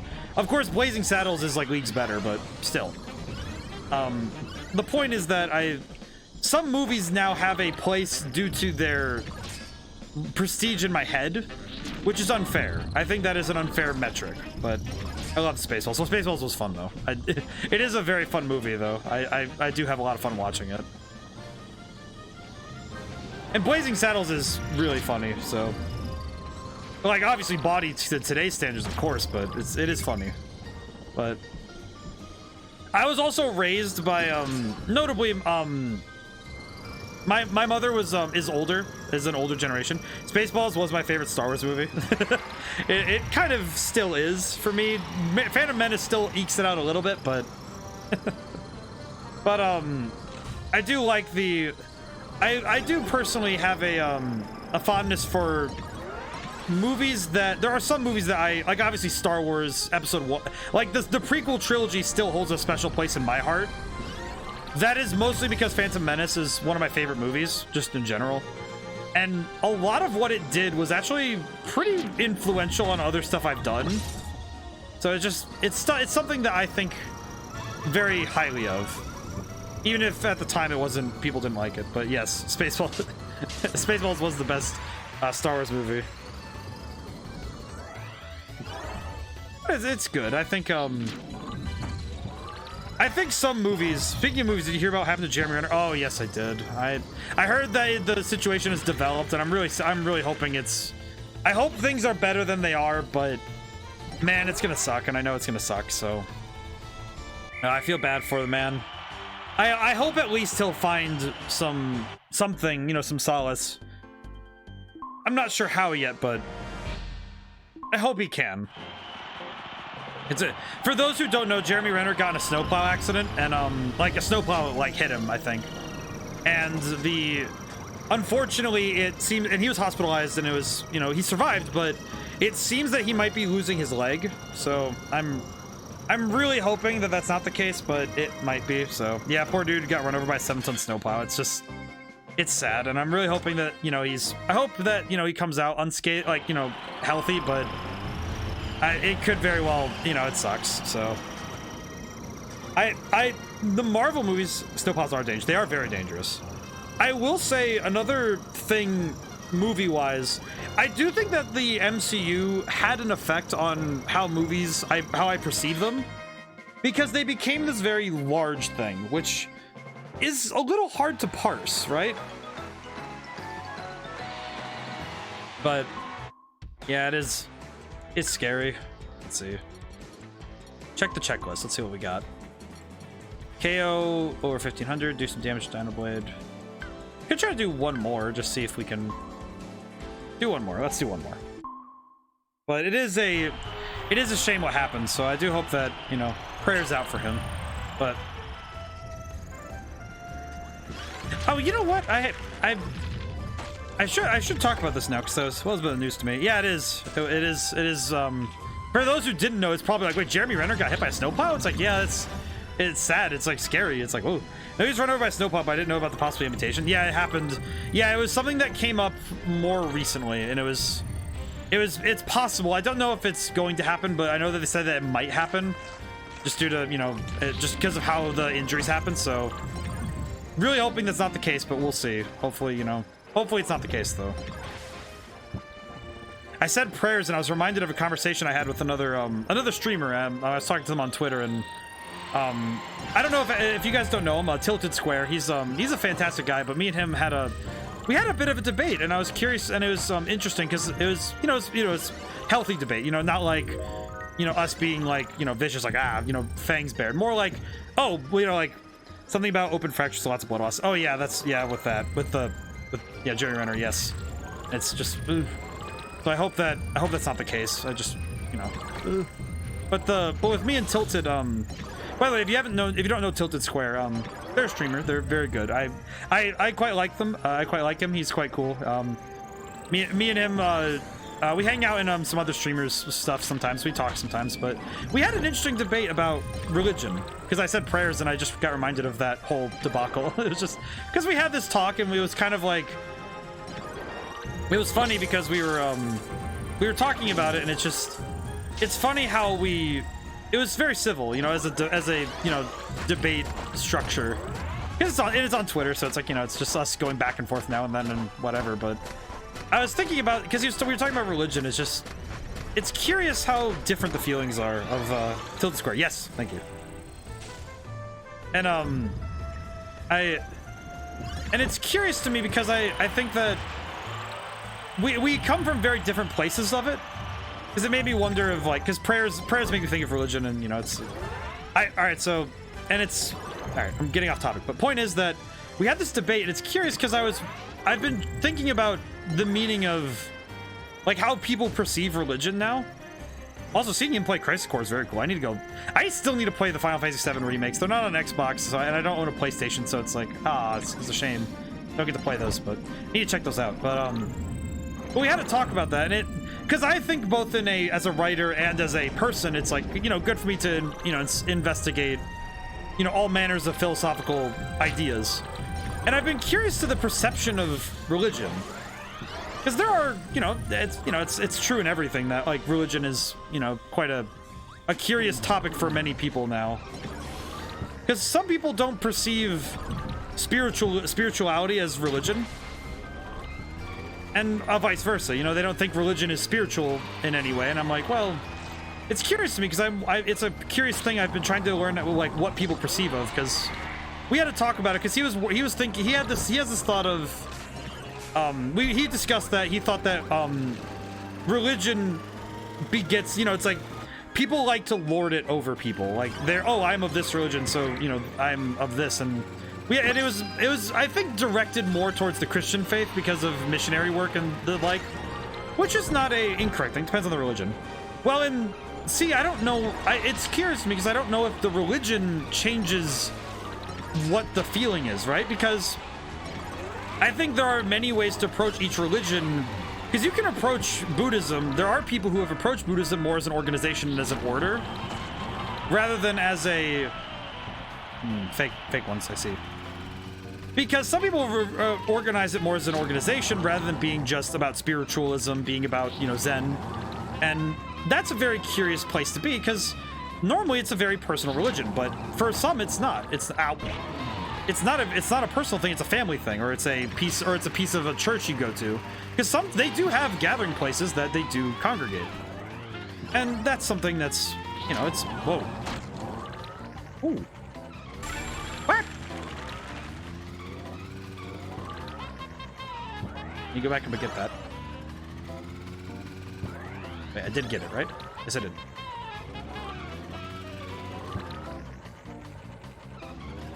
Should have grabbed the thing. Thank you. But it depends on the religion in the West. Ah, I see. With all religion, I think that there is, of course, there will always be people who wish to use it for themselves. They wish to use it for organization. They used to use it for power. But just as many people that wish to use it for nefarious purposes, I think there are just as many who genuinely just want to, live well, live by the scripture or their tenets and do as they will, live peacefully, right? And it's just I think that with the general term of religion, though, is a very wide blanket to throw. Because, of course, it depends on the religion, because some religions are more organized than others. Ooh. That's an all-up. That's really good. But it can, and it's... I think, with Christianity, I think a lot of people have this, they have different ideas of it, and I do think that it might depend. Oxy Mayhem Bee? Wait. Oxy Mayhem Bee, can you send the 3 really quick, please? Did I just nuke him? My piece. Let's see. Well, that was unfortunate. I don't think that's a person. Let me look. I will check really quick. Nope, they're not. That's a person. That's unfortunate. Excellent. Oh, fixed. But the back to the point though, it's not necessarily that I'm gonna sit there and be like, oh, but all religion's good. No, it's not necessarily the religion itself that's the problem. It's the way that religion is being used. Glock time. Most excellent. But the truth is that it's a matter of how the religion is exercised. Like, I think a great example was, a great example to me would be something like, I missed that entirely. I think that a great example would be the difference between how different churches are, because I used to be part of a Magic the Gathering group, and they were quite religious, and it became very hard for me to talk theology with them. That's a historical debate. This is a historical debate that I will stay out of. Well, and it became less historical. It becomes less historical when we focus on abstractions. I think personally, it becomes less historical with abstraction, which is harder to debate, right? Personally, it's very hard to debate, and it's not easy, of course. But oh yeah, we have to fight King Dedede. Okay, I need a sword. I need a weapon.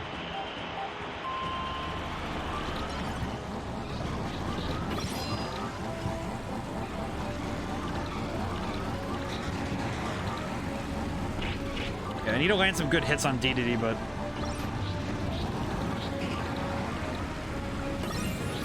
it's very hard to actually get close to him. Ow. Why is it weirdly hard to get close to him? Ow. Ow. Oh, he's in the red, though. We might be able to actually do it, though. Ow! Oh, that was close. But it's to me, I think the debate's less in history and more on, at least to me, I think it's more about the idea, the notion of it. But it's something I don't think I'll go over much more. Oh, I should update the bot counter. 13, I see. But just to make a long story short, I think that it's an interesting debate, and I think that it has some valid points either way. Like, I don't think that anybody's particularly wrong there. As a Christian myself, I have great with people who scare others into joining the faith by telling them they will suffer eternal damnation if they don't subscribe to the church. It's predatory and it goes against the religion they're trying to share. Yes. All of that, yes. I am, so just to make it clear, I am kind of a weird mixture of beliefs, but I do believe in a God, but I also believe in an abstract will of the universe kind of thing. It's kind of like I took the idea of karma and the reincarnation cycle from the Hindu myths and agnostic, and I think, and of course, that's right, and I think I'm right there with you, and it's like, and I think that I feel bad for a lot of Christians where it's like, man, why do these people have to propagate their religion into people's faces? Of course, I think that of every belief is that you shouldn't throw it in people's faces. It should be a discussion. But I do think that the Christians do have a history of it, but I think many religions do, especially when their organizations become tied to money. I think once you tie a religion to money, you play with a very dangerous flame. And that can be very, detrimental to people's good image of your form. And of course it still is, so it makes sense. But I do think that no matter which, and I've met the people I'm talking about, they did that, and it's very strange to me. But also, they brought up a thought that made me, that's the reason why I stopped talking about religion with them at all.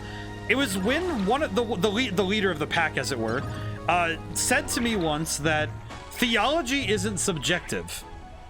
To which, as a Christian myself, the entire reason we have multiple denominations of Christian is because somebody read the book and said, I don't agree with how you interpret it. So I don't really think that's true. Because theology can't really be subjective if the book has been interpreted more than 3 ways.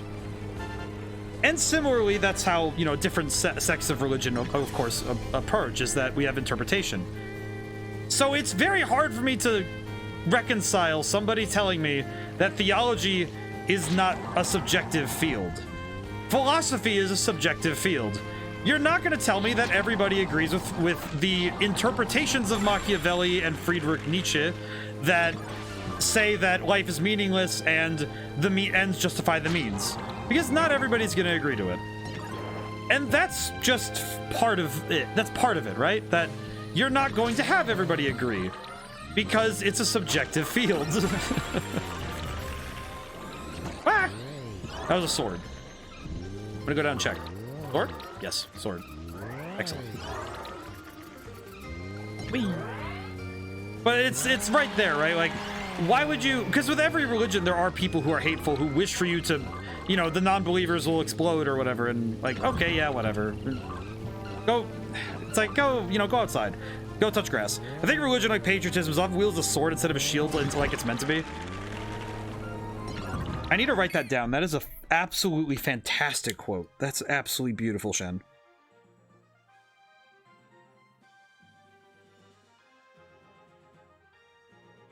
I need to write that down. I apologize. It's like, that's exactly it. That's exactly it.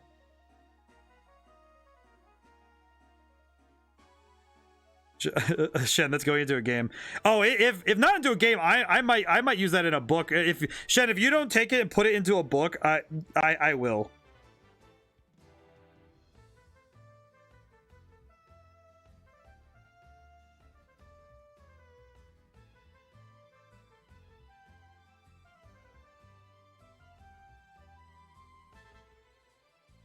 Hang on, writing it down. I'm also writing down that author Shen did this. Yes, okay. I had to write that down. That was just like, that's exactly it. That's prime Paladin war crime material. Yeah, it's just like, so I have, but don't mind if you do too. You have? That's very good. I am quoting that down. I wrote it down because I'm like, I love that. It's amazing. Also, yes, that I do not wish to use it without like any form of permission because I'm like, that is absolutely pristine.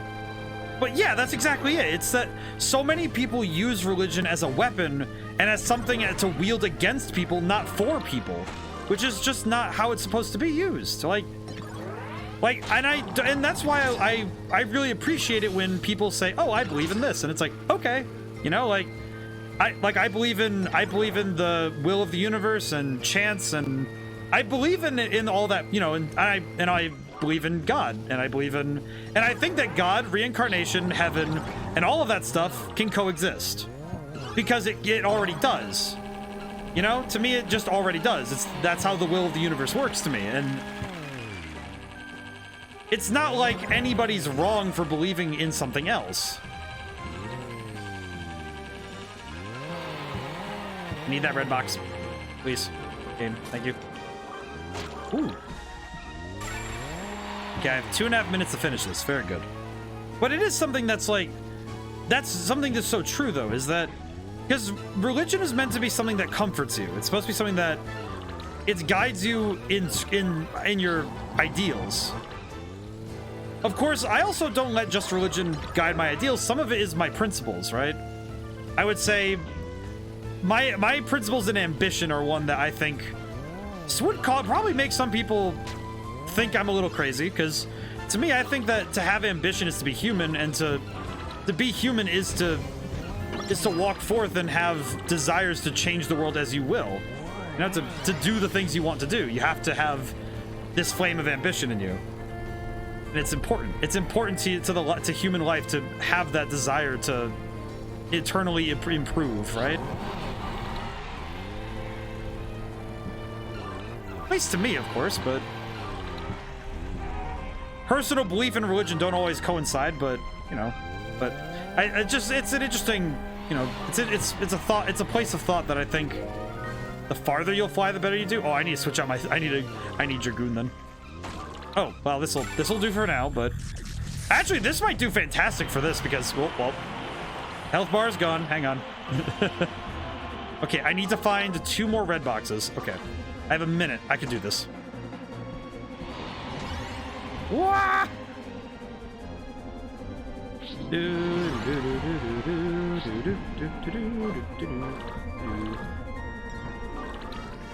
Ooh, Shen, some individuals are happy being miserable, but they are rare. Yes. Also very true. Shen, the problem is that both of us are gonna have a lot of quotables like in our time hanging out together. I had one that another streamer friend Cloudy quoted of me was I said something like of all the things this is testing, it's my patience. And it is a okay, I have 20 seconds to find the 3rd piece. That box, you. Oh, I did both of them. We call them Amazon employees. That is true. Woo!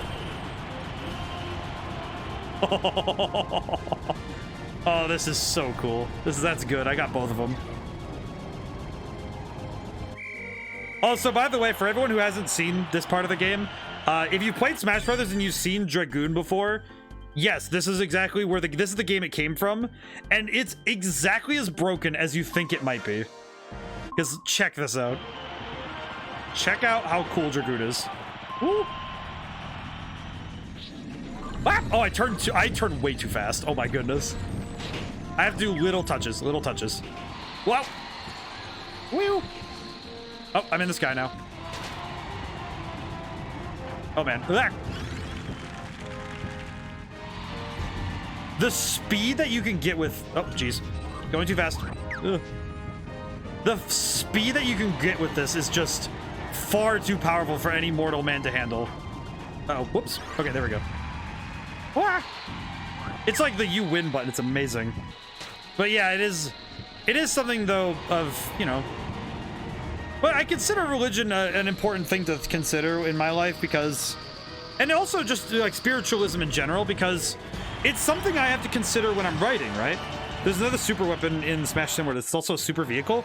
No, it's the, I know it's the big, I know there's the other one's the, oh, it's White Kirby. Oh, that's cool. Comic creators put detailed backgrounds in every panel. Oh. Man, you just made me think about that. That hurt. That hurt a little bit. Just thinking about it, just, oh man. Oof. All right, let's see. We have some time. I have some extra time because I have some of, I'm not starting super early tomorrow. Does anybody want I'm gonna stream for another 15-ish minutes does anybody want a certain mode that they want to see again? Because I will go with whatever we want to do. But the other super vehicle, I think, was... The other one was a gun at one point. It was like that big, the big gun piece, the pieces thing. It was from Xenoblade. It was like this weird 3-piece gun thing. I do not recall its name, though. But yeah, Shen, the idea of comic creators who put detailed backgrounds in every panel they hurt. That hurts a lot. I see.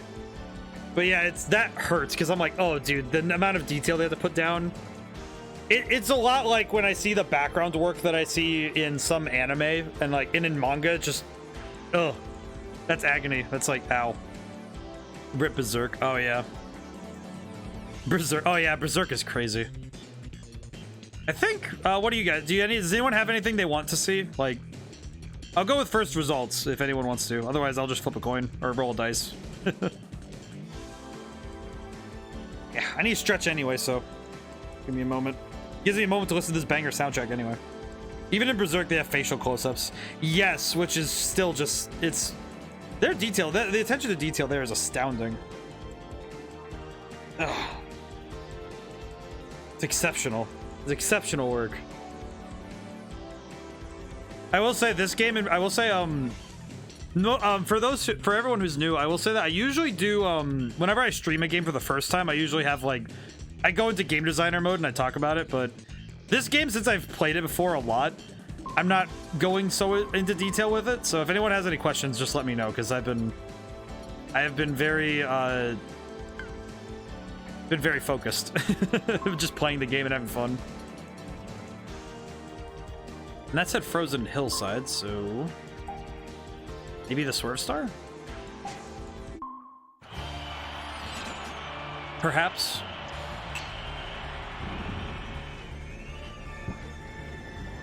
Ow. The Swerve Star is quite fast, but does have some issues with control. Have you seen what the main wolf looks like? I need to go look that up after this. I need to go look that up. I don't want to. I really do need to. I really should see that because that sounds like an interesting animal. It's about the little touches. Meh. Meh. Meh. Meh. It's very hard to drive this thing very, very quickly though. Like it goes very fast, but it's very hard to do the nimble turnings in this. Any number 14. Hey, number 14. Yeah, you're right.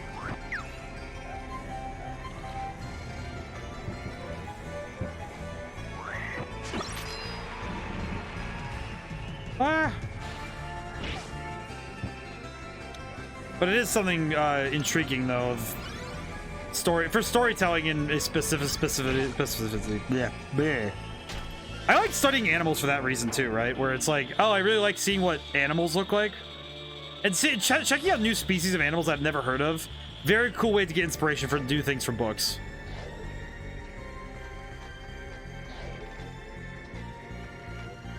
Similarly, I guess it's my experience in horseback riding that actually is the reason why there's some of that in my my one book, Idolatail's Greenwalker. In one of the books I wrote, it's there's a horse there, and I actually know a fair bit about riding horses, so it was a curious thing for me because I was like, okay, well, how much of this can I do with realism? What will I stretch a little?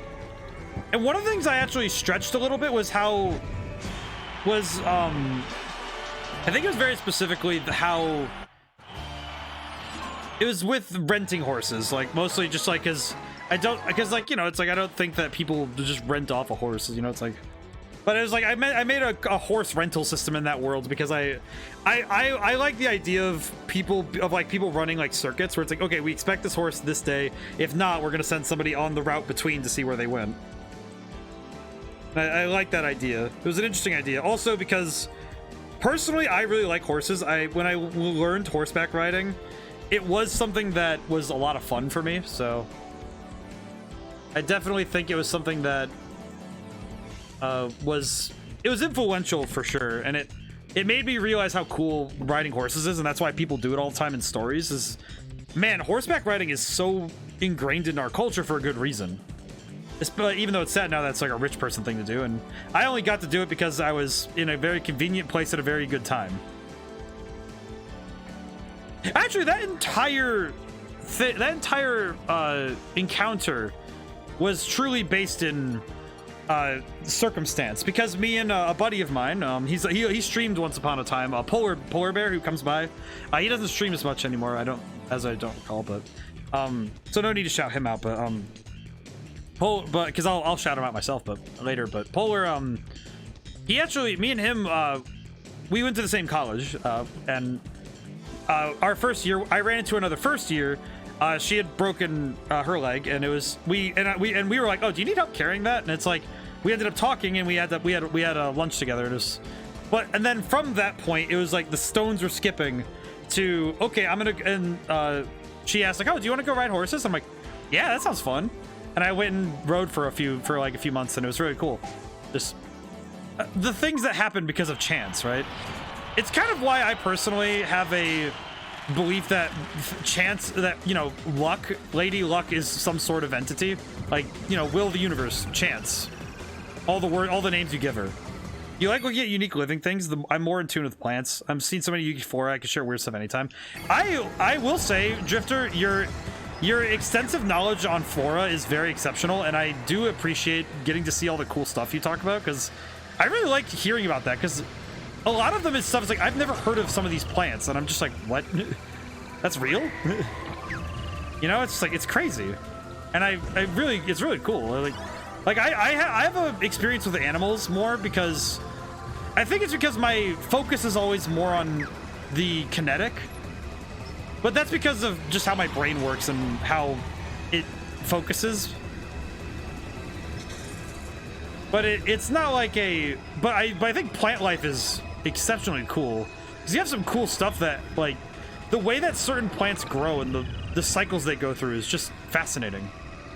Very cool. I do like talking plants. It is very cool. We should do more. We should... I feel like at some point we need to do... we need to, like, focus in on the flora in a certain game. I feel like that would be what we do in Metroid Prime if I ever get around to it this year. I'll probably get around to it at some point. I just don't know if it'll be this year yet. Because I do own Metroid Prime, so I should definitely try it at some point. Just play it again. Because I never got past the beginning of it. And I think that game has some really cool world building with the flora and the fauna, so we should take a look at that.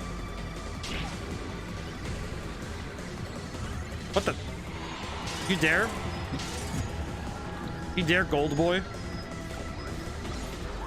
You can stay gold in second place, you fool. I will not. Oh, I just remember the outsiders. That made me sad.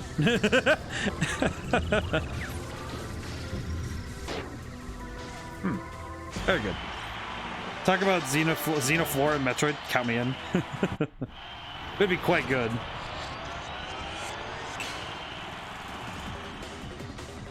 Ooh, okay. Ooh. Alrighty. I think the last game I'm going to do of the night is a city trial. I think that'll be a good way to cap off for tonight. But Xenoflora would be very cool to talk about. Oh, I can play as White Kerbo. Oh, it's nighttime. Oh, that's cool. I always forgot if nighttime actually means something in specific. I know that certain events won't happen if it, like, in certain times. There's one event in particular I want to see on stream. Early in the stream, we got to see the UFO, and there's one in particular I really want to see. I don't want to spoil it because it's really cool, but also I want to see it. I want to see it. I want to see. It makes me sad because it's of course random chance, so I don't have any. It's a bit sad because you know there's no control, so you can't control which events can happen and which ones can't. But it's also that's the beauty of it, right? That's like, oh, it's a secret, you know? It's like, oh, I didn't know this was in the game, and it's like, oh, that's cool.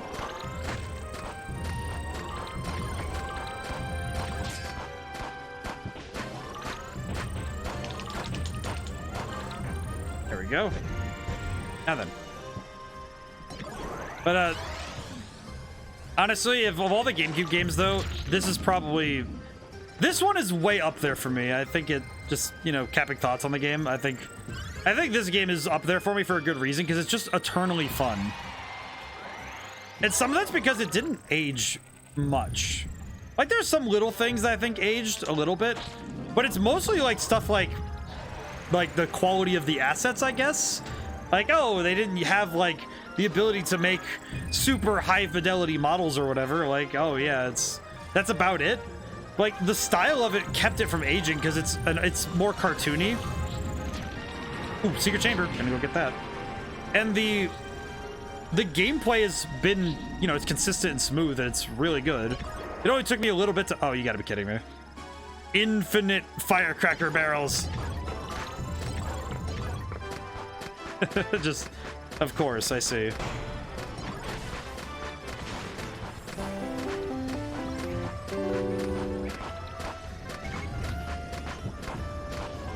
But it's a very fantastic game.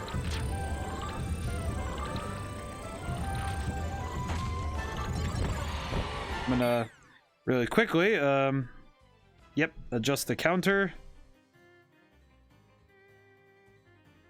Adjust the counter. 15. Ha ha ha. Crap. Fascinating that today was 15. Can I get a number 16?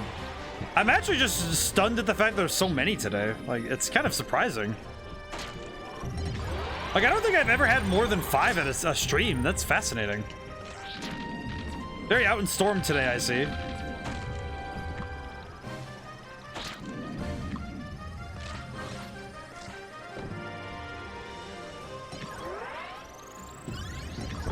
Yeah, what are you gonna do?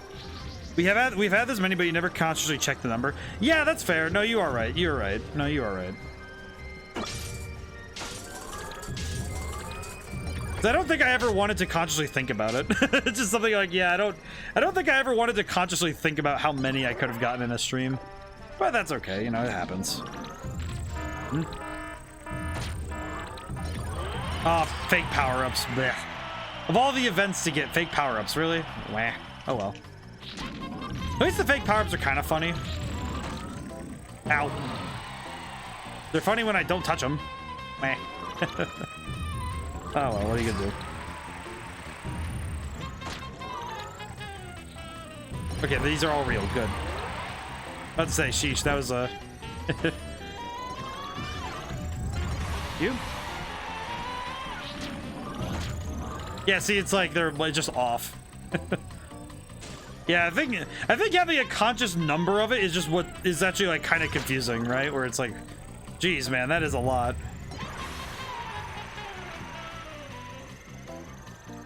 I feel like I need to run the ban list manager again so I can try and get rid of more of them, but it's a bit of an oof, but that's okay.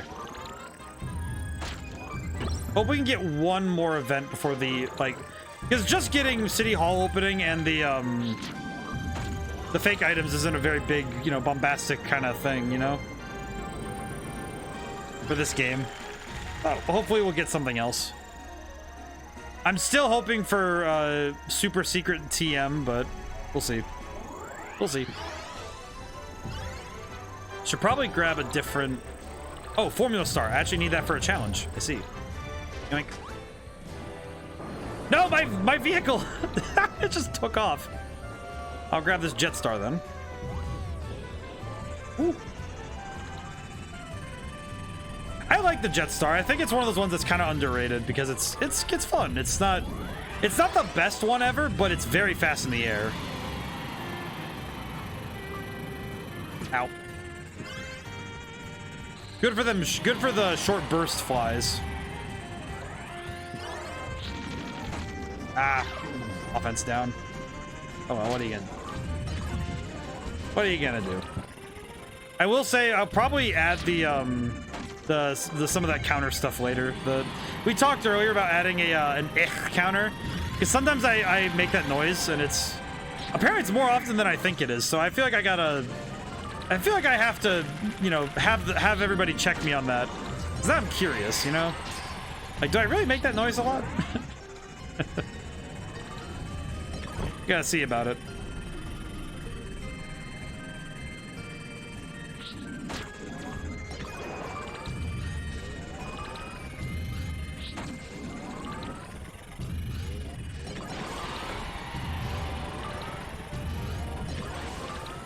Also, it's funny because I had the thought about why I'm playing this game today. Masahiro Sakurai, the, you know, director of... Ooh, I should hydrate real quick.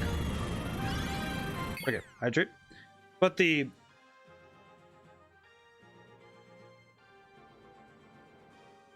you for the hydration, Shin. But the impetus for it was that I saw Masahiro Sakurai on his YouTube channel where he talks about game design. He did a video about Kirby Air Ride, and it just reminded me how much I like playing this game. And I was thinking, well, I could just make stream about it. Just why not? Have fun. I am the one in the driver's seat after all. Why not? After all, why shouldn't I? So I did, and I decided to load this up, and this was a well worth it for a Sunday afternoon. You know, just getting to play a good childhood classic and have fun. And I got to meet so many new people. I'm happy I got to meet all you guys, like all the new people, and get to hang out with all my friends. It's always nice getting to hang out with you guys, so I'm happy we got to do this. Happy, even with the bots. The bots are here, of course, but they'll probably always be here in some degree, so what are you gonna do, right? So I'm not too worried about it. All right, let's see. So what do we got? Target flight. Ooh, target flight might be a bit difficult with my speed, but we'll see. Okay, let's see. 100 is in the corner. Oh, that's gonna be a little rough, I think. I could go over the 50 this round, maybe. Nope, going for the 100. Nope, 10. Crap. Oh, yeah. I couldn't turn well enough. My turning speed is very bad in this. All right, we do get a second round though, so maybe I can make it up in the bottom half and see what we can do.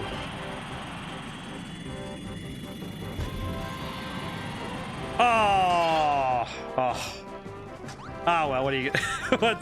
Oh man, that was so close though to being 100. Look how cute my boy is.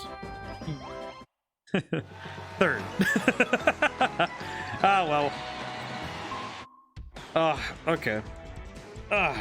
I could be persuaded to do one more, but it is a little late for me, but you don't have to pull, you won't have to twist my arm too much. I would say if somebody wants one more, I will do one more. And that'll be the last one more. I kind of want to give a funny name to the bots. I feel like giving a funny name to them would be good.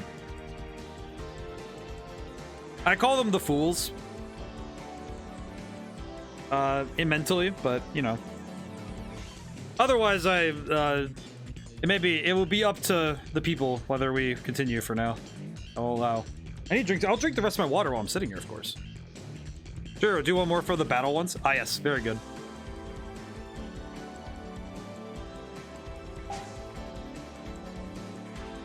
Actually, what I should do is finish my water.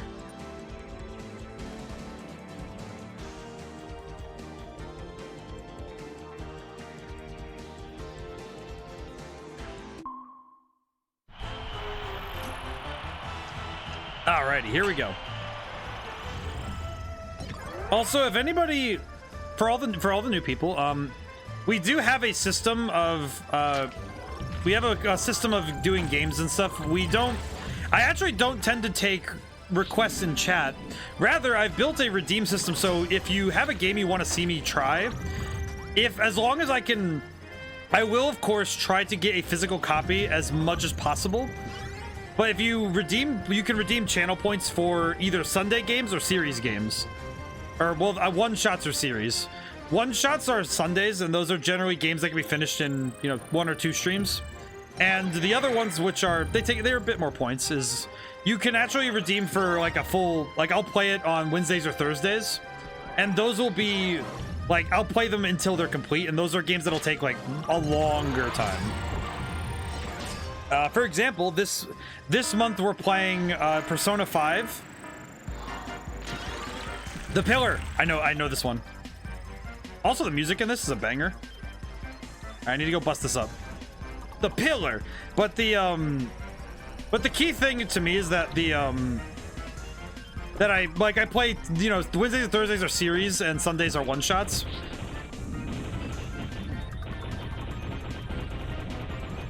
I'm gonna break this pillar. I did it. Ooh, stuff. But so I do that. That's how I organize myself. Like Wednesday, we're playing Persona 5 Royal, and Thursday we're continuing with Shadow of the Colossus, sort of, because we finished Shadow of the Colossus on last Thursday. But I also have the double HD remastered pack for the PS3.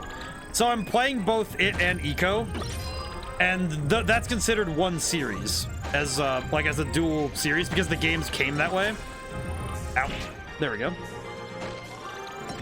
And some games are going to be like that where because of how they're packaged, they technically count as one series. So, but some games are like this game would be considered like a Sunday game, like a one-shot game. We have a list of games in a Google Doc that I'm trying to update so it's a little bit more up to date. But with series games, I tend to not replay them. But with one-shots, I'll replay them if you redeem them. It's like, oh, if you want me to play, like, I don't know, you want me to do a Smash Brothers Sunday? I think Pokemon Scarlet now can enter one-shots where I could do like a raid day or a battle day, I think. Or do something where it's like we could do, because I need to go finish the Pokedex anyway, so some of that could be part of that Sundays, but that would be kind of up to what people want, so but otherwise I just self-select based on what I have available to me. I do have Xbox Game Pass. Just to let everyone know, I did get the expansion pack for Nintendo Switch Online. I finally did get it, so There's a number of N64 games now that are available for streaming. Those I would have to look at and see which ones would be one-shot streams, because I feel like something like Ocarina of Time would be a series game, but something like GoldenEye might be a one-shot, if I'm not mistaken. Because I don't think GoldenEye would take me a whole, like, a month to play. At least I don't think so. Oh, sick. Yeah, so I do have that now. And of course, if I might someday do a, ever play Pokemon Snap? Not the original. I played the new one. I have not played the old one. And I feel like I should, because it is a cool game and I should try it out. That one might be one I do. That one could be a Sunday stream, I think. Oh, my stuff.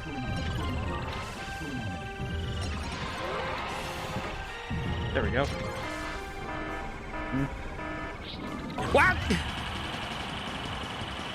All right, time to get on the monorail and just have fun.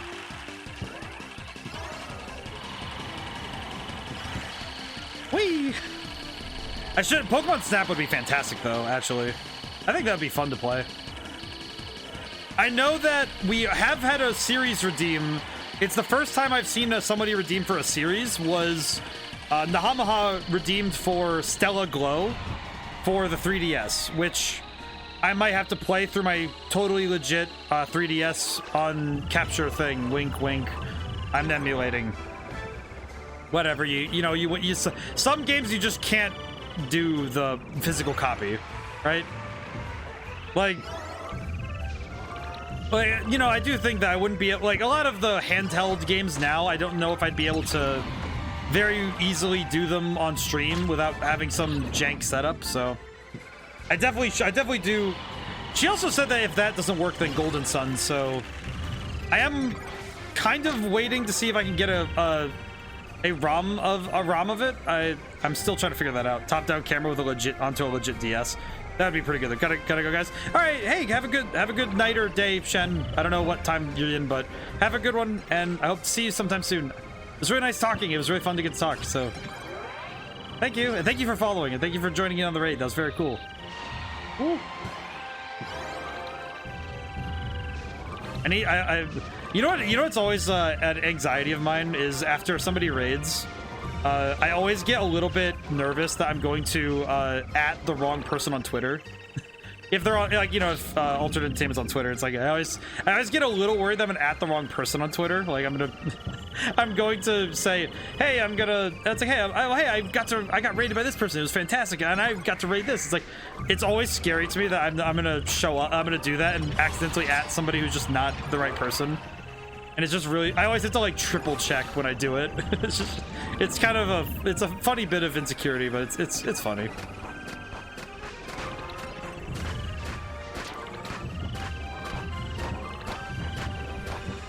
I remember one time I had, I think, 15 attack on a single air ride machine.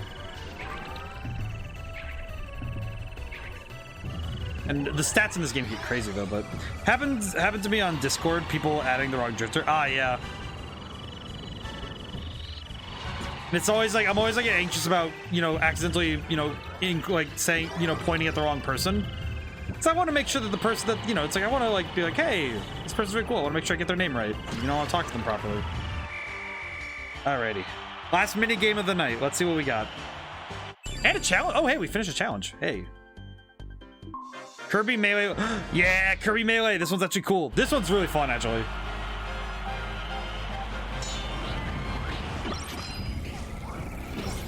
Training begins now.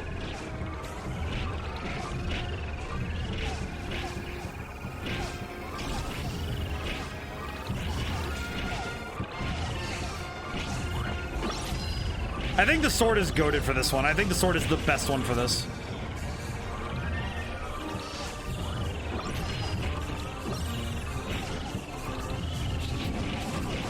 Ooh. I need another weapon.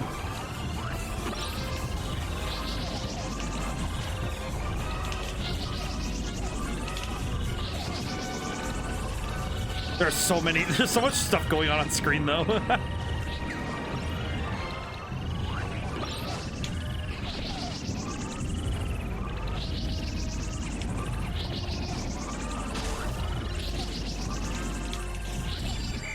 I got 50 enemies. It's like extreme bumper cars.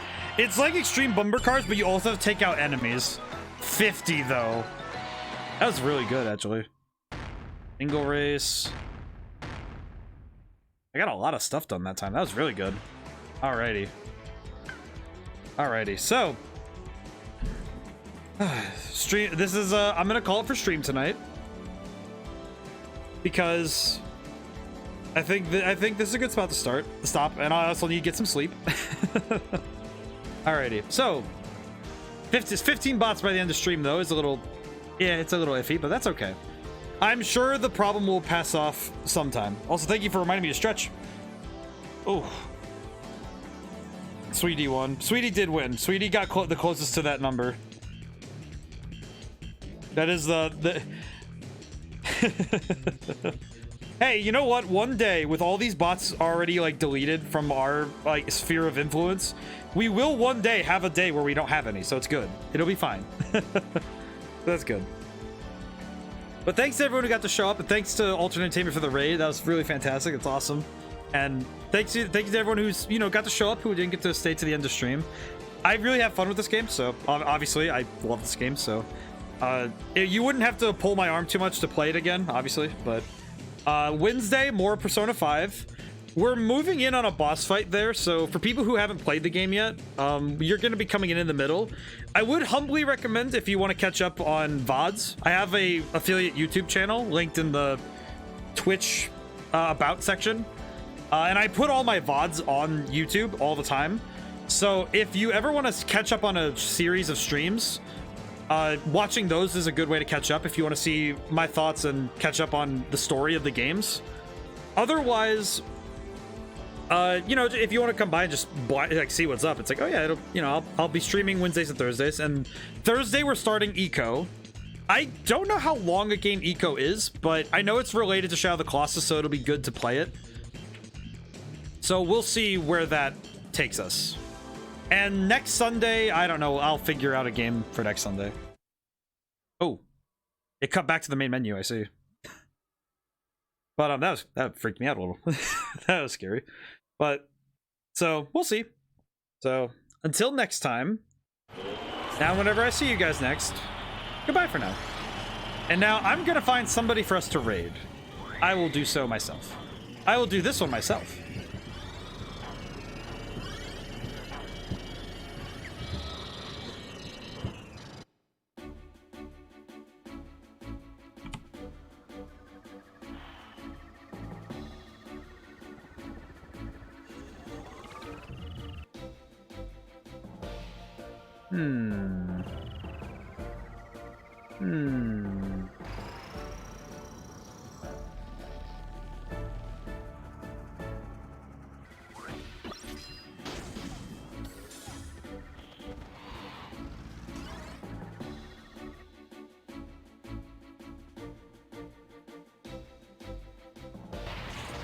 Trying to find somebody to raid.